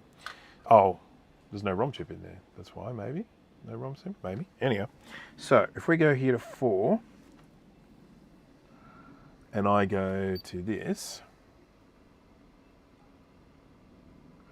you can see, well, you can't see anything because that's not in camera. But that is what we're getting on the 4th pin of the what do you call this thing? The ROM slot. See, I'm getting to the point now where I'm just starting to talk gibberish. So, looking at your lovely little patterny thing here. So, A0, A1, and then A2. So A2 is at pin 4. So that's pin 4. And we are getting yucky noise. Just nothing of any real benefit at all. We sort of stuck somewhere more likely. Well, the CPU is bad, less likely. So what we have to do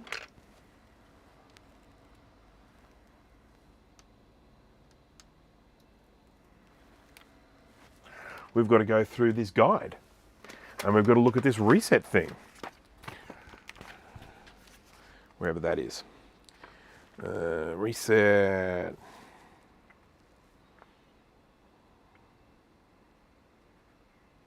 Reset. That's the ROM walk address thing. That's the ROM. Danger zones. Clock signals. Now, I didn't go and test all of those, but that's mainly because of just from an entertainment perspective.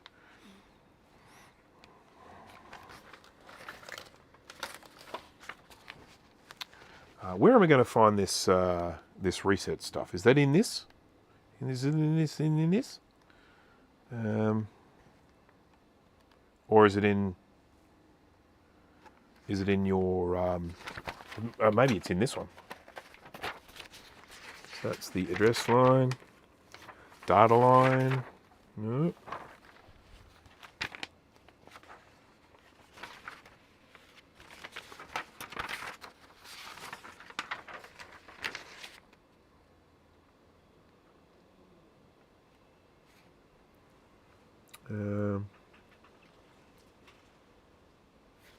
I'm definitely happy to look into the, okay, so page 35.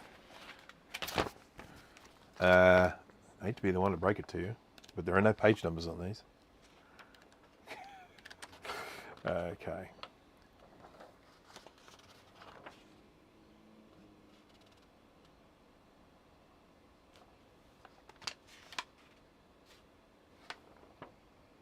ROM.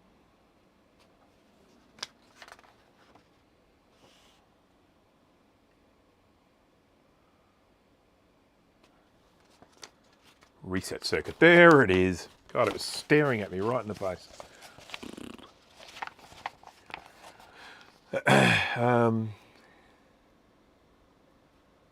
Yep, okay, so here we go. What are we looking for? A stuck or open reset circuit can prevent boot up. Check for continuity at all of the points below and test the reset switch itself to verify functionality. Reset line should normally be 5 volt and go to the ground and reset. So essentially what you're saying to me is each one of these should have continuity to each other. Is that correct?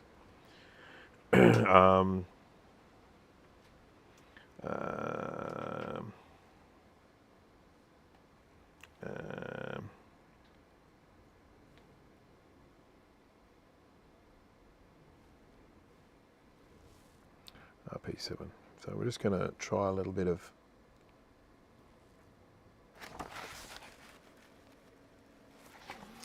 Okay, so I'm going to switch this off. I'm assuming this is something we're doing powered down, and we're not doing this with the oscilloscope. I am going to check. Yeah, and should be 5 volt unless reset is pressed. Okay, cool. So all of these should be 5 volts. So we will do it with the power on then.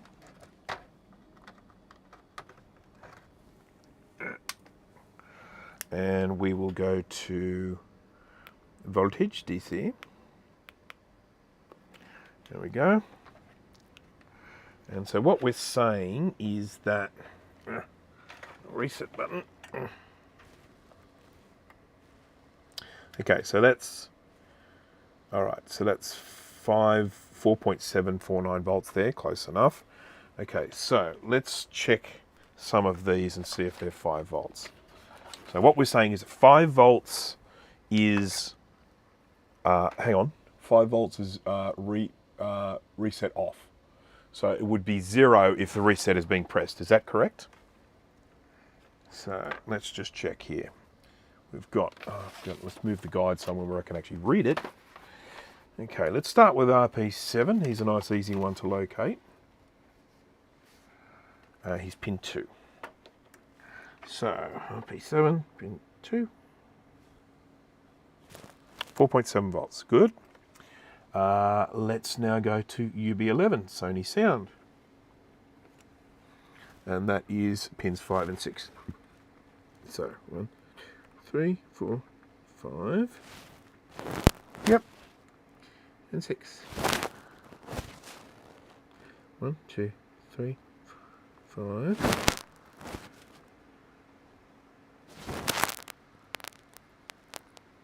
Sort of fluctuating a little. There we go. It's fluctuating. It's probably just bad contact there. 5 and 6. Okay. E10. E10. UE10. UE10. UE10. That's it. And we are talking about pin 40. Oh, fluff on that. That's probably 40 there. Oop. Yep, we're good. UJ11 swim. I like to swim. Where are you hiding, swim? There it is. Hello, Mr. Swim. UJ11 swim 25. So that is 1 far out. I can't see anything. I just restarted it by accident. Okay. 1, 4, 5, 6, 7, 8, 9, 10, 11, 12, 13, 14, 15, 16, 17, 18, 19. I am seeing some funky stuff going on around the swim chip here. Really funky stuff. I might need to have a closer look at that. 1, 2, 3, 4, 5, 6, 7, 8, 9, 10, 11, 12, 13, 14, 15, 16, 17, 18, 19. Okay, got that's pin 20. Oh, hang on, that was meant to be 25, wasn't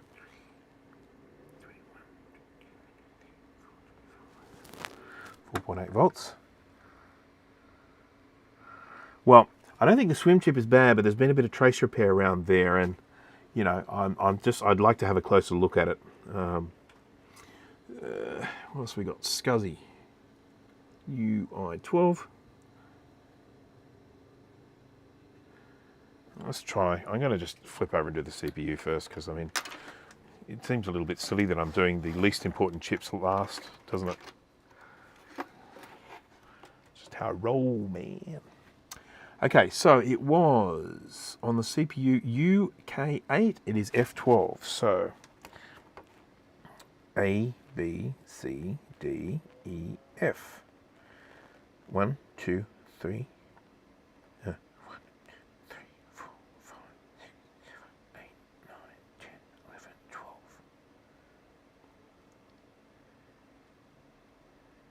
Second, okay. It's to 13, isn't it? 1, 2, 3, 4, 5, 6, 7, 8, 9, 10, 11, 12. Yeah, second one along, and it was F. A, B, C, D, E, F.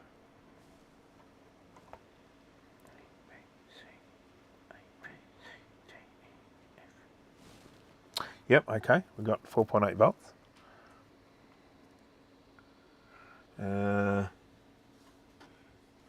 Via 1, via 2, pin 37.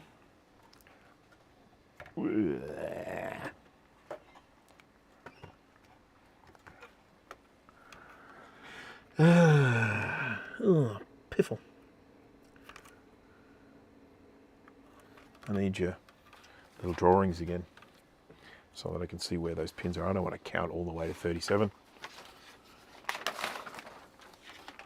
That is UK11, UK12. So the last is 44. So it's 44 pins, so I can just count backwards from there to 47. 37, sorry, 44. 44.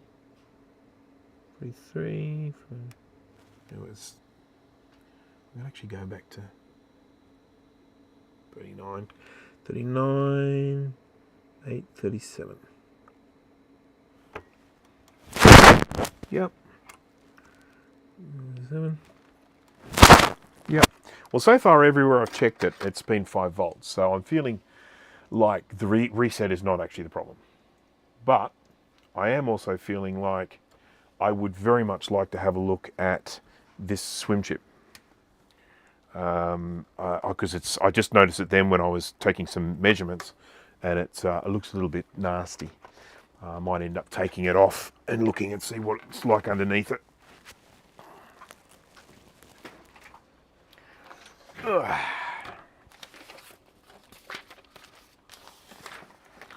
Okay, let's have a look-see. Let's jump across to the microscope view and you'll see what I'm talking about.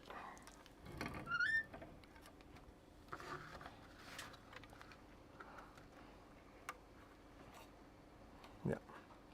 So we've got some trace repairs going on here. 1, 2, 3 of them.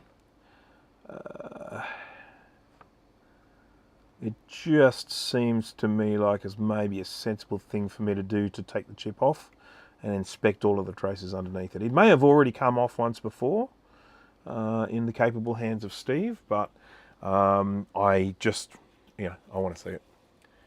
Watch your mic and beard. Oh, sorry. Russell. Let's take the swim off. Do you remember taking the swim off, Steve? I'm only asking you to remember something you did 10 months ago.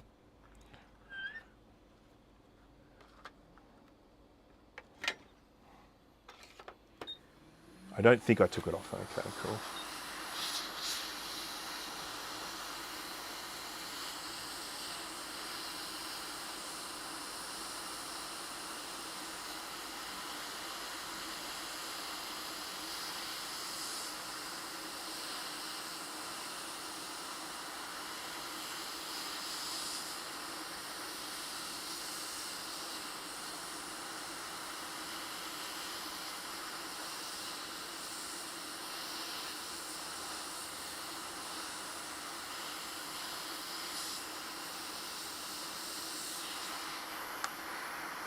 Okay, off comes Mr. Swim. And then let's wick away all of our troubles.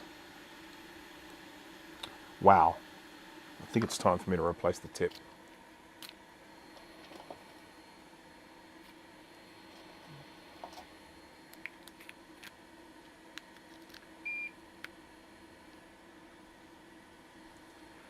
Can you check if F12 on the CPU stays low for about 1 second at power on? I can. But I'll just deal with this swim stuff first. But I will do that.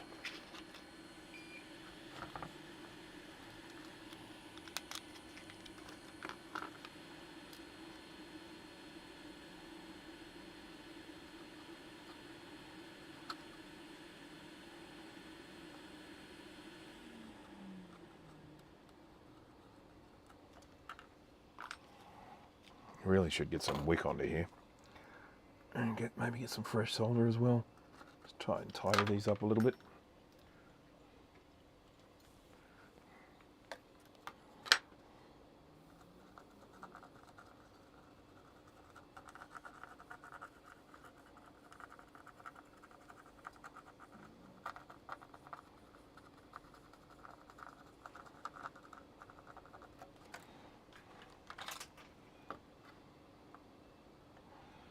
Okay.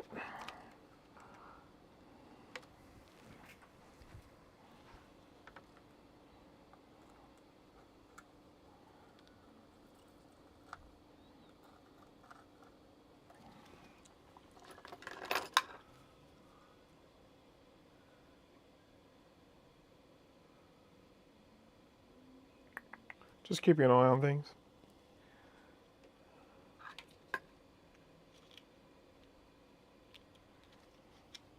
So is the audio okay? Actually, pressing the reset button would achieve the same thing. Just want to make sure that the CPU powers up gracefully. Gracefully. Okay, no worries. We will check that in a moment. I just wanted to get this looking good.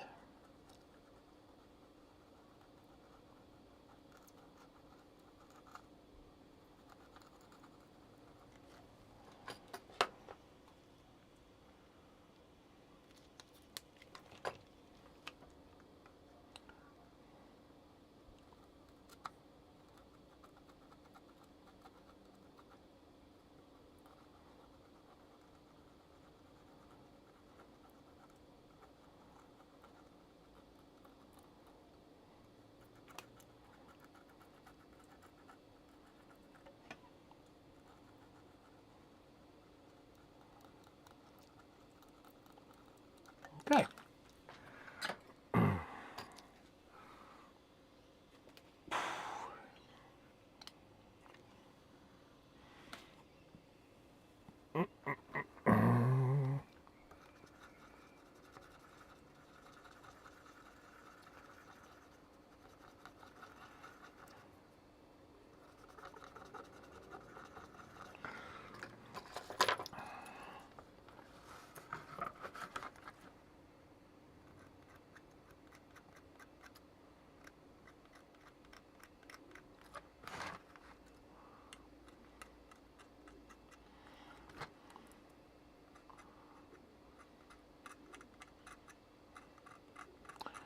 Looks like a busted trace there. Maybe not. Oh no, we got it. Okay. I went really quiet there for a while, didn't I? I was just totally invested in my own thoughts. I'll be thinking, is he still there? I guess this just happens when you've been streaming for long enough. You just start zoning out.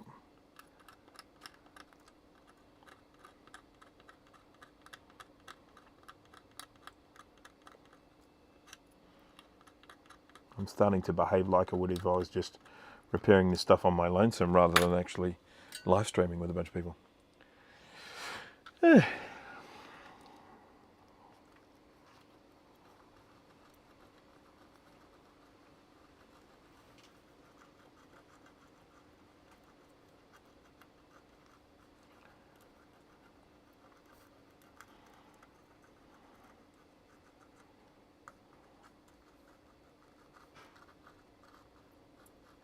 All right, now we're just going to buzz a few of these, make sure that we're in focus, make sure that we've got, we haven't got any breaks here other than the ones we can already clearly see. We know we've got a break here. That was repaired. That's not being used. That's not being used. So we've got a break here. What about there? Okay, that's still actually connecting, even though that looks really dodgy. Yeah.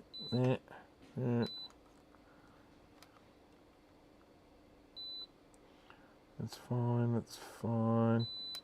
That's fine.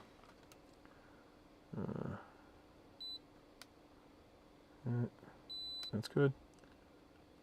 That's good. Good. Good. Good. Good. Good. Good. Good. Good. Good. Good. Good. Good. Okay, so the only ones we really need to worry about are, he's okay, he's okay.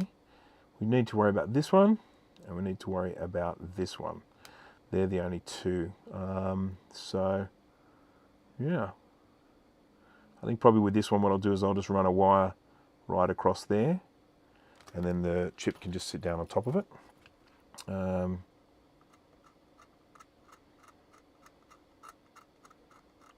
Maybe. Maybe not.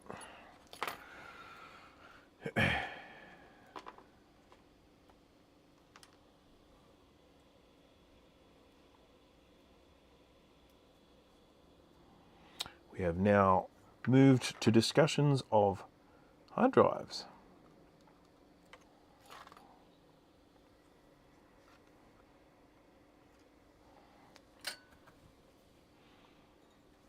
And I dare say, whoever you speak to about hard drives, you will find someone that says, oh man, I've never had any issues with Seagate, but oh, my Western Digitals fail all the time. And then you'll speak to someone else that says, I've never ever had any trouble with my Western Digitals, but my Seagates fail all the time. Certainly what I've found anyway.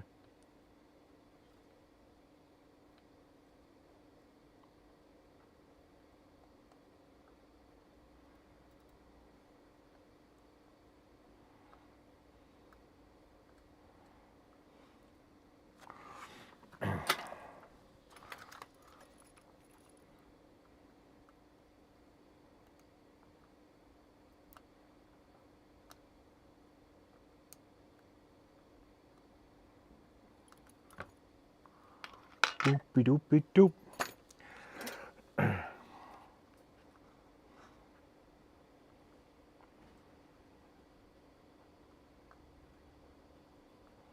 I would really like to run this little repair right down that hole, but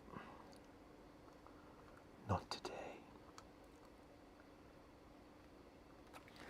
It just makes me always feel a lot happier when I can get a trace running through a hole. Okay, so those two. These other ones all still appear okay. So let's just clean up that swim chip a little bit. We'll pop him back on, and then we'll just do the little experimentationals with the resetting or powering on.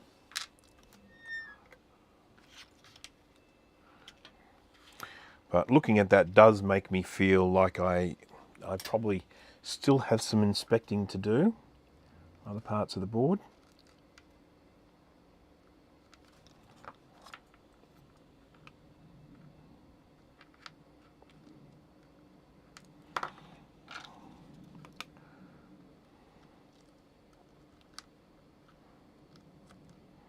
I was supposed to hang the washing out while my wife was out, and guess what? I haven't done it. I haven't done anything.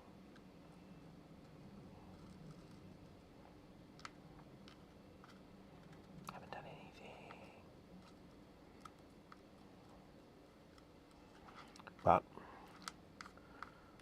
I did plan this. It was my plan. I planned it. I was going to be doing this for a large chunk of today.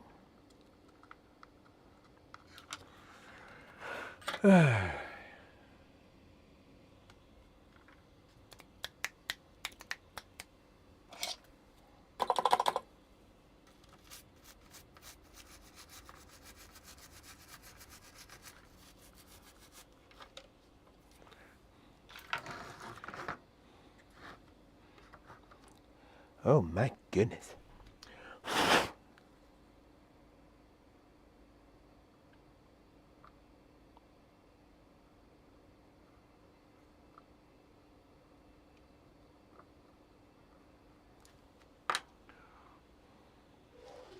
Oh, she's home. Bear with me while I just quickly explain why I haven't hung the washing up. I'm still going. Wow. I've got your banh mi. Okay, thank you. How long have you been? How long will I be? Yeah. I will be finished fairly soon, I think.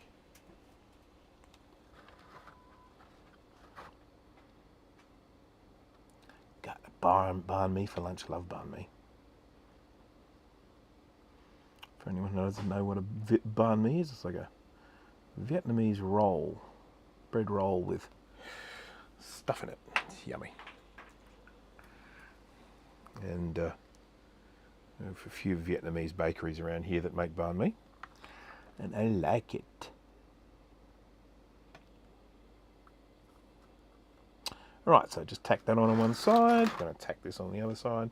And I think essentially at the end of this, I probably will need to step away because it is ridiculously late. I mean, I have been streaming. This has got to be a record for me. I don't think I've ever streamed this long before. Ever. Okay, so I'm just going to do soldering of these ones with the wire.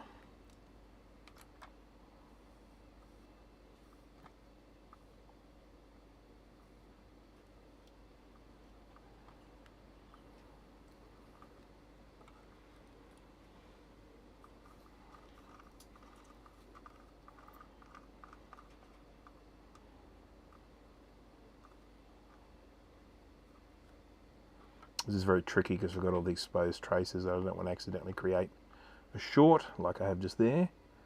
Probably need to have a look at this closely from another angle once we've finished soldering, just to make sure that everything looks good. Oh, how am I going to get in here?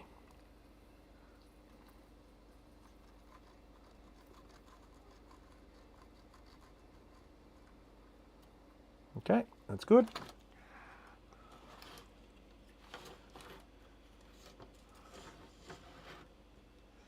Well, at this stage, I would say that, well, put it this way. Regardless of the outcome today, I would consider today to be very successful. Because it's not like we've just been poking around and going, oh, you know, what's happening here? We've repaired lots of stuff.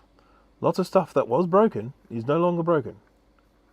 And so that I consider to be a success. I mean, even if the thing's not working, we have taken significant steps forward. So let's just now have a look at this from an angle and see that I haven't done anything stupid. Like that. Like that great big, ugly short. Or bridge. Oh no! That was my wire. I'll have to put him down again. Anyhow, that's all right. That's not the end of the world.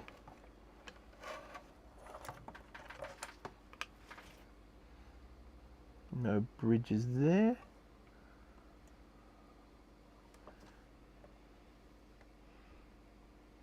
No bridges there.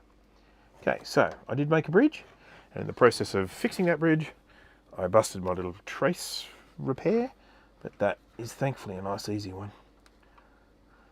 It'll be easy to fix.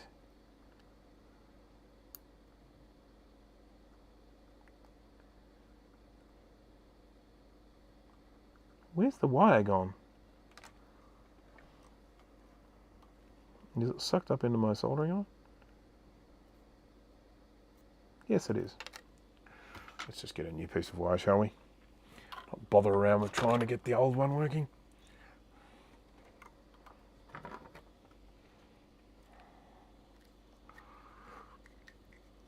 So,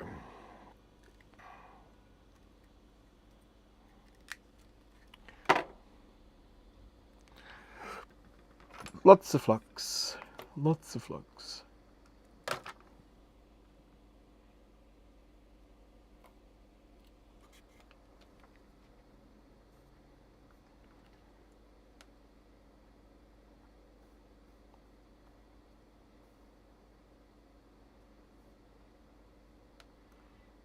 holding this with my finger. I feel like tweezers would probably be better.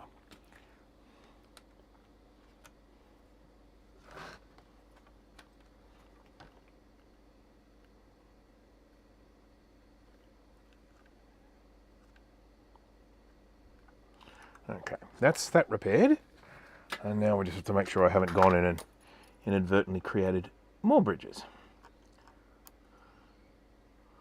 Okay.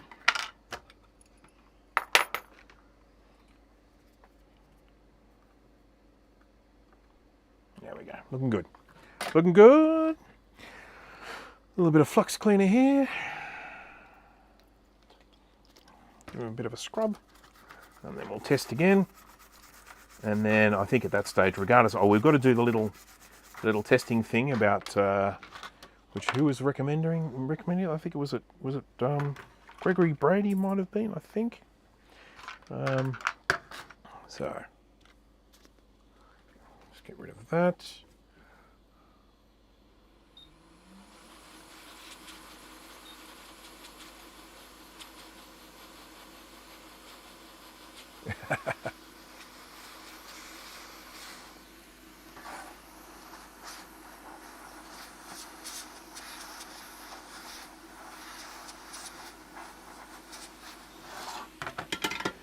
All right, so we need to plug this in and test it again.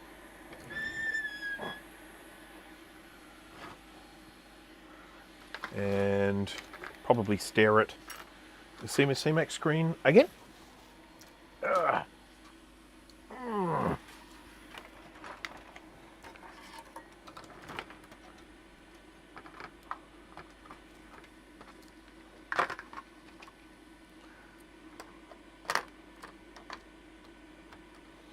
Pop that there. Plonk a ROM in.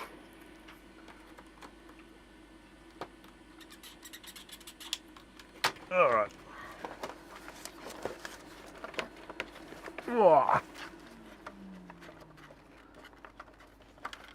All right, so what's changed this time? Not a lot. I took the swim tube off, put it back on again. In the hope that maybe there might have been a short in there or something like that, but we'll see. And so I'm going to switch it on now, and more of the same. In that we've got our CMAC again. It's really interesting that I've got a kind of a weird little pattern at the top of it, but it only appears when I've got the ROM in, not when I've got the ROM out. Interesting. Okay, so what were we checking? We were going to check the voltage when we switched it on of, where was it again? Was it the reset? Was that what we were checking?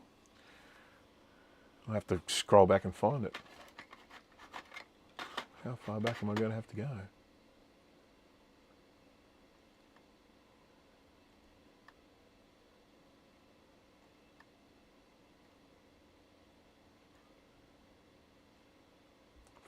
Flipping hell.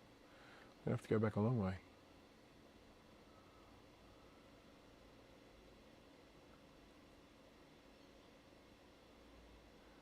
One thing not in the guide yet, but you should check, is to see if overlay goes low on boot. Well, I can't check that if it's not in the guide.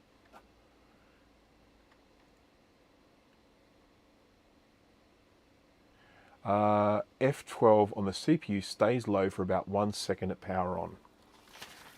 Okay, that was...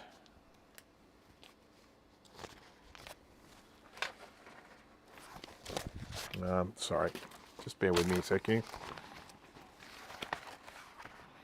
So F12 was the reset. All right, so let's just check that. Oh God, that's not good. I'll switch that off before I remove this. There's a little piece of wire, just bridging a few pins of the CPU there. Not important. Okay, cool. Right. Let's get the multimeter, which is hiding over here. And we will test this, and this will be the last test I do for today because it is time for me to go get some lunch. So it was F12, A, B, C, D, E, F. Okay, so there and there. I'm going to try and cram that there like that. A, B, C, A, B, E, F. Okay, so at the moment we're getting 0, as you would expect. And I'm going to switch it on. Oh, it helps if you put it on frickin' voltage. I've got it on continuity. Your brain's going to mush. Brain's going to mush. Okay, all right. 0 volts. Let's come up to 5 or 4.7. And if I press the reset button, it drops off and then comes back up again. So while the button is down, it's 0. And then I let go and it goes back up to 4.8. I don't know if that's what you're expecting, but that's what happened. So, and I didn't have this visible for you to see, but I can do it again. I'll press the reset button.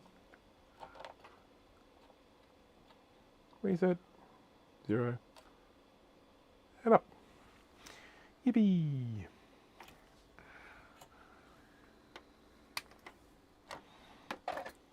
Maybe it just needs ultrasonic cleaning, eh? Works for me all the time. I say, oh yeah, it just needs ultrasonic cleaning and it'll be fixed. Not this time, I don't think. Just one last little thing here. I don't know if LMNO is still watching, but I will just indicate here with this here. We'll just switch him on again. And oh no, the pattern's there still. Who knows? And so, yeah, 4. Still just getting noise. Still just getting noise along that A.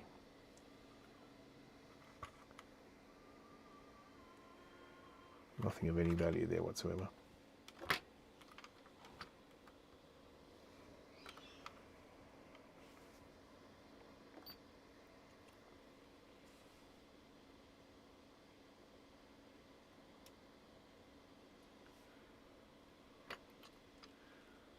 Just nothing happening. Nothing.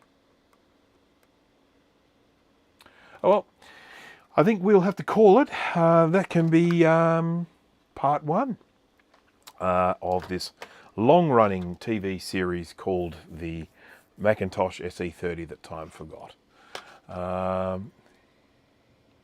Might be time to try the CPU next. Yeah, I don't know. I mean, there's still stuff I need to check. I can tell you that right off the bat.